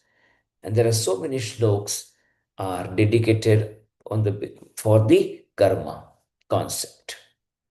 And one of the beautiful concept of the Bhagavad Gita is concept of yajna. I visit different countries and I realize what is the common in all the countries in the world? The concept of yajna. But fortunately, we sustained this concept. We retained this concept. And this yajna concept is a very beautiful concept. What is yajna? Yajna means very simple. Anything when we do without any thinking of return, expectation of the return, that act is called yajna. And therefore, whenever you do yajna, we say Agnaye Swaha, idam na mama. This is not mine. Swaha means I'm surrendering, I'm giving, I'm performing, I'm contributing. This contribution is there, but without any thought of return. When this thought of a return is there, it is not a yajna. It's called bargain, business. We all know that. Whenever there are so many people, my school was there, and there was a temple. And I used to know that once I asked a priest, when normally we are very busy.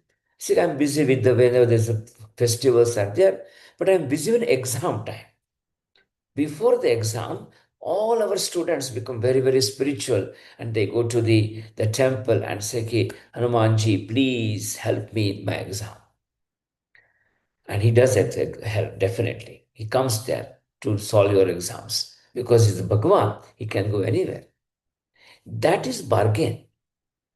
But whenever we offer something, give something, act something, anything, there is an expectation that is called yajna.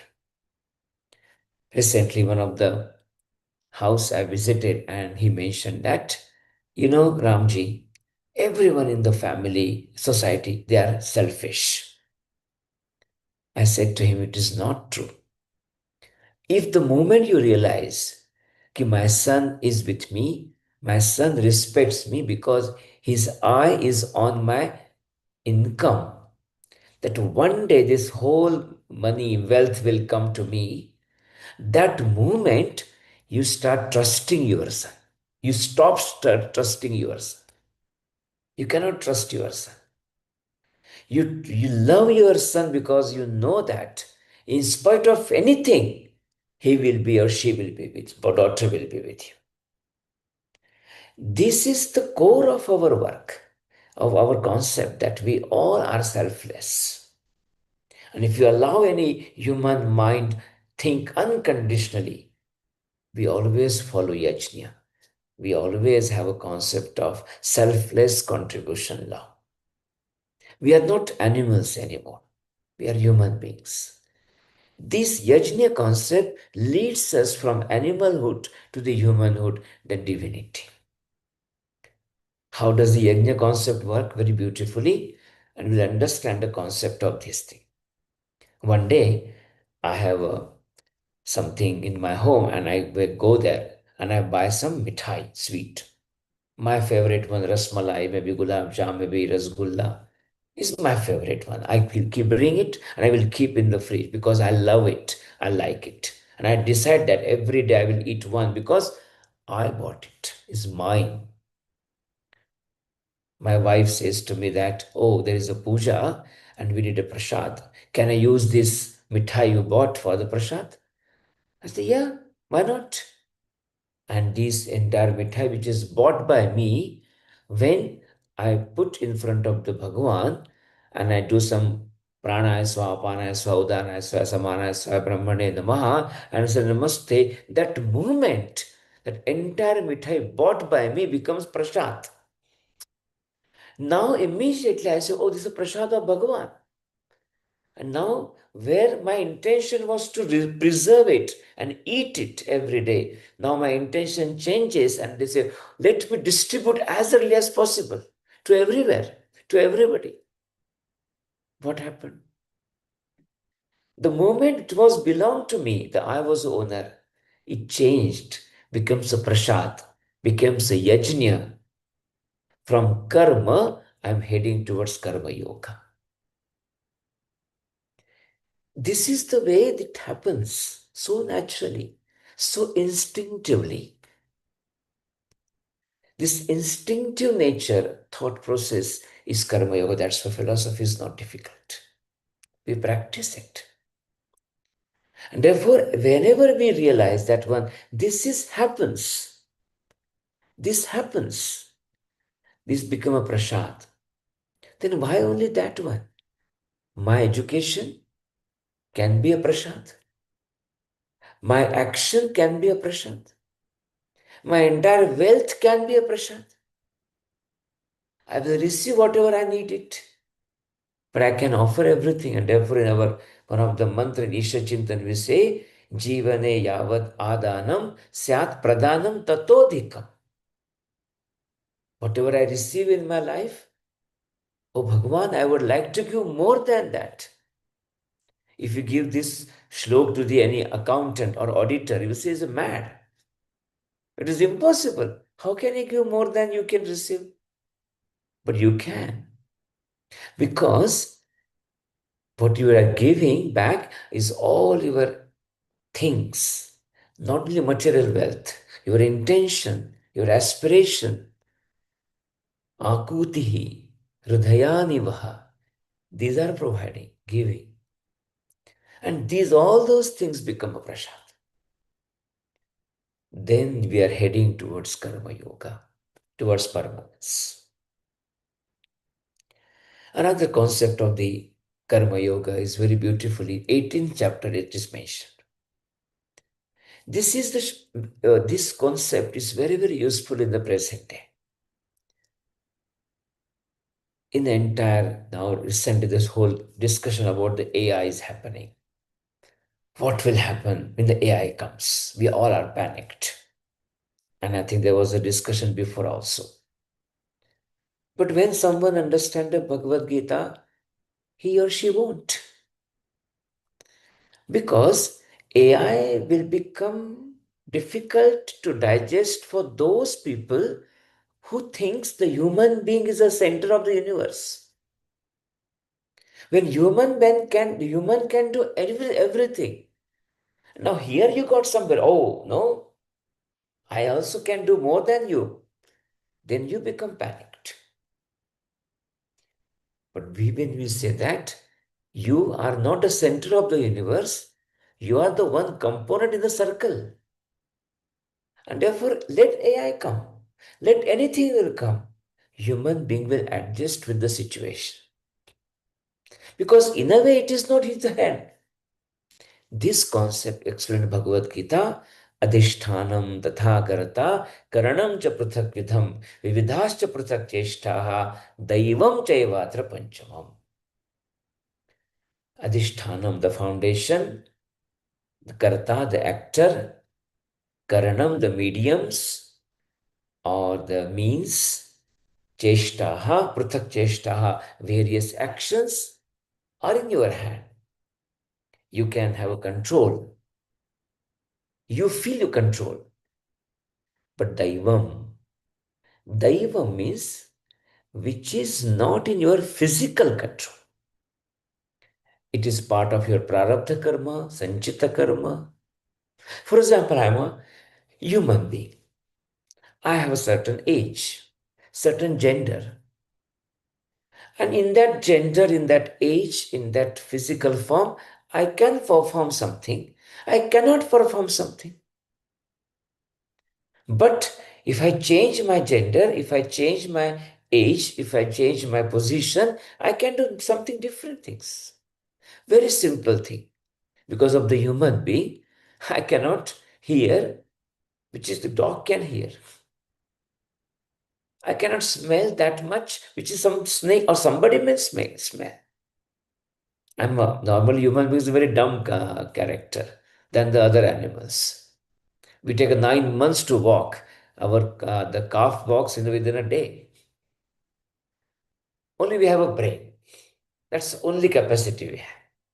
Because of that, on the basis of the brain, power of the brain, we think that we can conquer the world. But we have limitations. When you accept the limitation and act, it is called Daivam Jayavatra Panchama.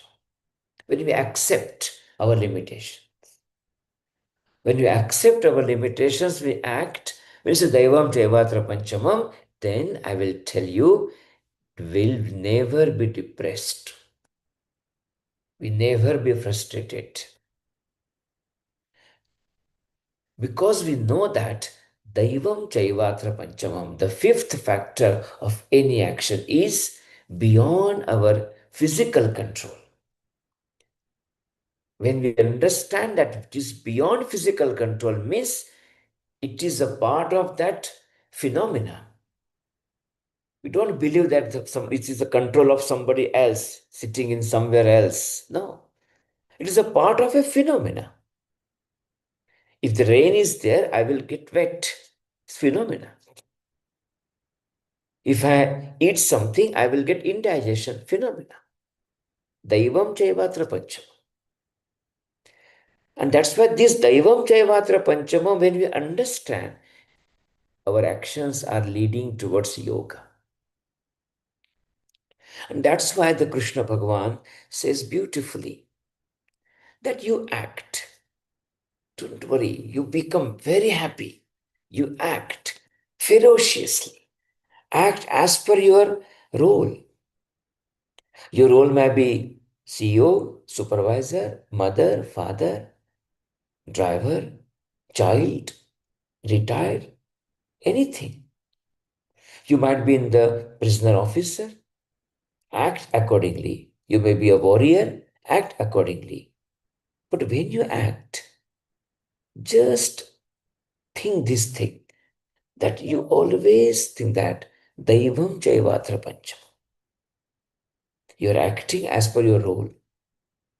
Your role is your clothes, not the skin. You change clothes. And this concept explained very beautiful way. Krishna Bhagavan mentioned that what you do, all your actions make your prasad.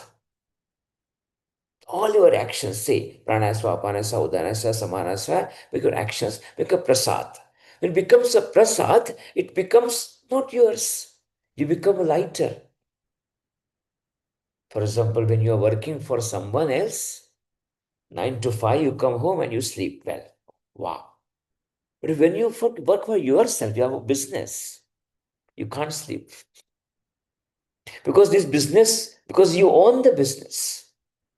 When you own the mithai, you can't sleep. So nobody should eat it, it is mine. When you do not own the mithai, then you definitely want to distribute. Mai sarvani karmani sanyasya. Mai sarvani karmani sanyasya. Then you say, yuddhasva, you fight. Because vigata jvaraha, that jvaraha is amazingly done that. That vigata jvaraha means that fever. That fever which is not yours. When you get a fever, it's not your permanent phase. Like the water gets fever, becomes a boiling water. It's not the original character of the water. That water gets fever, becomes very cold, ice pack, which is very dangerous. It's not the original thing of. But that jvaraha, that fever, vigataha, gone. Then you come back to the original one, which is role is yours, not actually you are. So, mai karmani sanyasya. Sanyas has a beautiful meaning. Normally, people think sannyas means what? Is sannyasi person. Sannyas means people think we have given up. Somebody has given up their life, material life, wife, wealth, sannyas. But actually, meaning of sannyas means samyak nyasa iti sannyasa. Samyak means appropriate. Nyasa means keeping. When you arrange your life properly, it's called sannyas. When you arrange your life, as arrange your house, arrange your fridge, arrange your grocery, the things should be where it should be appropriately kept. Barbecue coal should be outside somewhere. Gold should be inside somewhere. Perishable things should be in the fridge. When you keep our entire life, the actions appropriately, it is called sannyas. This sannyas, when you have properly, means mai karmani sannyasya. Mai means to the Paramatma, to the divinity, to the phenomena, to the permanence. Then you act. Therefore, Bhagat Singh, our many revolutionary, many kings, they practice the Bhagavad Gita, then they fight. Before the Bhagavad Gita, Arjuna was not ready to fight.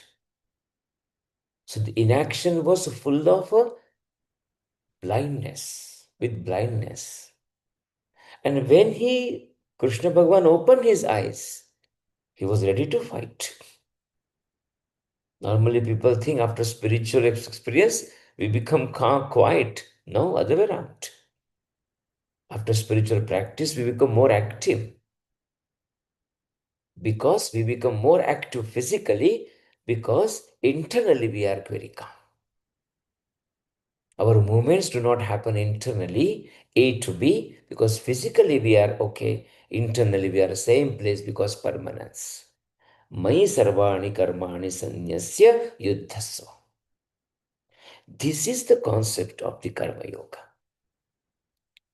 And therefore, if you can't understand anything in the Karma Yoga, if one sentence if you pick up after this session, you should say, Swadharme nidhanam shreya. That's it.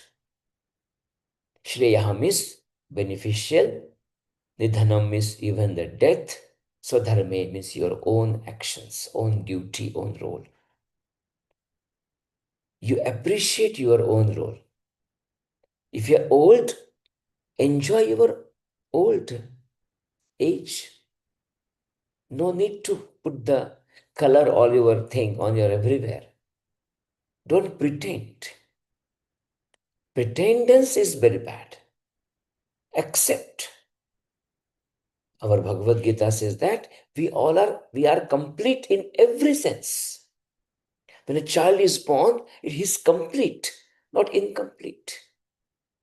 Therefore, there is no need of saying, oh, he's a disabled. Who decided disability? For disability, you realize you are something able. You may have another disability. All are able. All are differently able. Therefore, the concept of Swadharme Nidhanam Shreya says that you fulfill your role and act because that is your cloth, not the skin. This is the whole concept. And when we accept this concept that proves permanence, then our actions become a part of the yoga. That is called Karma Yoga. Namaste. Thank you.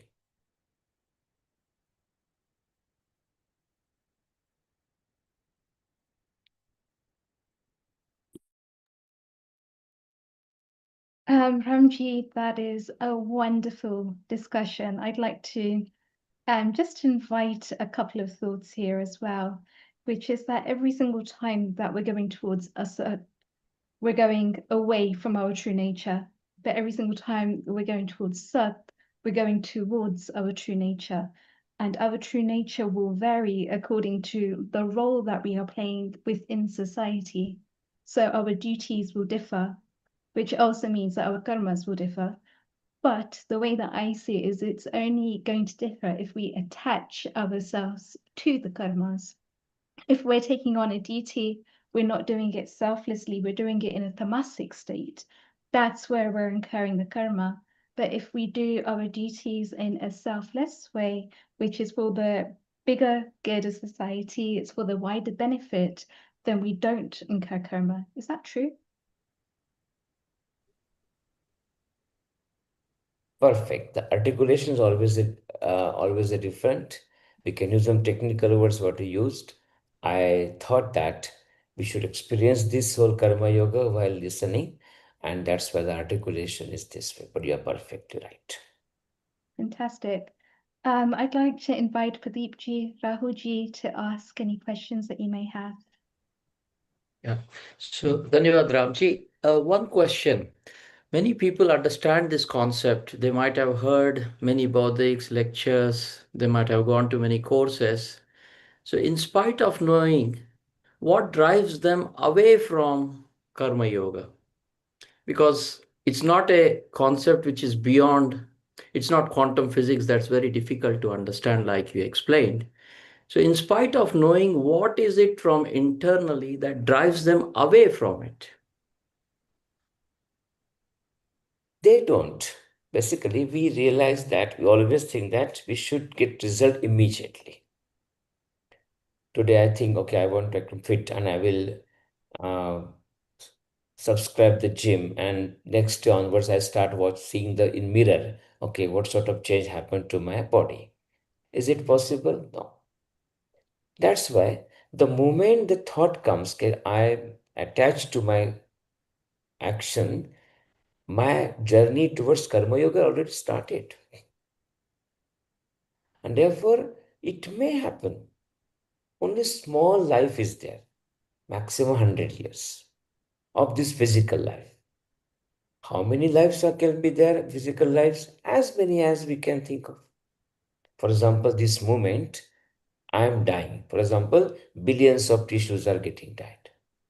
But next moment, many tissues are coming up. So every moment, I should say happy birthday to me. Similarly, this thing patch is there. So therefore, the moment I realize that I'm thinking about this concept, my journey towards karma yoga is there, to union is there. My journey towards union is always there, always. So whether I may one, make a mistake, but that mistakes will always rectified by again and again, again and again, again and again. So probably I will take some months to understand, afterwards some days, some the hours, some minutes, maybe some seconds. But I will tell that one, we will definitely will go towards that because of the journey. so basically you are saying mama vartmanu vartante manushya partha sarvashah. Eventually we are on the same path. Eventually same path, but because we have limitations. We have limitations of body, limitations of mind, limitations of emotions, environment. Many things are there. These limitations, when we accept, we are heading towards Karma Yoga. Okay. Dhanyavad Ramji. Another question on this point. You explained that fifth element, the divine element. In that fifth element, there is a tendency of people to become passive and either become superstitious or leave everything to जो भी है राम जाने हम तो क्या करें सब प्रभु की इच्छा. This kind of passiveness. But I believe that's not what Karma Yoga is, what you just explained. It makes you more action oriented, more spiritual you become, the more conscious you become of your duties. So how do you overcome that confusion or a self-created confusion where leaving to that fifth element means running away from one's duties, if that makes sense? Wonderful. So Daivam means Ram Jane, somebody is there. Where is the Ram? Okay, up. Normally have a tendency to look at, because we have so many, we have a samskar of a Abrahamic religion, so always we look at the upward somewhere. Fine. Okay, that's the first stage, first door. Then question comes, where is the Ram? I said, Ram is everywhere. Oh, so Daivam is everywhere. Second stage will come. The third will come. Okay, where is Daiva? Oh, Ram is inside also. Oh, is inside also. Ram jane who? I jane, me jane.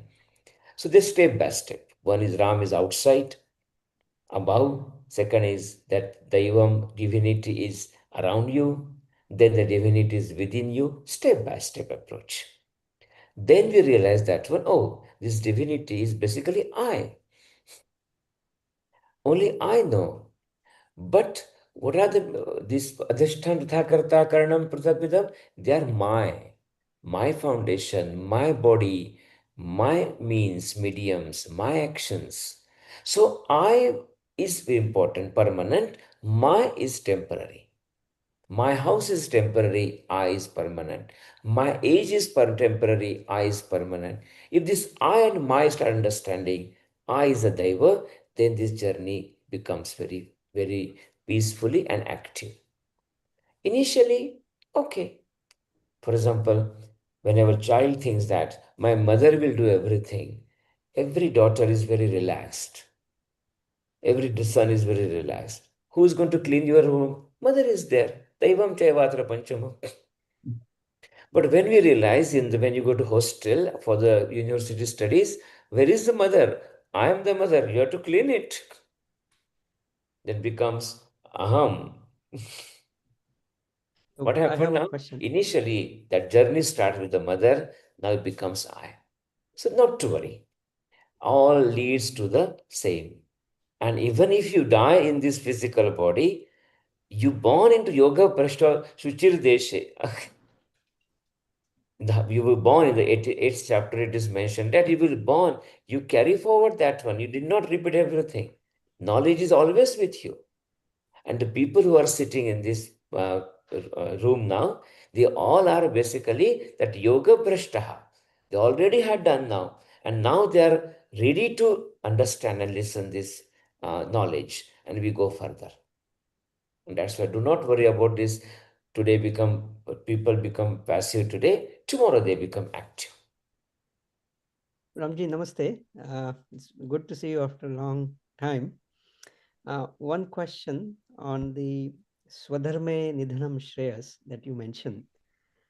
You also talked about understanding your role, taking action, and then the focus is on permanency. That's what you mentioned earlier. Now, when we are looking at from a Karma Yoga point of view, we are just doing our action and not really expecting anything out of it. So how does that relate to expecting the permanency of the action and then leading to the Karma Yoga? Very good question. So initially, it's good to have expectancy of the permanence. It's a very good thing. Slowly, expectancy goes away. Only permanence will remain. There will be a realization of the permanence. But initially, you have to expect something. For example, if your body is dirty, we go to the shower. Therefore, we put some soap. The soap is to remove the dirt. But the job is done now. Then we have to remove the soap also with the water. Then the water has to be removed. Then you become as you were before towards permanence. Therefore, now we are in this condition that everything is mine. For that, you expect permanency first. Therefore, mumukshutva is important. You have ichha of a moksha. But when the ichha of a moksha does not remain, that time you realize that is a moksha. Then this concept comes that I do not wish anything. Then I do not wish anything, not even the moksha. This is a beautiful shlok we say in Ishichintan. Natvaham kamaye rajyam na svargam na apunarbhavam. I do not wish even the moksha.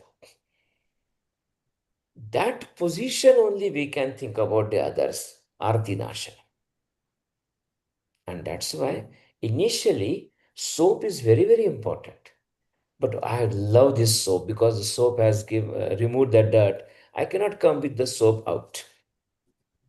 I need to remove the soap as well. But for fear of the removing of the soap, if I do not apply the soap, I will remain dirty. Ramji, we had a couple of questions from our guests who are watching with us here today as well. And the first one was from Siva Guru. A global namaste to you. Please, would you like to unmute and ask Ramji your question? Namaste, Ramji. Just want to know this karma yoga, how this leads to the mumukshatvam and so mukti. What are, I mean, is it only to create the sharpness of your intelligence and so able to understand the jnanam, the very, I mean, or is it otherwise related to in any way? Could you please? Yes, it is not for sharpening the brain. It is not something like that we are leading towards the jnana mumukshatva.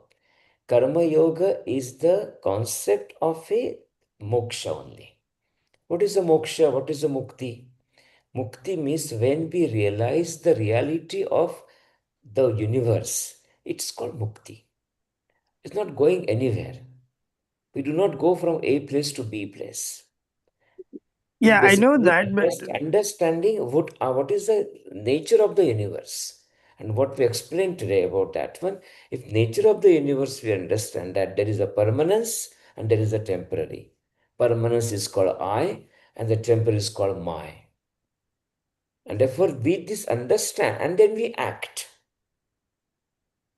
Therefore, that action with understanding this permanence is coined as the karma yoga. And therefore, this knowledge, what people call jnana yoga, is very much important for karma yoga. When the knowledge is very important for karma yoga. But when only knowledge is there, but not action, not a jnana yoga. And therefore, in the jnana yoga, we act. In the karma yoga, we know. It's important. Dhanyavad, Both are Ramji. same. Dhanyavad, Both are Ramji. same. So there's another Another question question as from well that came in from I will Keshav. repeat this one. In Jnana Yoga, we act. In Karma Yoga, we know. If this notion to sentence we understand, the both are same.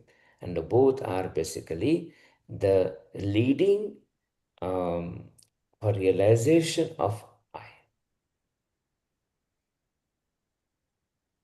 And we have another question that came in from Keshav there. And that says, Namaste Ramji, probably we are in the right direction of Karma Yoga, but how can we accelerate the journey of Karma Yoga within our day-to-day life? Do not accelerate, just observe. The acceleration will happen automatically. If you accelerate means your ownership is still on. I am doing. I want to do moksha. I want to achieve something. I want to become free. The moment this acceleration happens, you are still in the part of that whole concept. You observe and act. You lead with the karma yoga. There's Anukul ji raised there, I think. Thank you very much for a very good explanation. I just had a small question. When you're doing everything with knowledge and also doing the right karma, and ultimately giving it to the ultimate offering, does it not automatically become a bhakti yoga? Yes, why not? Because bhakti yoga means what? So bhakti means where we understand and we surrender ourselves to the higher than us. My surrendering to I is bhakti. Yes. When the mindness is surrendered to the I is bhakti. Therefore, these words are there. These dimensions are there. But the core is one. Yes. It is the yoga. And if you want to experience this thing, you cannot put this in the pigeonholing things. You have to understand it's all is one. Then you see the beauty of all those things. We had another question that came through in the chat from Mohan, which says, Namaste Ramji. There's a question here. What is the relation between mumukshatva and vairagya? Is vairagya all-encompassing and transcend the desire for moksha also? Yes. Abhyasana tu kaunteya vairagana cha grihate. Bhagavad Gita mentioned that. What is the viragata? Vairagya word comes from the viraga. Viraga word comes from two words, V plus raga. Raga means ownership of everything, attachment to anything. This is mine, like a mithai. When it becomes opposite to that one, becomes a V. And mumukshatva is completely opposite in a way, because they said that wish of desire of moksha. So here we say the detachment, viragita, and here we say the desire of a moksha. Rahulji asked question. Therefore, we need to have a viragata of the material thing. Then only then we can have attachment to the mokshatva. And that's why when we realize that this material thing is all temporary, then I will desire for the mumukshatva. Therefore, they are connected. Apparently very paradoxical words, Vairagyam and the mumukshatva, but they are the same. Like from the home, someone lives and enters into the wider space. So the leaving the home and entering into the wider space, this is called viragata from the material life, material things, and entering into thinking about the mumukshatva. Global Namaste Mitaji, welcome. Please unmute and ask your question. Mita, do you copy us? Yeah, she's trying, I think. Just to unmute. Okay, in the meantime, we have another question that's come in from Venkata Prayaga, which says, Namaste Ramji. Can we definitely say that Gyan Yoga is a precursor to Karma Yoga as Gyanan of permanence and impermanence? Then all these yogas as interlinked and not separate, isn't it? Not precursor or interlinked. It's all in circle, sitting in the circle. Where to start. So probably you are standing in the one road. Start from that road. But all are circular. The moment I say the karma is first and jnana is second, it won't happen. Because without knowledge, action cannot happen as a yoga. Without action, knowledge cannot happen. We cannot have knowledge without taking the soap out of your body. We need a soap, take off all the shastras, learning, going to the gurus, understanding things, or actions. But these actions are basically the cleansing yourself for the knowledge. Even the controlling yama, niyama, asana, pranayam, all actions. Then pratyahar will start, which is not beyond action. Therefore, we cannot say that is one after, before that. We need to get rid of these things, and we should say that they all are in the one circle, and the circle has only one point. We cannot even notice it. All are same. Lovely explanation. Dr. Anjali, comment or question? Thank you, Ramji. Global namaste to you. Very interesting, very educative matter for us. So what do you think about people, as you mentioned, about artificial intelligence and karma?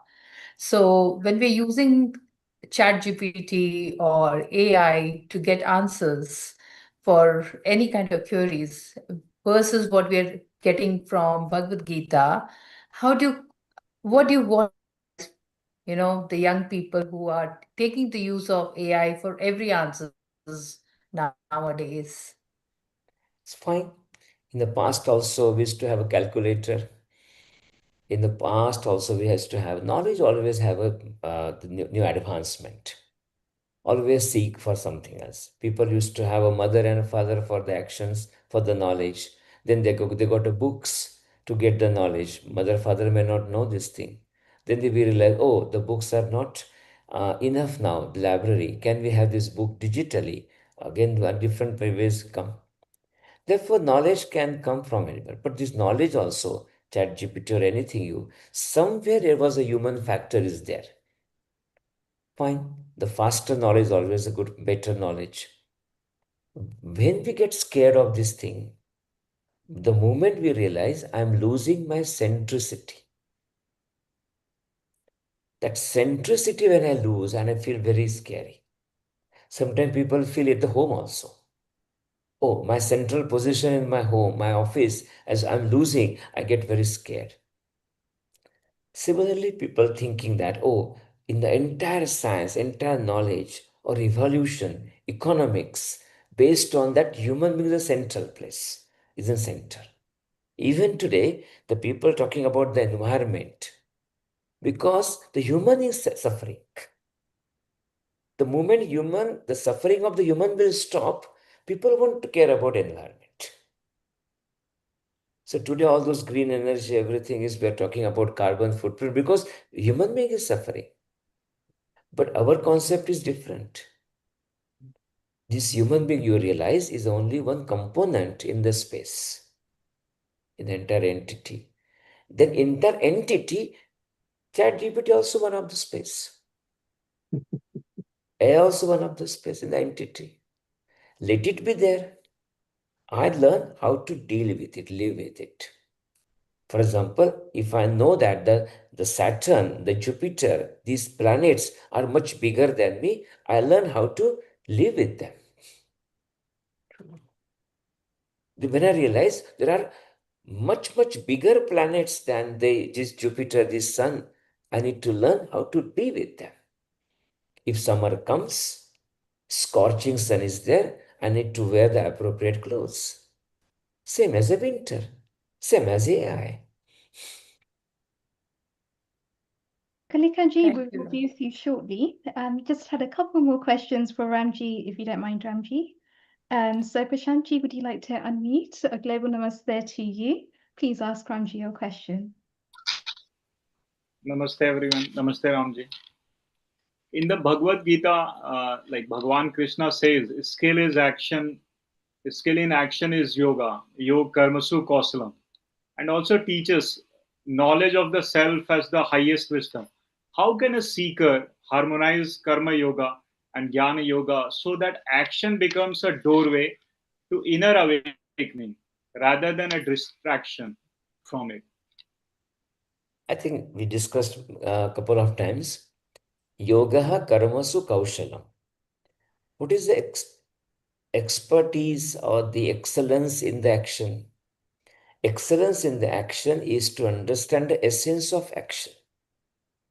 Essence of action is the intention of action. And the moment we understand that we know the intention of the action, our actions become excellent. That excellent action will lead to the excellent life, sannyas.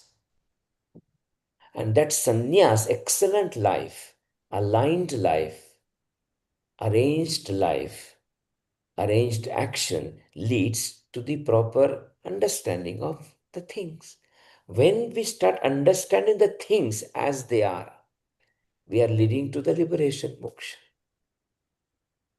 You just realize how they are. This is woman, this is man, this is old, this is bird, this is mountain, this is thing, this is mind, this is buddhi, this is the energy, these are sense organs, this is the consciousness, arrangement, properly understand and act. That's called moksha. Jay Patil also asked a question. She says, Namaste Ramji. What practices help in viewing workplace situations clearly while staying detached and not being influenced by expectations of phrases or promotions? If you have a large purpose of the life, then small things become small. Like Tom and Jerry. For the mouse, the bread becomes very big because mouse is small. Therefore, in our workplaces, the things become so big because we are small.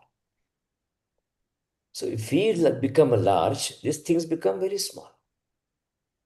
So the higher purpose, for example, when we say that for the entire humanity we are working, for the sake of the dharma savrakshan we are working, then we can handle all the troubles, tensions, frustrations of the workplace. But if I see that my workplace is everything for me, then that every small frustration in the workplace, the movement of the workplace becomes very massive. Tsunami for me. So this tsunami or bubble, I can decide. My position I need to decide. And that's why large purpose in front of us and engaging into large, long, big, long-term purpose, cause helps us to handle all the small situations. Wonderful. Sweta Kulkarni also asked a question. She says, Namaste Ramji, can someone be in sansar carrying day-to-day activities and still be a sannyasi? In full ashrams, sannyas ashram is usually referred to retirement from material life. Could you throw some light on that, please? Somebody asked me a question, have you seen the people who are realized soul? I said, yes. I've seen many, many people like that. And all of them are not sannyasi. They all are family people. All of them. When you are in the family, when you are looking after the family, it is easier for all of us to realize this thing. And if you want to give away from all those things, it's very, very tough because we are so attached to the Bhagavad. You are so much attached to this sacrifice and becomes a ego of sacrifice also sometimes. Oh, I sacrificed everything. That ego also comes. And that's why it is very much possible that being in the samsara, you will leave sannyas. And that's why when you say sannyas ashram, physically it can be the retired life. But sannyas ashram can happen anytime. When we start realizing that, for example, if I'm a parent, I'm a father or a mother, I lead a life as a tree, not as a creeper to my kids. I become a sannyas ashram. If I lead a life to guide them, but my life become like to protect them, it is a sannyas ashram.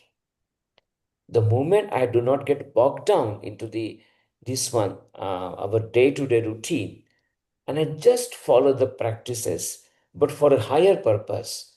I look after my kids for higher purpose. I work for higher purpose. I get the wealth for higher purpose. I drive for higher purpose. I live a sannyas ashram life in the present life also.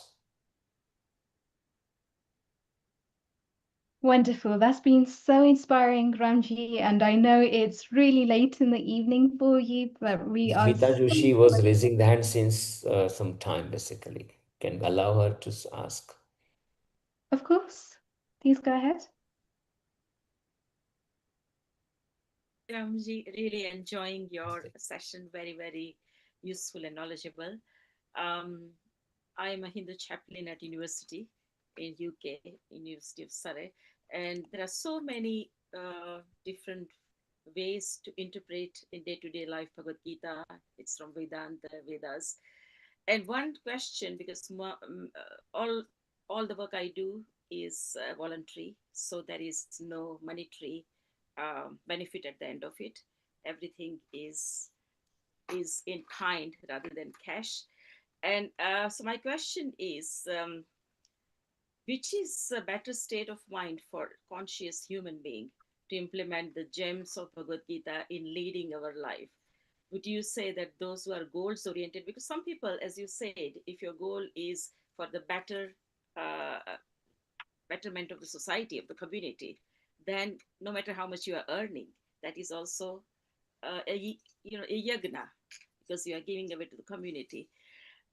So I'm giving away to the community, but at the same time, I'm wondering that some people are spiritually very conscious. They are doing as you said, to for the betterment of the society. But which is the right?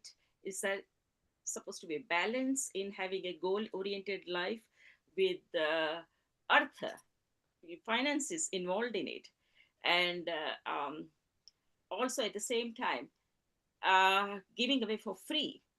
And when it comes to Krishna Leela, Krishna said, "Don't do what I did, but what I said." So, what is the importance of understanding Krishna Leela?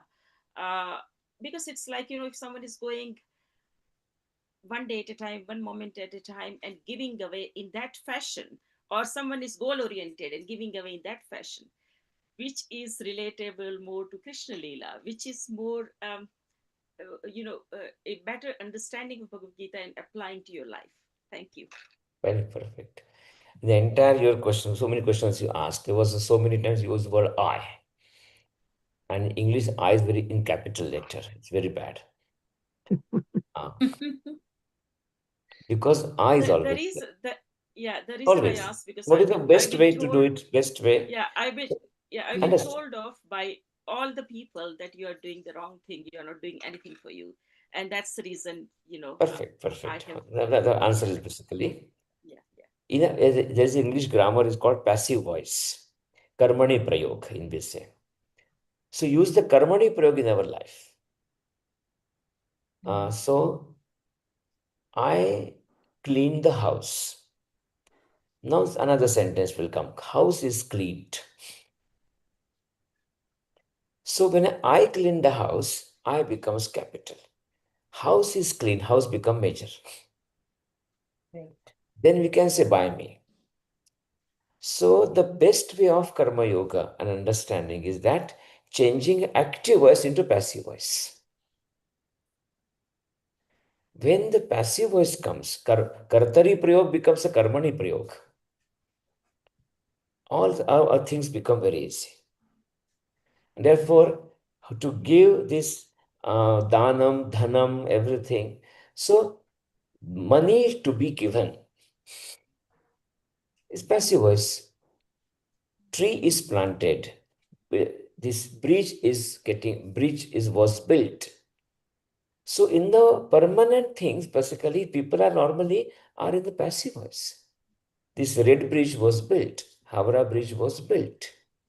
Tree was planted. This earth was created. Similarly, but start saying that this money to be given, work to be done. Whenever this passive voice comes, then you realize our actions become karma yogi. Even the people who are spiritually conscious, if they say that I am a spiritually conscious, they are not. Because I is there. And I means I am a spiritually conscious, means that still I is very present. But when we realize that one, I am learning in that path. I am on the path of that one. That is okay. That humility comes. So using the passive voice, karmani prayog, is the path towards the karma yoga. Wonderful. Thank you so much, Ramji, for all of your wonderful insights that you shared so beautifully and so elegantly with all of us here today. Really appreciate you taking time out to speak to us, given that it's Bharat and something near to 11 o'clock at night, that still you've taken your precious time out to be with us here today and to really help us to understand Karma Yoga in so much more detail. So we're truly grateful. Thank you so much. Namaste. Namaste. And that brings us on wonderfully to our next speaker today. And Rahulji, please can you introduce Kalikaji? Thank you, Ridhiji. Please welcome Dr. Kalikaji Uttarkar. She is the Director of Community Education and faculty member at Hindu University of America in USA. With over 30 years of experience, she integrates philosophy, yoga, psychology in her teaching and counseling work. She holds a PhD in philosophy, a master's in psychotherapy and counseling, and has presented widely on yoga, the Bhagavad Gita, and the Upanishads. She's based in Dallas. She also works as a yoga and psychological counselor, motivational speaker, and content creator focused on parenting and personal growth. Dr. Kalikaji is also known for her warm presence and her ability to make India's wisdom traditions practical and relevant for modern life. She's going to talk about the practical relevance of the Jnana Yoga. So over to you, Kalikaji. Namaste, Kalikaji. It's wonderful to have you joining us here today as well. Thank you so much. Thank you, Rahulji, for that generous introduction. It is my honor to share screen with the dignitaries like Ramji Vaidya and all of you there. So it has been a very enriching session before me. So I would just try to play my small part now with this topic that is Jnana Yoga. And I also want to thank Yoga Kulam for having me here. Well, initially I had planned that I would start with a slide presentation, which typically I don't, but I had decided that I will go with a slide presentation and keep it very structured, and then, I'll start with that end. But somehow I'm feeling that let me have an open discussion with you all and not stick with the slide. That's very typical of me. Rahulji knows it. So the very simple question that I would like to ask is, who are you? Who I am? So when I was born, my parents named me Kalika. And everybody who asks me, I introduce myself as I am Kalika, I am Kalika, I am Kalika. Okay, I'm carrying this identity with me since the day I am born. I am taught to carry this identity. We teach our children, you are this, you are this. And then everybody who comes, they will ask, who are you? And the child will again and again tell its name. So we adopt this identity and then we keep adding to our identity in different ways. We start looking at ourselves based on what we are creating, what we are acquiring, what we are achieving. And that way, our identity sometimes becomes very strong and sometimes becomes very weak. So we are always on this roller coaster ride and asking us, am I really good? Am I really sufficient? Am I really complete? Or who I am?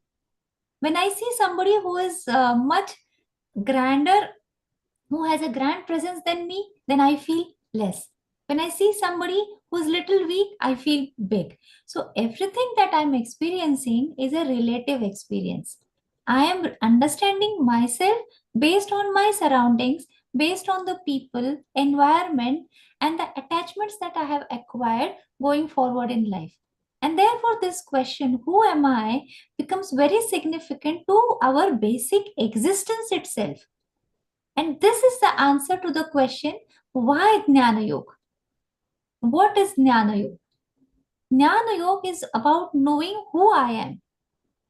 It is about the relationship that I have with myself, the relationship that I have with this world, and do I have any relationship with the ultimate reality? And whether this ultimate reality or an uncaused cause even exists? Or is it just an intellectual hypothesis? So what is reality? What is Satya? What is truth? The whole endeavor to understand this question is about Jnana Yoga. Now coming to Bhagavad Gita, we say that Sarvopanishado Gao Duktha Gopalanandana. So Bhagavad Gita is the essence of all the Upanishads. And when we think about Upanishads, the first mantra that comes to my mind is Asatoma Satgamaya, Tamasoma Jyotirgamaya, Mrutyurma Amrutam Gamaya. Asatoma Satgamaya. Take me from unreal to real. What is unreal? What is real? Tamasoma Jyotirgamaya. So from andhakar, from darkness, take me to light. What is darkness? What is light? Mrutyurma Amrutam Gamaya. Take me from mortality to immortality. This is Jnana Yoga. Taking me out of my limitations to becoming unlimited. Taking me out of my ignorance to the knowledge. So what is this? This is about Jnana Yoga. Unless and until I introduce myself or somebody else introduce myself, my action doesn't begin. So when I establish my identity, then my karma starts. It is a natural outcome of my identity, of my existence. And therefore, understanding one's own self becomes a primary necessity for whosoever existing in this world. And therefore, the study of self or study of aham, I, and beyond that becomes very significant.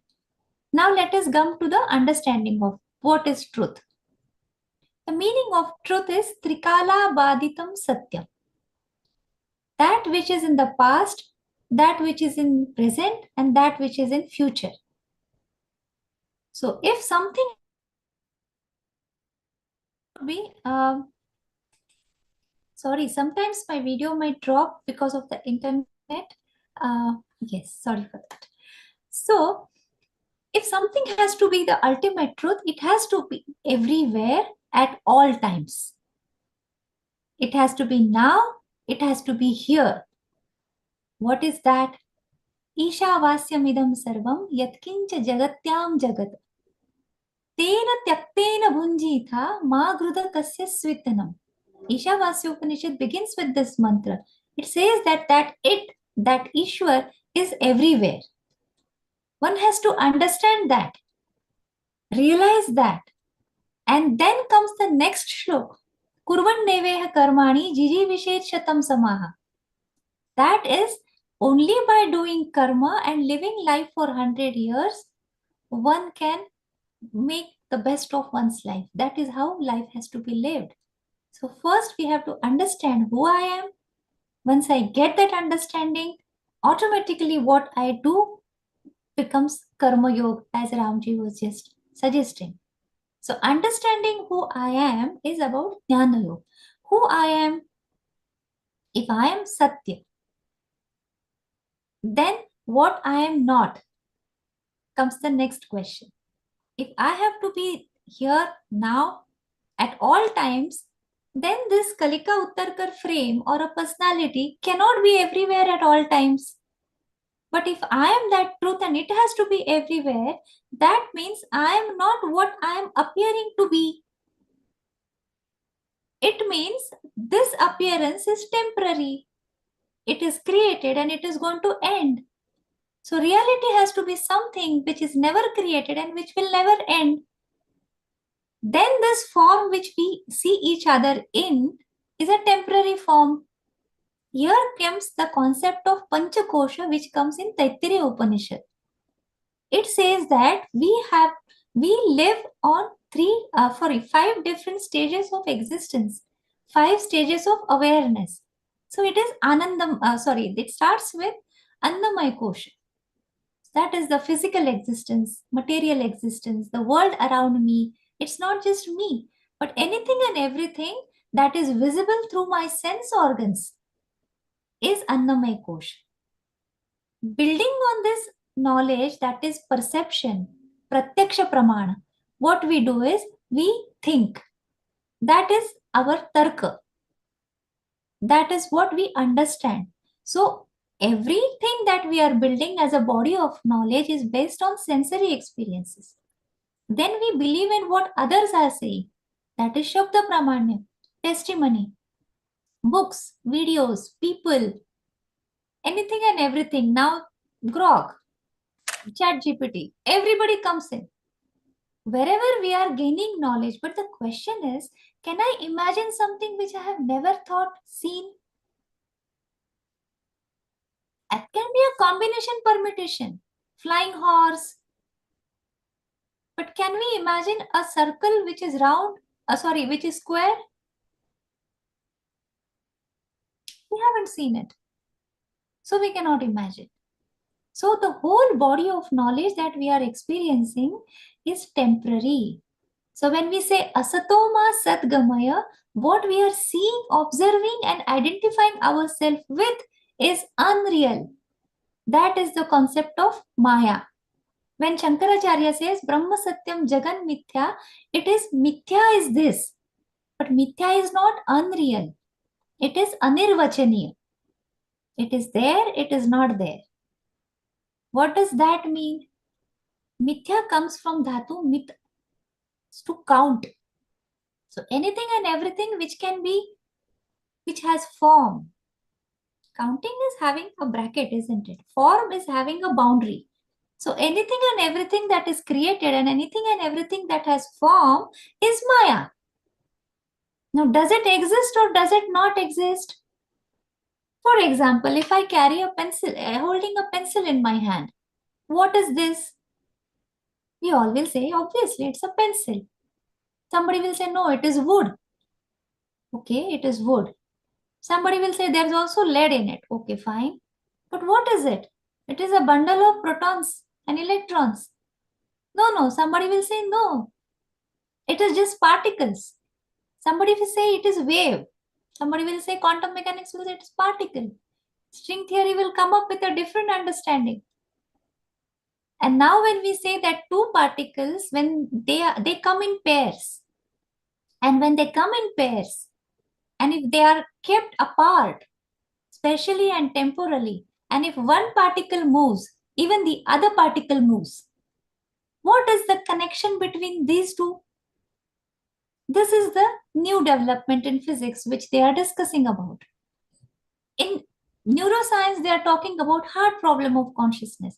Where from this consciousness arise? This singular experience that I am experiencing. This is not meta consciousness. This is beyond meta consciousness. I am thinking is one level. I am thinking that I am thinking is a meta consciousness, observing my thought. But consciousness is beyond that. So whenever we fear about AI, I'll come to that at the end. If we understand this, we don't have to fear AI.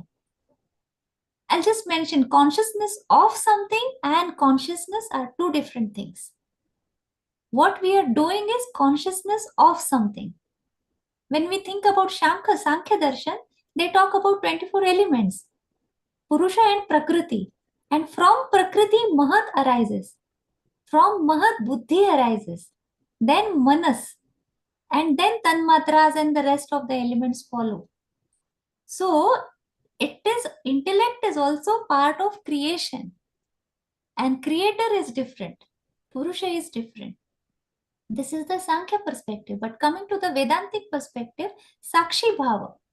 When I am in the witness mode, when we talk about the Pancha Kosha, these all 5 koshas, that is the Annamaya Kosha, Pranamaya Kosha, that is my vitality, my energy, Manomaya Kosha, that is my mind, Vijnanamaya Kosha, my ability to discern, Nitya Nitya Vastu Vivek.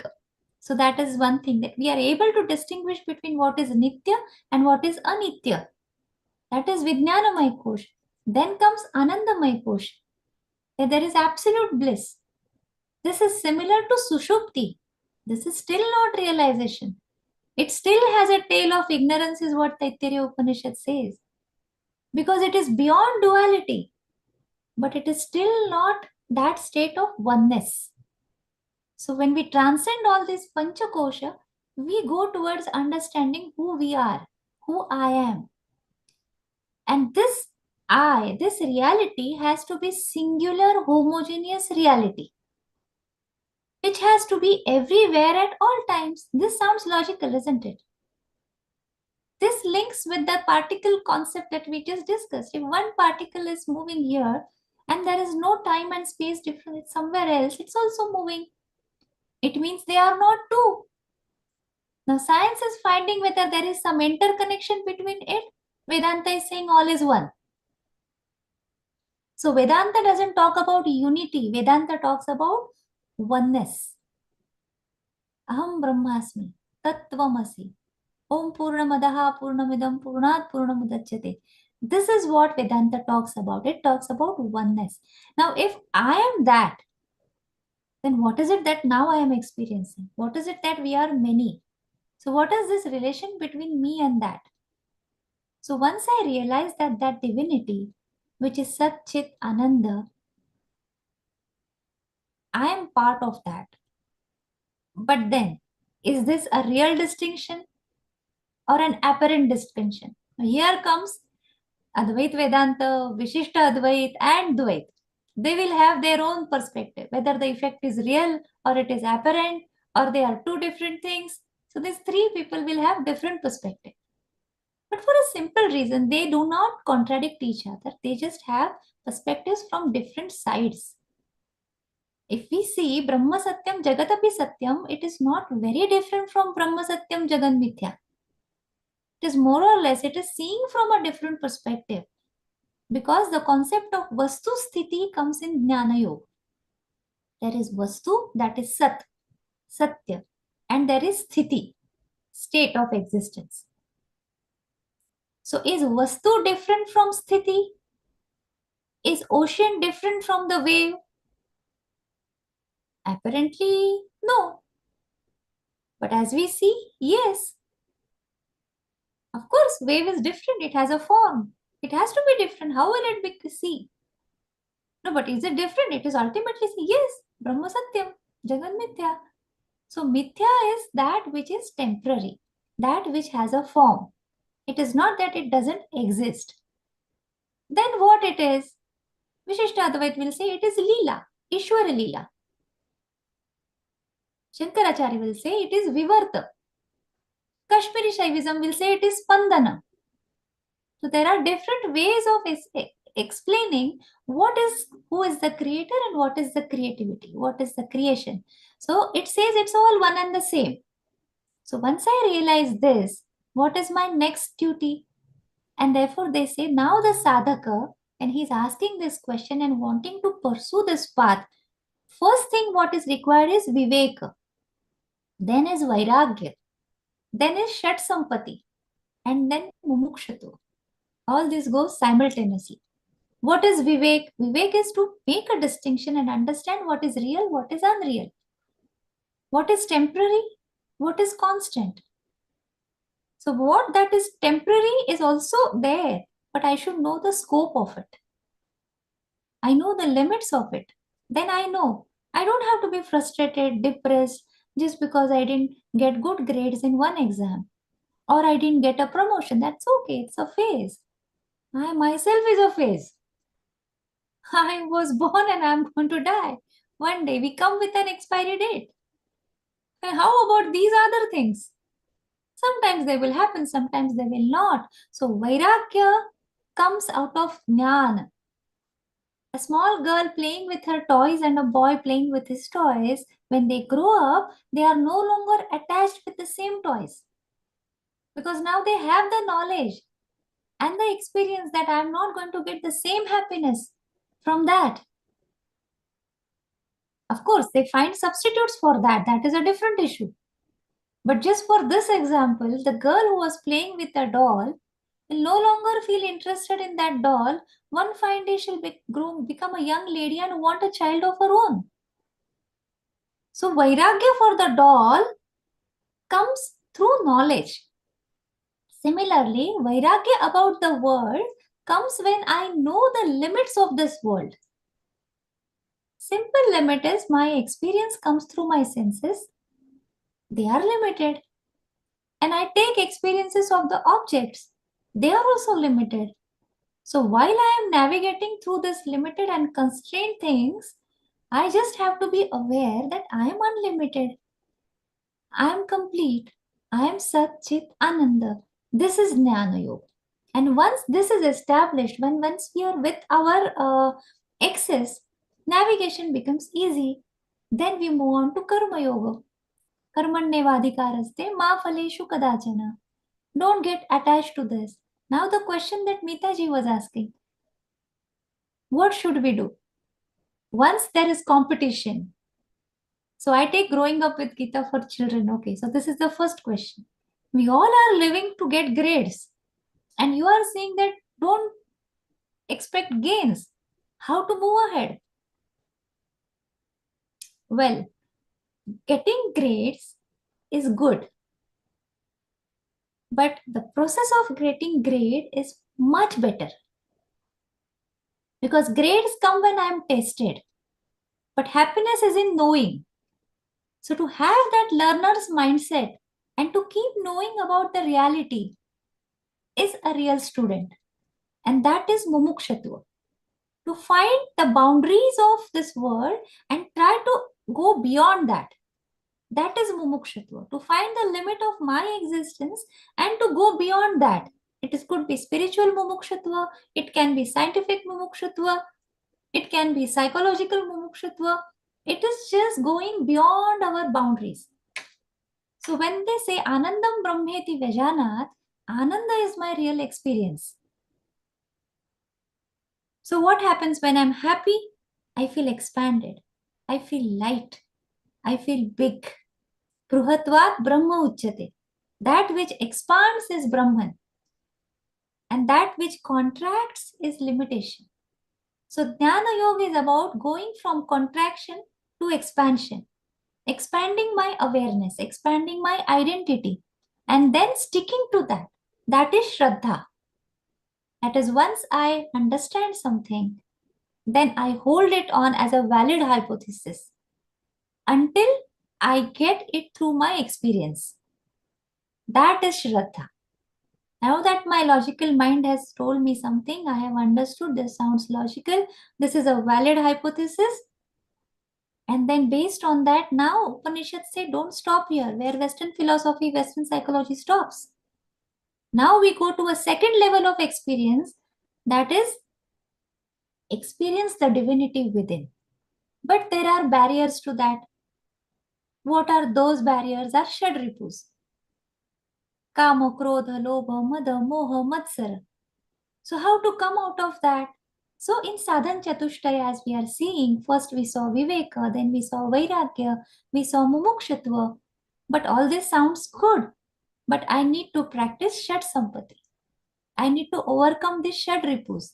I have to work on the Chitta Shuddhi aspect of my existence. Then my Karma Yoga, Jnana Yoga, Bhakti Yoga, Raj Yoga, everything will sync together. Simultaneously, everything goes ahead. It's nothing one after the other.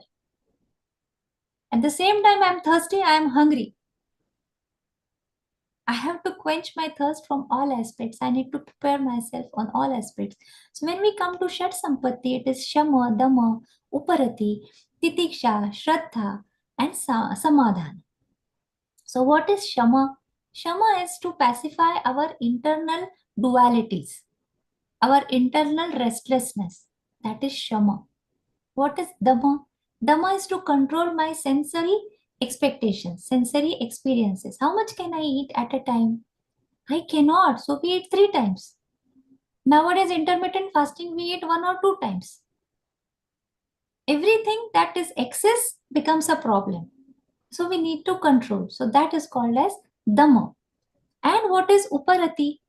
Is after Shama and Dhamma, there is Uparati, there is knowledge. I understand. Okay, fine. This is where I have to stop. This is where I have to say no. And I have to stick to my inner divinity.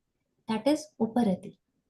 But even if understanding this is not sufficient, there has to be Titiksha. So what is Titiksha? Titiksha is having that ability to hold. Even when we define Tapa, we say Titiksha Tapa Uchyate. So Titiksha is holding, forbearance, to hold to that. So I want to hold a glass of water in my hand. How long can I hold? I want to hold the thought that I am divine. How long can I hold? The moment somebody insults me, I forget I am divine and I just hit back. That is lack of titiksha. Oh, I realize. Chalo, utho, fir se chalo. It's like a small child learning to walk. It falls down, it gets up. It falls down, it gets up. One fine day, it starts walking better. So that's why this process is a continuous dynamic process. And therefore, after in this, we need to have Shraddha. Shraddha helps us to get up when we fall. When we know that this is what I have learned, this is what I have understood on my bautic level, I have to bring it on the experiential level. So I get up, I restart. I was angry yesterday. That wasn't good. I was in my reactive mode. I should have been in my proactive mode. I should have been more aware. I should have had more control. Never mind. Now let me start. To have this, we need Shraddha. Faith is an inappropriate translation as it happens in case of many Sanskrit words. But Shraddha is a very robust word. And last but not least comes Samadhana. Samadhana is coming at equilibrium, sama. Dhana is my attention. When my attention comes and stabilizes at a point, there is Samadhana, then there is Ananda Utpatti. After this. But when I'm stable, I'm equilibrium, I'm happy. When I come to this stage, I have learned to find my peace in the midst of chaos. And then what happens is I become very swift, very quick. Nothing pulls me back. I am fresh as a child. And so whatever I do it in less time. Whatever I do becomes more productive. And out of this, what is the takeaway? It could be jnana, karma, bhakti, yoga, everything. At the what is the outcome of that? That I am at this restful state. That is peace. That is ananda. That is shanti. This is not excitement. This bliss is not excitement. When people meditate, they feel that I should feel jubilant. I should be. No, it's not that. What happens after we have a good lunch? We feel satisfied, complete. So peace, moksha, having that experience of samadhana is I don't need anything. That is the robust situation to be in. Because we are constantly in need of something. We are constantly consumers. Consume one after the other things. The moment I don't have need, I'm stable. I'm complete. This is what is jnana. And to bring this into our action is our sadhana. And to pursue this sadhana, we need to have shraddha. So, yeah, I think this is how I tried to compile the whole concept. Thank you so much. Let's open for questions. That's very nice, Dr. Kalikaji. Dhanyavad. Before we take formal questions, I'll ask you one insight on a point you talked about expansion with regards to knowledge.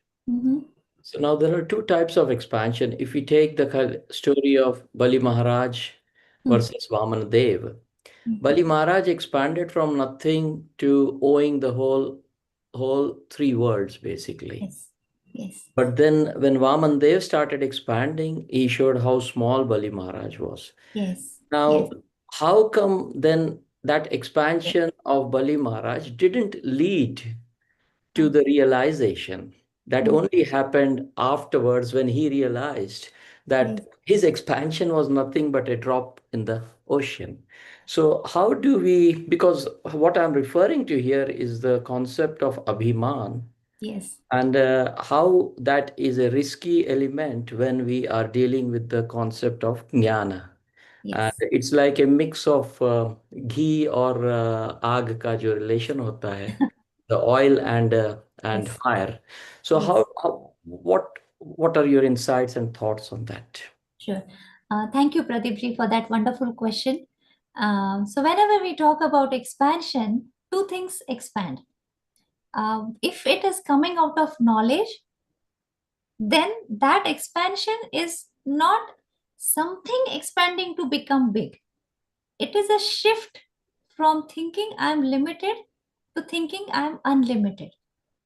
But when we say aham is expanding, then that is the jivatma with that aham. That is the instantiated self from the general.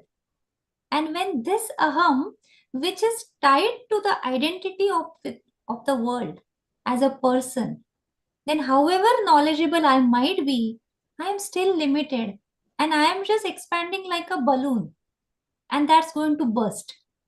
So however I expand, like a small child asking his mother, how big is the ocean? She will say it's bigger than 2 wells. He said 2 wells?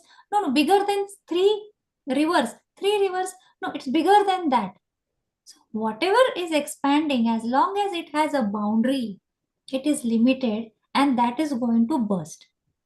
So expansion, when I was telling from the perspective of Jnana Yoga, it is expansion realizing that I am infinite.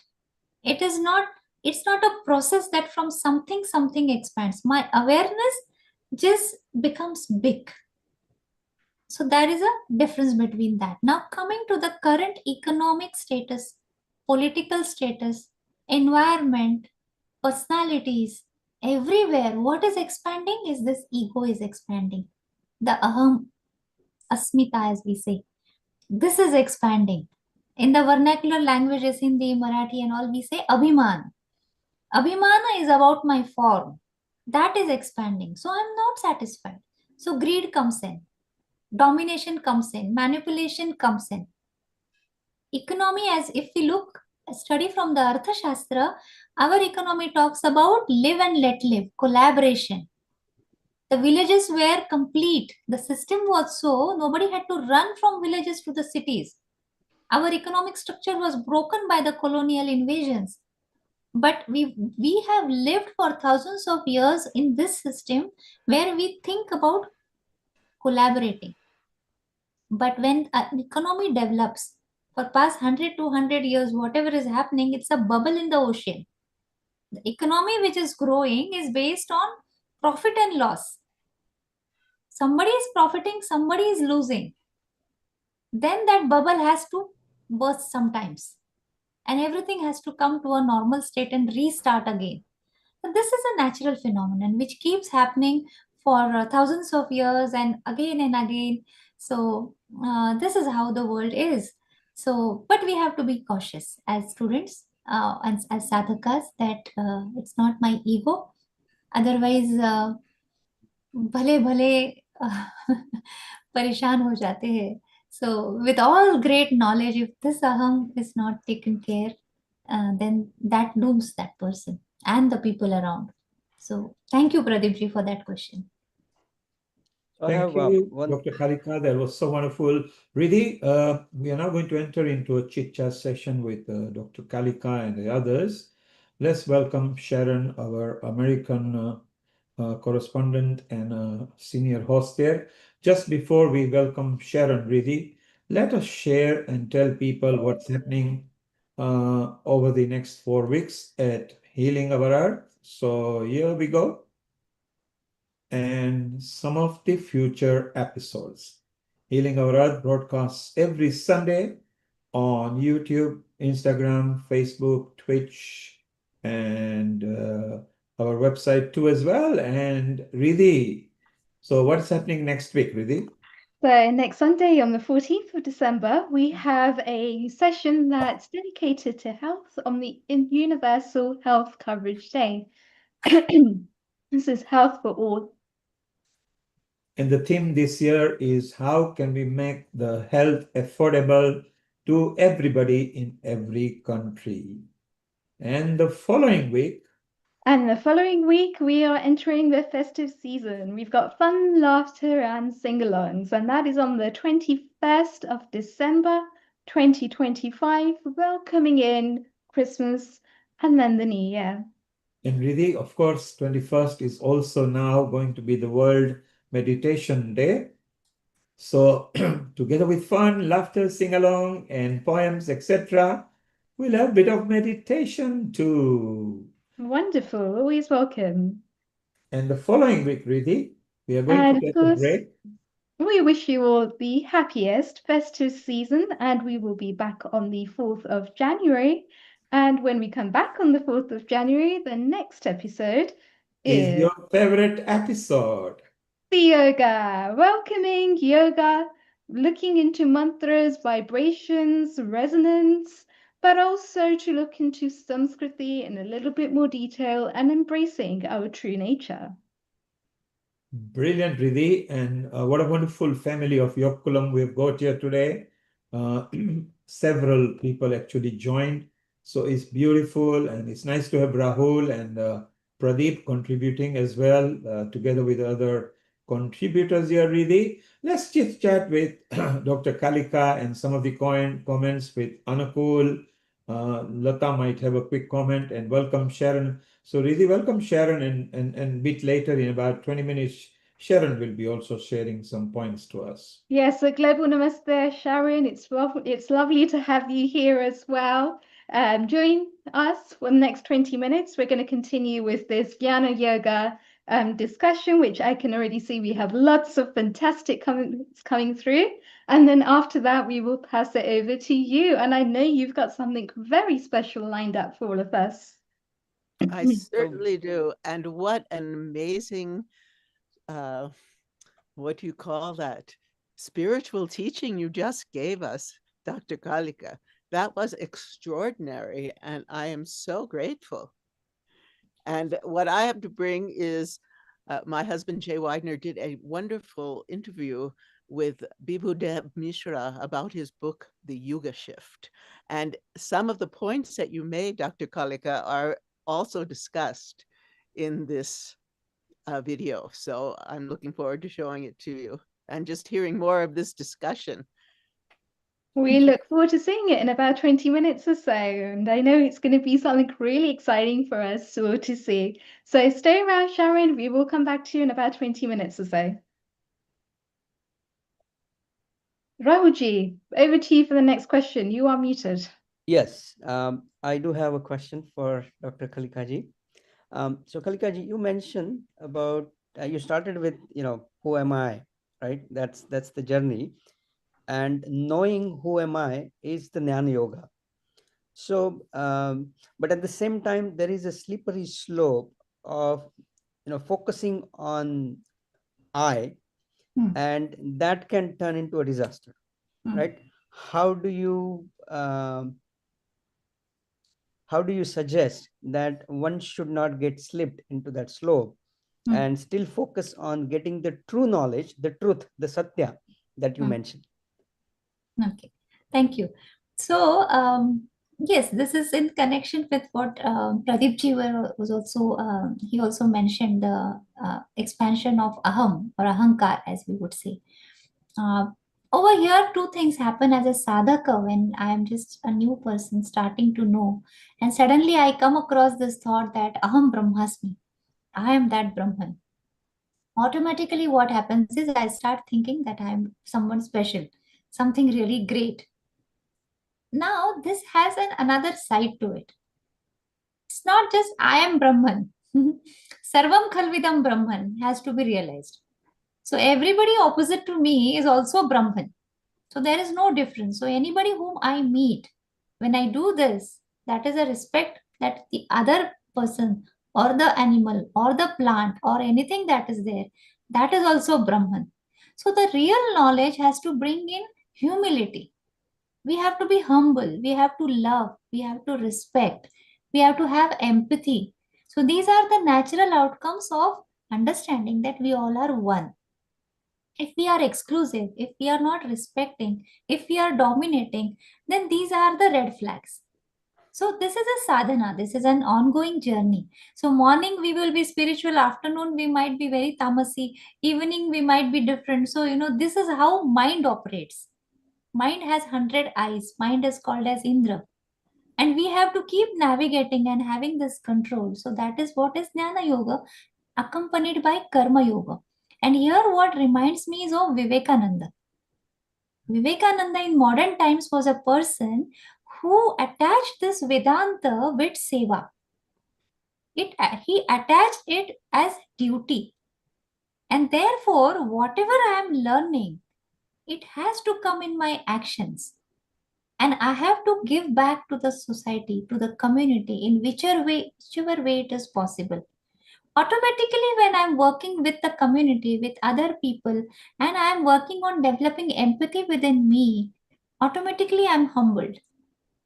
Unless and until I don't bring it in my karma, in my behavior, I live in my silo, in my own apartment, writing one book after the other and giving one webinar after the other, that will help me to enhance my personal ego. But the moment I drop that and I start connecting it with my behavior, with my karma, being aware as how I behave with my children, my spouse, everybody has a different area of impact, but we all do have. And that is our experimental ground. So Upanishads also tell us that keep experimenting, keep asking, keep learning. So some people feel that I'm doing so much for the society, but society doesn't respond. They don't react. They don't acknowledge. For most of the people who call themselves karma yogi, they are into philanthropy, they are into seva, they do many things, but inwardly they feel sad. That world is not responding. That is also one kind of dukkha which is mentioned in yoga, and you all must be aware of that. So this kind of dukkha is obviously there, but that is when I am taking the ahankar as a karta. That is when I am thinking I am the one who is doing. No, everybody is in their journey. We are becoming the nimitta. And becoming a nimitta for good work is our new karma. And then we are not doing it sakama. That I am behaving good because then I should get good life after this. That is sakama karma. And therefore Bhagavad Gita talks about nishkama karma. Idam na mama. So when I start doing things without expecting things, why? First thing, it is not in my hands. It is not a lab experiment that effects will come according to my expectations. There are going to be multiple factors. So obviously, some things are going to be according to my expectations, some things are not going to be. That is one thing. And second thing is, because I am complete, I am Purna, my happiness comes from within, I really don't have to be dependent. So this is other way of becoming Atmanirbhar, self-sufficient. I am already self-sufficient. I have already had my lunch. It doesn't matter how many people are eating their food there. I am here to serve. That kind of a mindset. Very, very nicely explained. Thank you. It's a wonderful discussion, Dr. Kalika ji. We've also had a comment coming in from Jagrati Jayesh Joshi, and she says, Namaste, Dr. Kalika. You mentioned we don't need to be afraid of AI.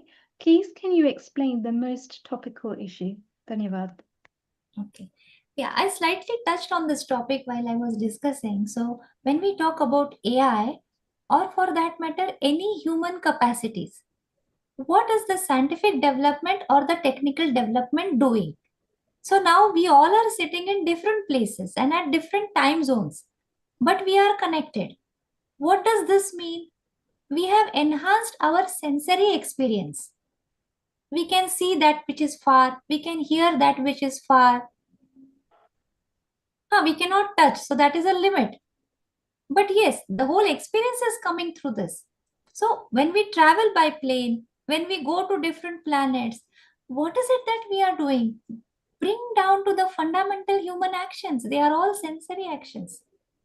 Now, what is AI? AI is working on this, but it is working on the interaction of our thoughts, the analyzing ability. Initially, I remember when I was doing my PhD in Upanishads, I used to go from one library to other library in Pune. Bhandarkar Institute, University of Pune, this, travel a lot, then carry that huge books, old books, bring home, open them, ready, get data. Now when I put on my AI, give me a shlok, this shlok from Ishavasya Upanishad, it is done, it's there.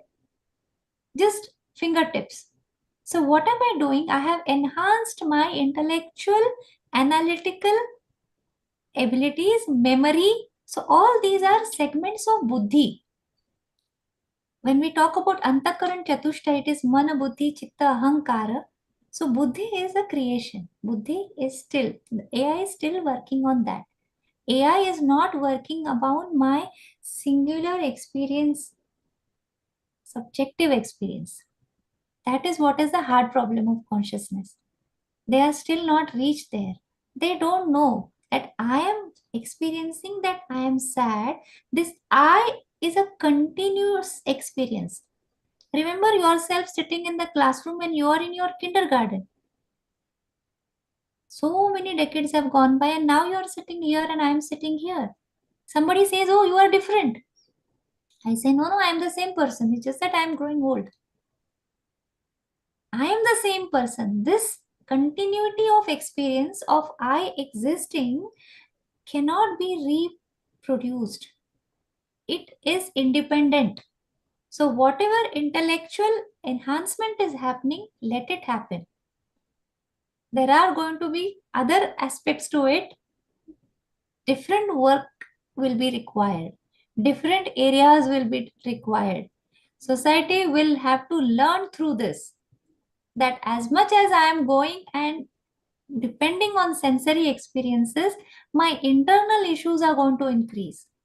And I will need people to work on those. I will have to learn to understand what is it that I can do when I have nothing to do. That is going to be a biggest problem.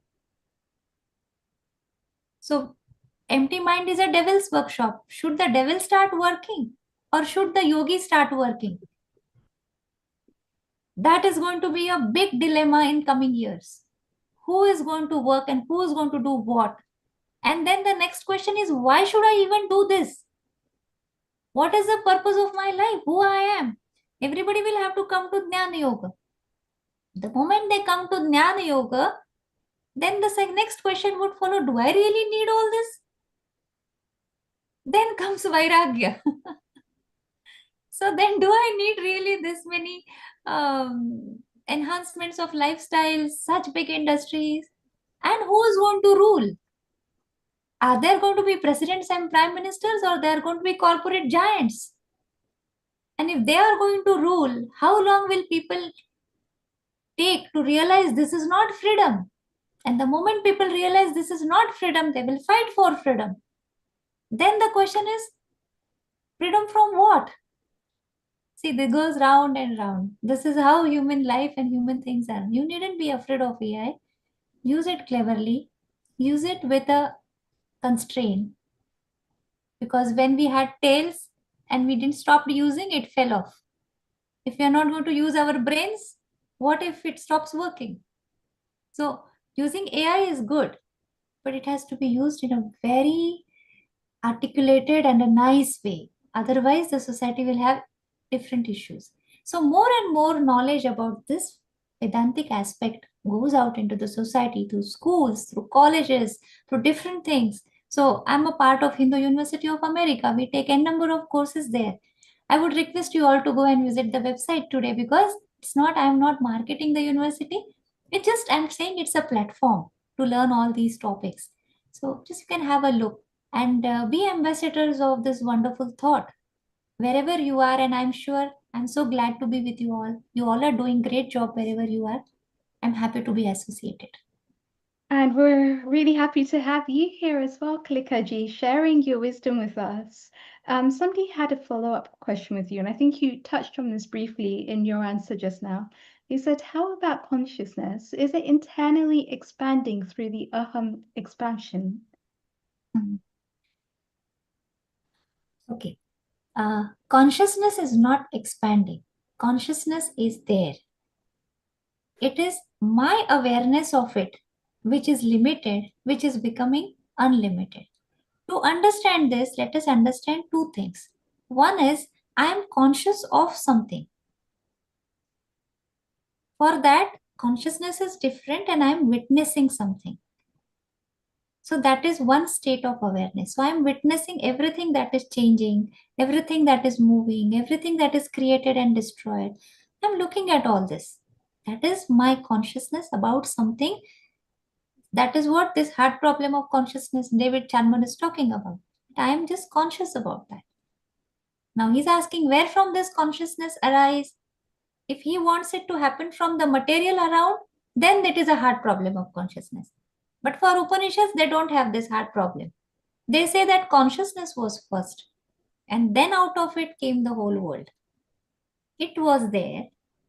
It thought, let me create. And the world created, is what Aitareya Upanishad says. So that consciousness is not consciousness of something. That is different. That is Brahman, as we say. That is the ultimate reality. That is the single homogeneous existence. It just is. Nothing more than that can be said about it. It is just there. And anything and everything that we want to say about it, then it would be about consciousness. So if I've answered your question. It's wonderful. And we can see on screen now the Hindu University of America and the upcoming webinars and retreats that you have. and the alphabet to insight of the Sanskriti as well. So I really do encourage our viewers that are and our audience who are watching us, who have tuned in on our social media, or even with us on Zoom, to really have a look at the Hindu University of America website. They have many good things coming up, many things that are leading to great transformations. So do actually go ahead and explore that. And we've also got the Shastras that are coming up, a unique retreat, which will be there between December the 11th to the 14th. So something really nice to look forward to there as well. And so it's wonderful work, Kalikaji, that you do, and it's lovely to have you with us as well.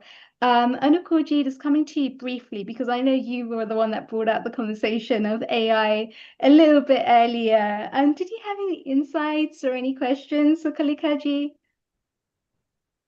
I must confess, Kalikaji, that after listening to you and Ramji, despite the fact I've been reading lots of very books, including Ramana Maharshi and this the Upadeshar, I think I'll have to revise and listen to this two, three times to really get the thing still in. It's really very, very in-depth stuff, solid thing. Because although I know quite a few of these things, in reality, to imbibe them and really practice them is not an easy job. Because there's always an element of ankar there in it, and at the same time awareness of what I am. That conflict is always on. Fantastic. Thank you very, very much. Thank you so much. Thank you so much. I'm honored. And Lata ji, I know you're always a really good key contributor for us here at Healing Our Earth. A global namaste to you. Did you have a question or an insight for Kalikaji? You're already unmuted. We can't hear you though. Do you have sound on your end? You're on mute.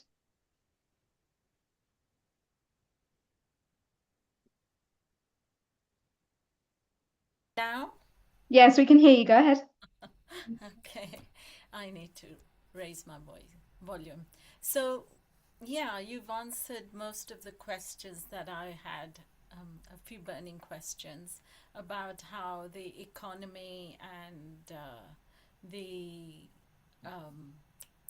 corporations and the politicians and all that, how they sort of fit into the equation, because we've got to live in the world with them.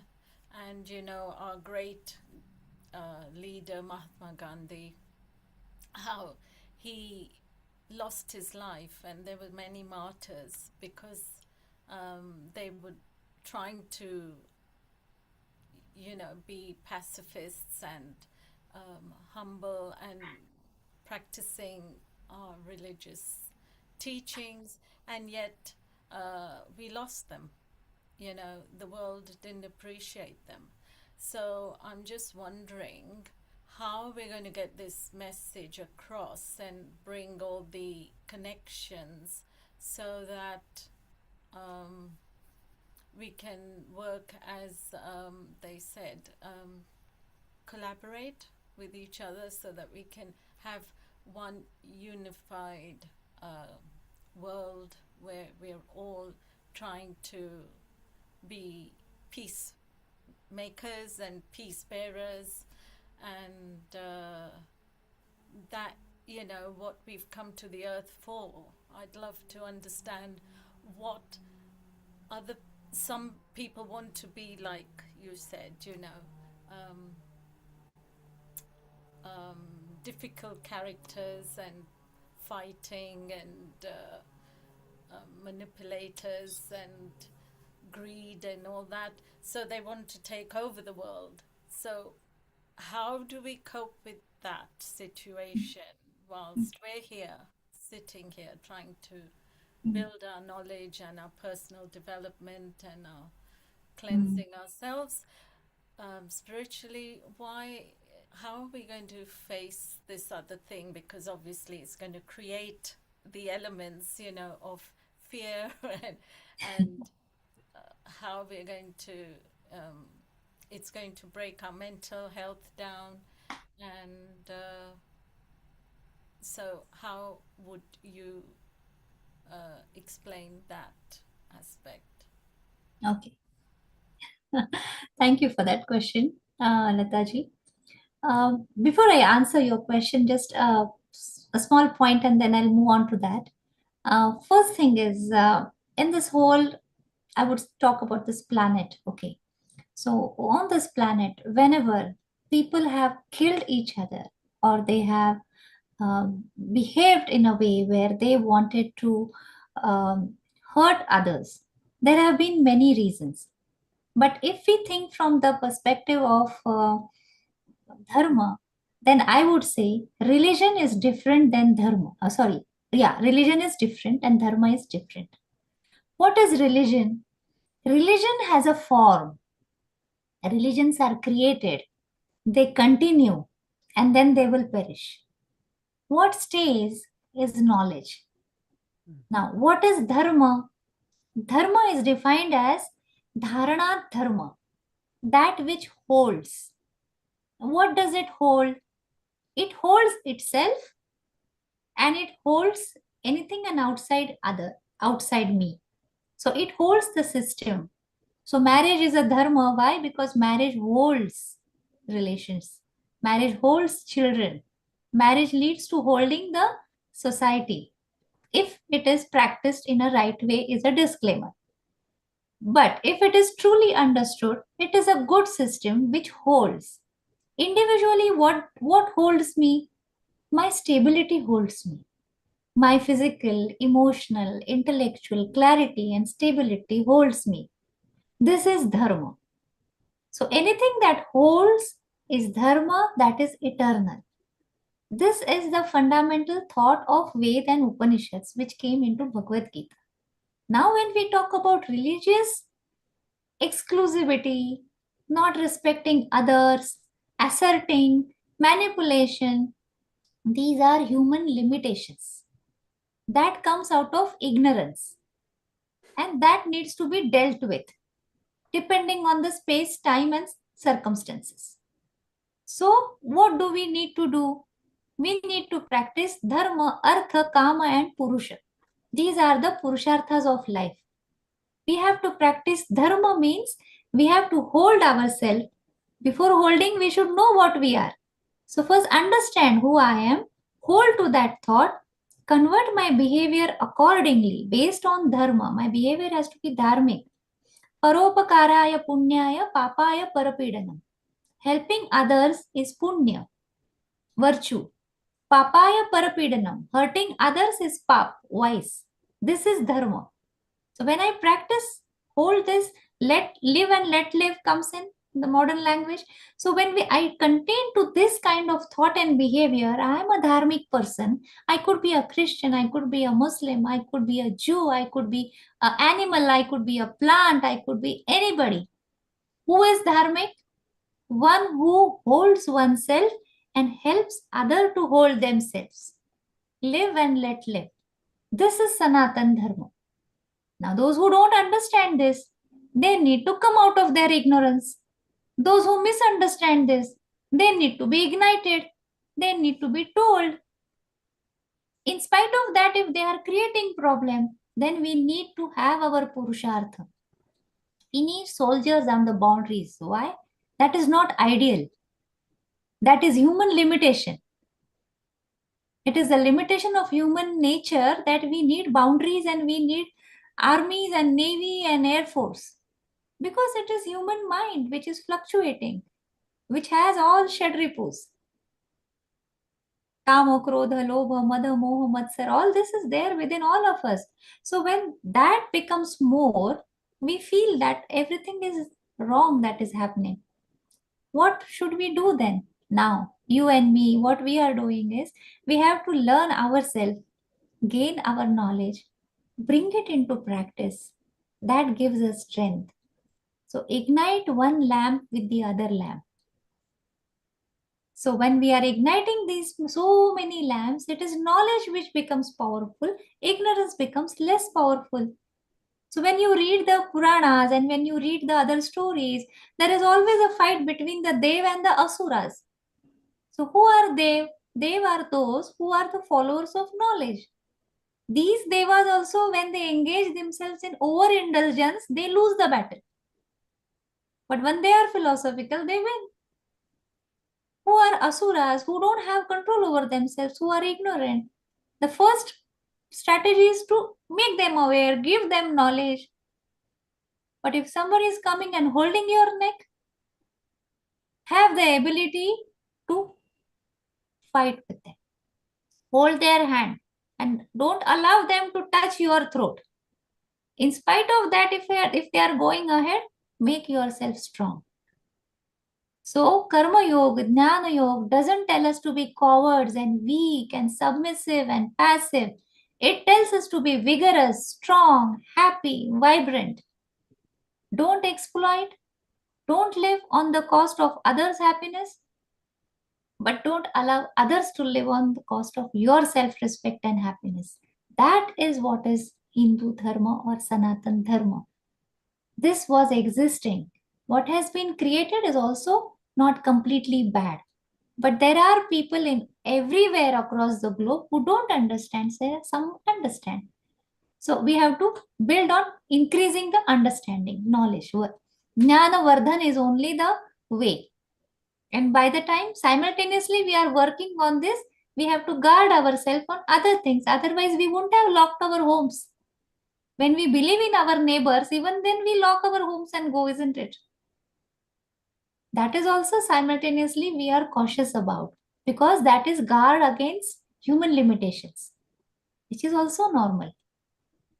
So this will keep happening. We have to be optimistic and do our part. That gives a lot of satisfaction is what I think. Thank you. Wow, Kalikaji, thank you so much for all of your brilliant insights here today on Jnana Yoga. It's wonderful to see how it's just one of the 4 paths of yoga that people can take, but really to gain a deeper understanding of what Jnana Yoga and Dharma actually stand for. And I think it's wonderful to see just the different interpretations of this and how we can use deeper aspects and philosophies of yoga and how they come into play together as one. And it's just amazing to have you here with us today. People that want to know more about Kalikaji, please do go and check her out at the Hindu University of America. They are doing wonderful work, and a lot of it is very dharmic. A lot of it is looking further into Samskriti, is looking further into Sanskrit. And it's really just bringing out the Hindu values in today's world in a much needed way. So thank you so much, Kalikaji, for your wonderful insights as well. And Thank you so much. Thank you so much, Rahulji and Yoga Kulam, for having me here. I'm always open for any collaboration from personally from my side as well as from HUA's side. So connect with us. Thank you so much. And really, while you are here, let's keep Dr. Kalika on the screen as well. Let's quickly watch Sharon's video because it has covered some points where Dr. Kalika has covered. So they can chit chat. And Dr. Kalika, meet Sharon here when she comes to Dallas to meet Danada, who is not very far from you and you do know of each other. Maybe you can collaborate together and expand the family. That's what healing our earth likes. Sharon, if you can kickstart your video as soon as possible, so we can have some comment as soon as the video finishes, and we can have some more comments. So wonderful, Dr. Kalika. Remember, as you said, live and let live. So let's look at this video, which has got some of the points that you even mentioned, but in an Certainly does.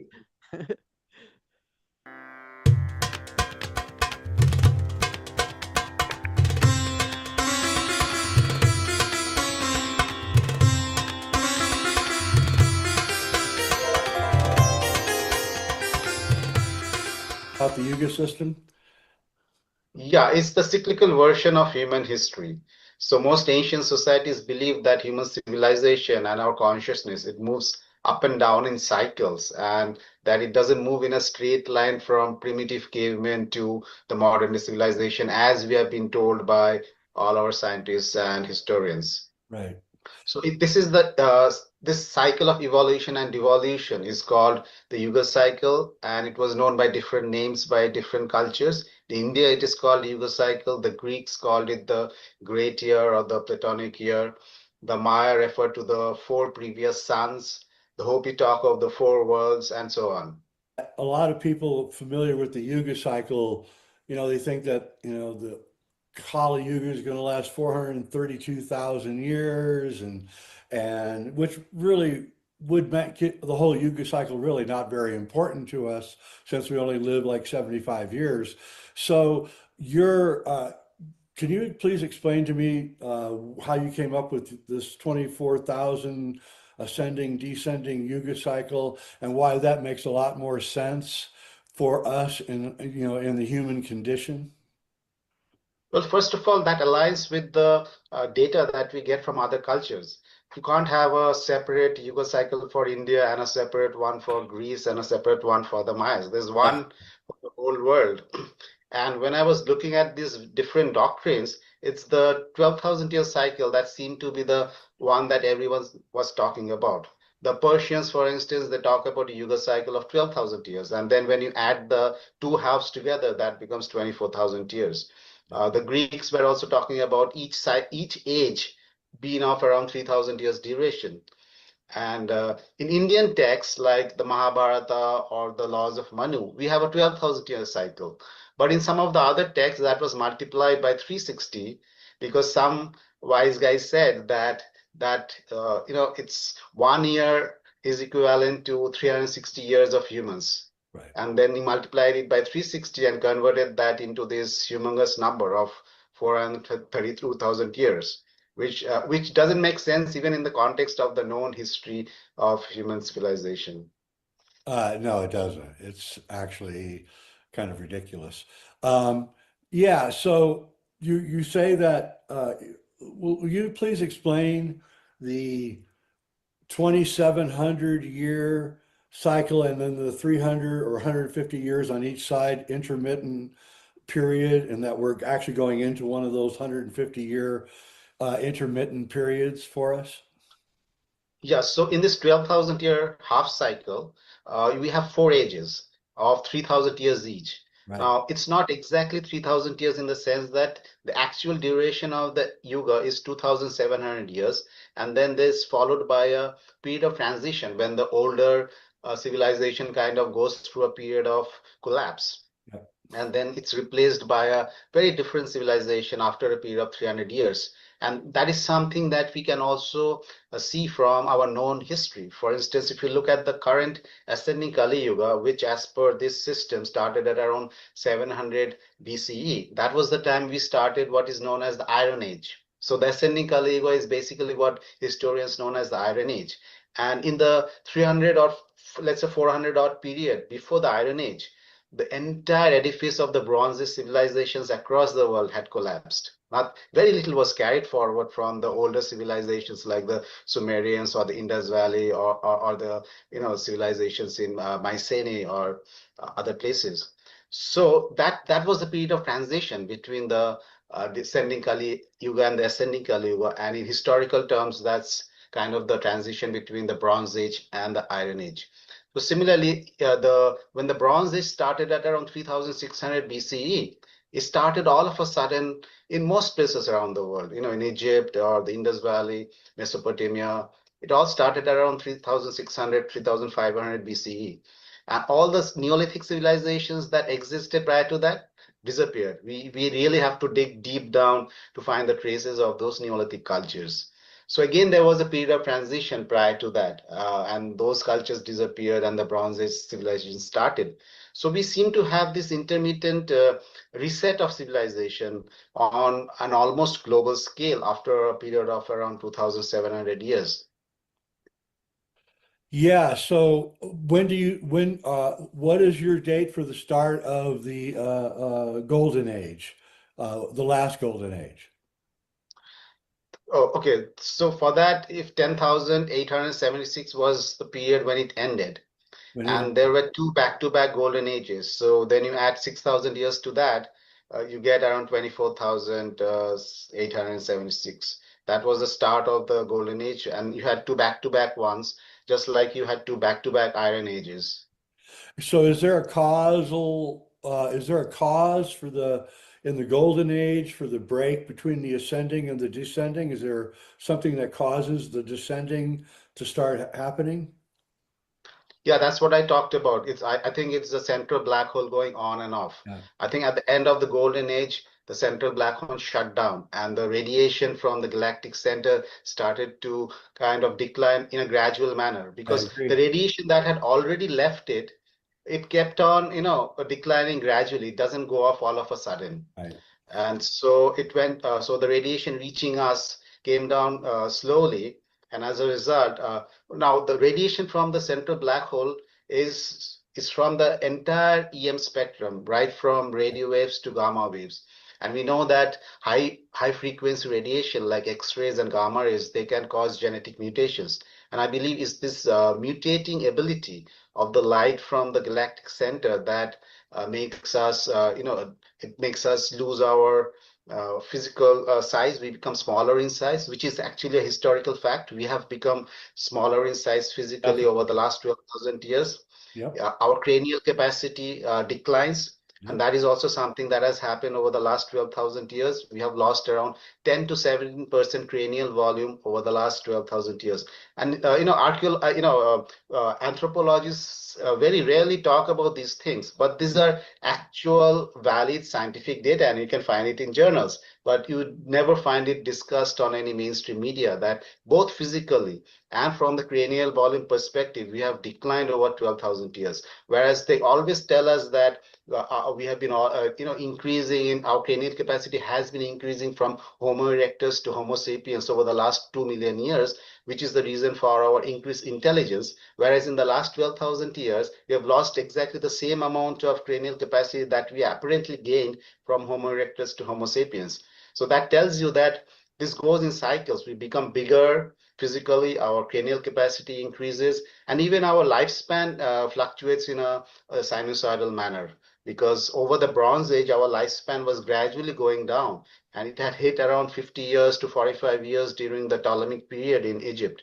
And since then, it has been gradually going up. And it didn't happen because of any vaccines or any kind of medications. It happened naturally due to natural cosmic factors. So when did we enter into the ascending Kali Yuga? What year was that around? That was 676 BC, around 700 BC, let's say. That's basically the beginning of the Iron Age civilizations across the world, really. Well, you can really see if you look at history that, the world started actually improving around then from a very dark, dark place. We've been gaining materialism and traveling around the world, which we weren't doing before. And wars became much more technological. And yeah, you can actually see that in the history. So, and you also had a number of new spiritual leaders coming up during that time period and laying the framework for the new faiths and the new religions that emerged in the Iron Age. That's right. Buddha and Jesus and and kind of teaching this new philosophy of, cool it out, baby, take it easy, because the Kali Yuga's got a long way to go. So, you can get excited all you want, but I'm just going to sit under a tree and breathe because there's nothing you can do about the Kali Yuga. And I think that's exactly right. I think these new religions were formed to calm us down for the 3,000 years that were still going to happen, which we're now coming out of. So let's talk about the coming out of it, because that's really what I find to be the most exciting part of your book, is that you're saying that this year, 2025, we began emerging out of the Kali Yuga and going into the transition period, which you're saying we're in right now, which is actually, frankly, very dangerous time period, because what we have here going on is we have part of humanity is living in the Dvapara Yuga, and part of humanity is still living in the Kali Yuga. And I say this a lot because it helps ease kind of the confusion that's going on right now. So the people that are in the Dvapara Yuga are looking at the people that are living in the Kali Yuga in this transition period and saying, you people are crazy. You people are nuts. What are you doing? You're destroying the world. You're destroying people. You're hurting everybody. You need to stop. And the people in the Kali Yuga are saying, you people are crazy. You Dvapara Yuga people are crazy. You all love and light, and you think everything's going great, and you're not realistic about the world. And so that's the nature of the conflict that's going on all over the world right now, and it's happening big time here in America, where half of us we're done with it. We're done with all the BS that's been going on. We're done with all of it, and the other half want to double down on everything. They want to increase the violence. They want to increase the confusion. And so this is going to be the nature of the next 150 years, right? It's going to be this pretty nasty confrontation. Yeah, when you're saying that it's half and half, I think that's very optimistic. I think the vast majority of the people are living in the Kali Yuga paradigm, very strongly attached to materialism, to lies, and to division, and to hatred, and to all kinds of selfish behavior. And that is it's not just the wars. I mean, if you look at even at the normal social environment around you, you'll find that people are so obsessed with their materialism, that they don't even believe in the existence of the soul. They don't believe in the existence of a purpose in human life, the existence of other dimensions of reality. They don't believe in the teachings that have been left behind. They think that all of that is impractical. To follow the teachings of, let's say, in India, to follow the teachings of the Bhagavad Gita would be considered impractical in the present day, because the focus is completely on acquiring material wealth at any cost. So this is the predominant mindset across the world right now, and it's only a very small percentage of people who have been able to kind of extricate themselves from this constant need for wealth and power and for sensual stimulation. And because if you're obsessed with that, that's when you start acting on it, and you don't really care about how you get to how you attain your desires, because it's this obsession, the infatuation with these things. So, and that is everywhere right now. And this is the big conflict that is now going on. It's only a small percentage of people who are trying to come out of this state of mind and to say that, no, there's a bigger purpose, that we are capable of much more, that we have a soul, and that soul is the repository of love and compassion and selflessness and wisdom and knowledge and all higher virtues. And we need to tap into that and to reflect that through our speech and our actions and in our everyday life. But it's only a very small percentage of people who are doing that. When I go out there in the world, it's very hard to come across such people these days anymore. So the conflict is actually, I would say, around 90% versus 10%, and not really 50 versus 50, even less than that maybe. Probably. So it's going to be a very big and powerful shift, because the cosmos itself is changing, the energies are changing, and we have to change along with that. You cannot fight the universe. When the changes are happening, you have to go with the flow. You have to understand why these changes are happening, where we are headed, and how we can best align with this energetic shift and place ourselves in the best position to kind of ride these energies. We can't keep on hanging on to the Kali Yuga paradigms anymore. Really well said.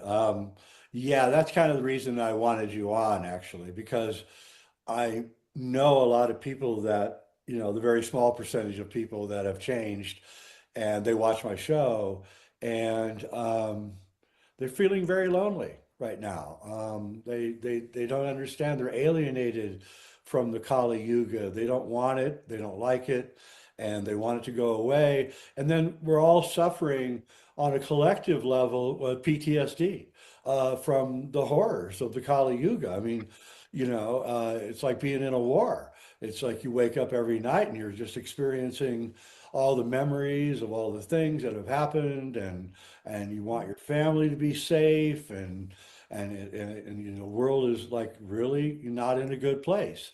But that's about to change, right? That's good. That's about to change, but we have to, the onus is on us. The energies I believe the positive energies, the subtle energies have already started coming in, because when I read the news that the central black hole is in the process of getting activated, I knew that the positive changes are always coming in. But you need to be aligned with that. If you are still fixated on Kali Yuga paradigms, then you're not even going to feel that or observe that.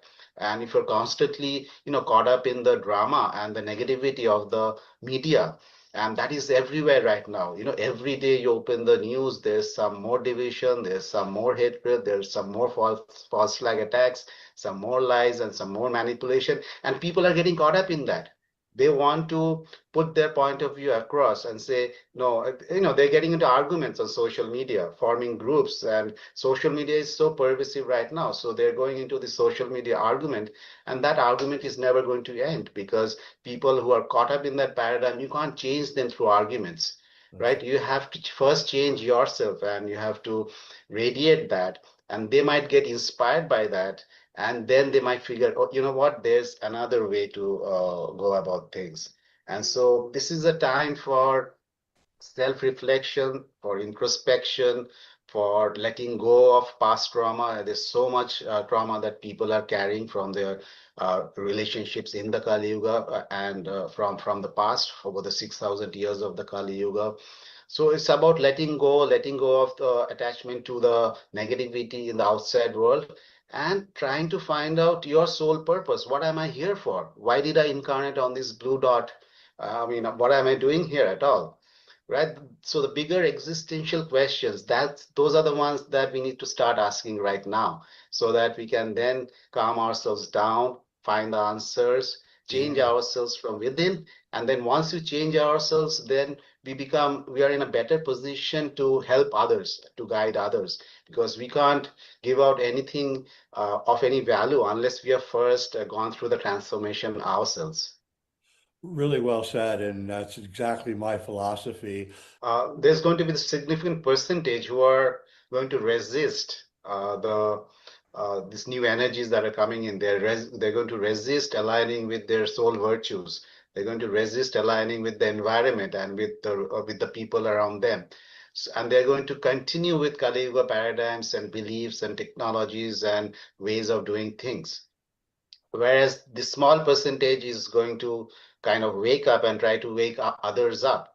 And since the energies are shifting, we are having this great noticing, which I can also call the great surfacing of truth. Yep. Because what is happening is that every time one of these events happen, a lot of truth comes to the surface, and even veterans are like, oh, I didn't know that. Even though you know that they're lying and manipulating all the time, but even then new truths will keep on surfacing. And this will happen not only at a collective level, but also at an individual level. At your own level, you'll find that new truths are coming to the surface of your own mind. You are realizing new things about yourself or your family or your work or your environment. So this is the time of rediscovery of truth.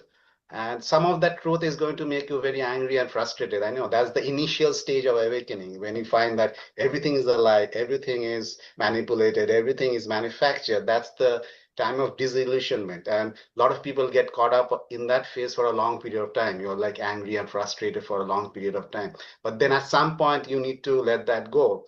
And you need to ask yourself, what next? How do I make things better? Where am I going? Where is our civilization going? And how do I make things better? And that's when you start tapping into who you truly are at your core, and start bringing your gifts to the world. I mean, each of us have to bring our gifts to the world. Only then we can make it better. We can't keep on fighting the old system with the old methods. The new system will have new methods, and the new methods of the new system is through information, through inspiration, and through elevation. You can't continue this process of degradation and diminishing people all the time. It's a time to elevate and inspire, and not to fight and quarrel and degrade and diminish all the time. So these are the changes that people are going through and will continue to go through as we move into this period of transition. And the environment is also changing. I mean, you had this, and I said that in my book, that we are going to a transition which the Greeks call ekpyresis, or the cleansing by fire. And last couple of years, the fires have been really powerful, and we've been having these earthquakes and volcanoes and very powerful wildfires, and the storms are also getting more powerful and more dangerous. So it's a time of environmental cleansing as well. And nobody really knows what's going to happen when it comes to the environment, what's going to happen next. But the planet itself is changing. The planetary energies are changing. The Earth itself is going through its own cleansing process. So it's like a collective cleansing going on right now at an individual level, at a collective level, at an environmental level. All of that is happening right now. And I think I said in my book, I said that 2025 March is when Kali Yuga ended, and 2025 has actually been a period of a year of very powerful changes at a global level and an individual level. Let's discuss here before we go. What do you think is, you described it beautifully in your book. What's the Satya Yuga, the golden age? What's that like? What's it like when in 10,000 years from now, when we're finally in it? What's it going to be like? Well, even though the golden age will come after, let's say, another 6,000 odd years and then extend for another 6,000 years, the entire ascending cycle is kind of like a golden age, because the entire ascending cycle is when you're growing in soul consciousness. So you're growing in your understanding of yourself.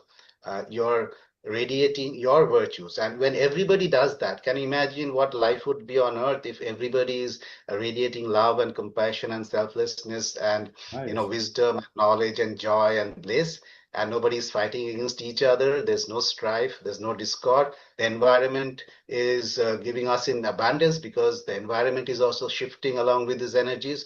You get you get all the food that you want, you get everything that you want. So it's a time of abundance. It's a time of abundance of spirit, of abundance of love, abundance of natural prosperity. And it's a time when people will shun any kind of action that causes either men to become greedy or depraved or violent, or in any action that can cause harm to the environment or to any other animal or being within the environment.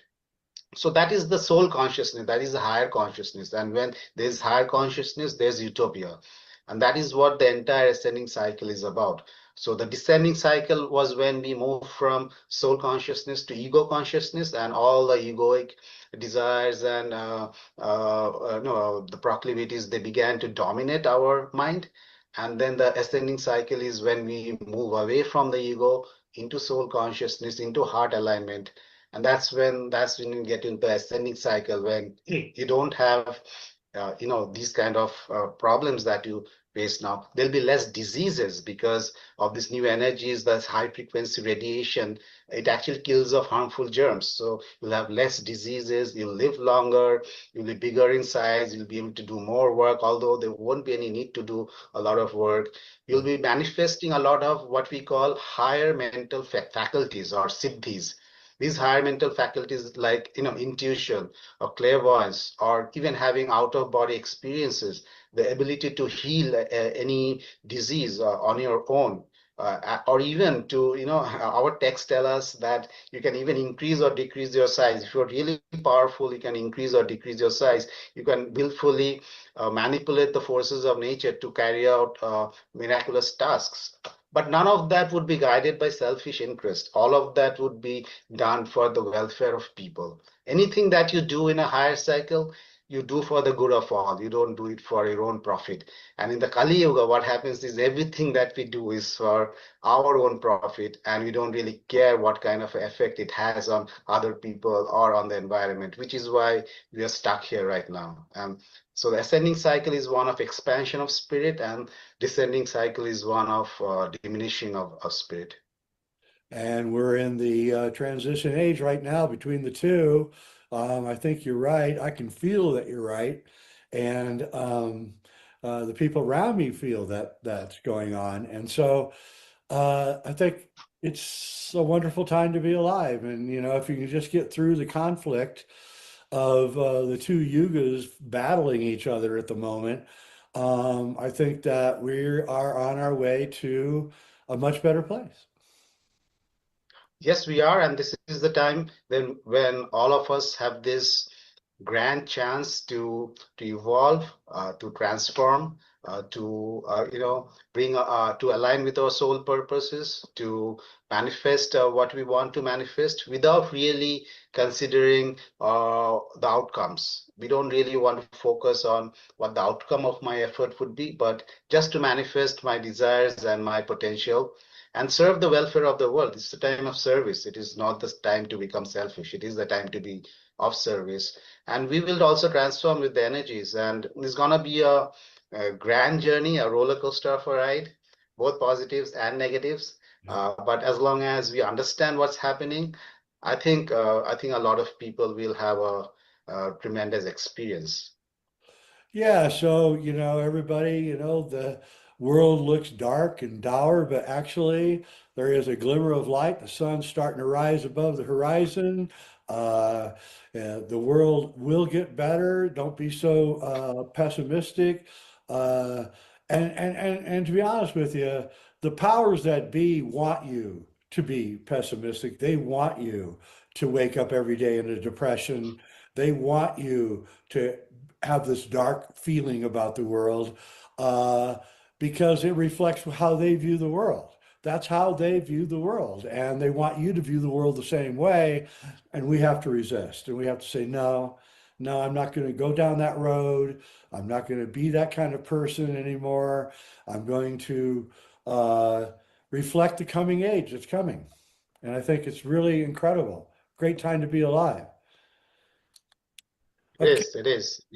I want to thank you for coming on, Bibhu Dev Misra. It's Yuga Shift, the end of the Kali Yuga, and the impending planetary transformation. You can get it on Amazon, Barnes and Noble, anywhere else that you can find a good book. It's really worth reading. It's long, which I really loved. It wasn't like a 200-page book. It was just long, deep, delving into the Yuga system. If you want to understand the Yuga system, it's a great book for understanding the Yuga system and the periodicity of time and the cyclic nature of time, and that time is not a beginning and an end. Time is a circle. It goes around and around and around forever. And and I just really want to thank you for coming on. I really appreciate it. Thanks, Jay. It was a pleasure talking to you, and I hope your listeners find our discussion interesting. Oh, they will. I imagine you're going to get a bunch of book sales out of this. All right, everybody. Thanks for watching. I'm Jay Widener. This is Reality Check, and thank you.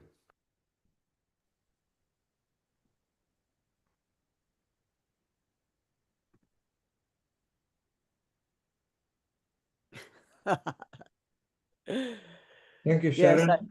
you're welcome. I found it really interesting that, I had chosen to put this because I think it really expands upon the discussion today. Thank you. Thank you for all the contributors and Yoga Kulam and our host, Rivi, Amrita, and this recording from Jay and everybody. Anukul, your comment before Sharon can wind off? It was a lovely session. I didn't expect that it would continue with so much information. In fact, it can possibly still go on. There is so much of helpful information right through the entire meeting. Thanks a lot for all the contributors. Wonderful. Yes, we had a long session and we had so many people from Yoga Column as well. Yes. Quite a while here today. And Sharon, your comment, and then you can nicely wind off today. Well, I thought it was an incredible program today. So much information, so much really, really deep knowledge that it's like drinking nectar, actually, this today's show. And I want to leave you all with, this same vision that Bibhu had. That's what Healing Our Earth, our show, is all about. It's about lifting us up, bringing the light in, and truly, truly healing our earth. To me, that is the most important thing, healing ourselves, healing each other, and healing our earth. So I just we all appreciate you joining us today and look forward to you joining us for many just amazingly interesting, informative, and uplifting sessions in the forthcoming weeks. Thank you so much. Thank you, Sharon. And Anukul, you can finish with Gayatri Mantra. Oh, yes, sure. Om Bhurbhuvatsa Tatsaviturvarenyam Bhargo Devasya Dhimahi Dhiya Yuna Prachodayat.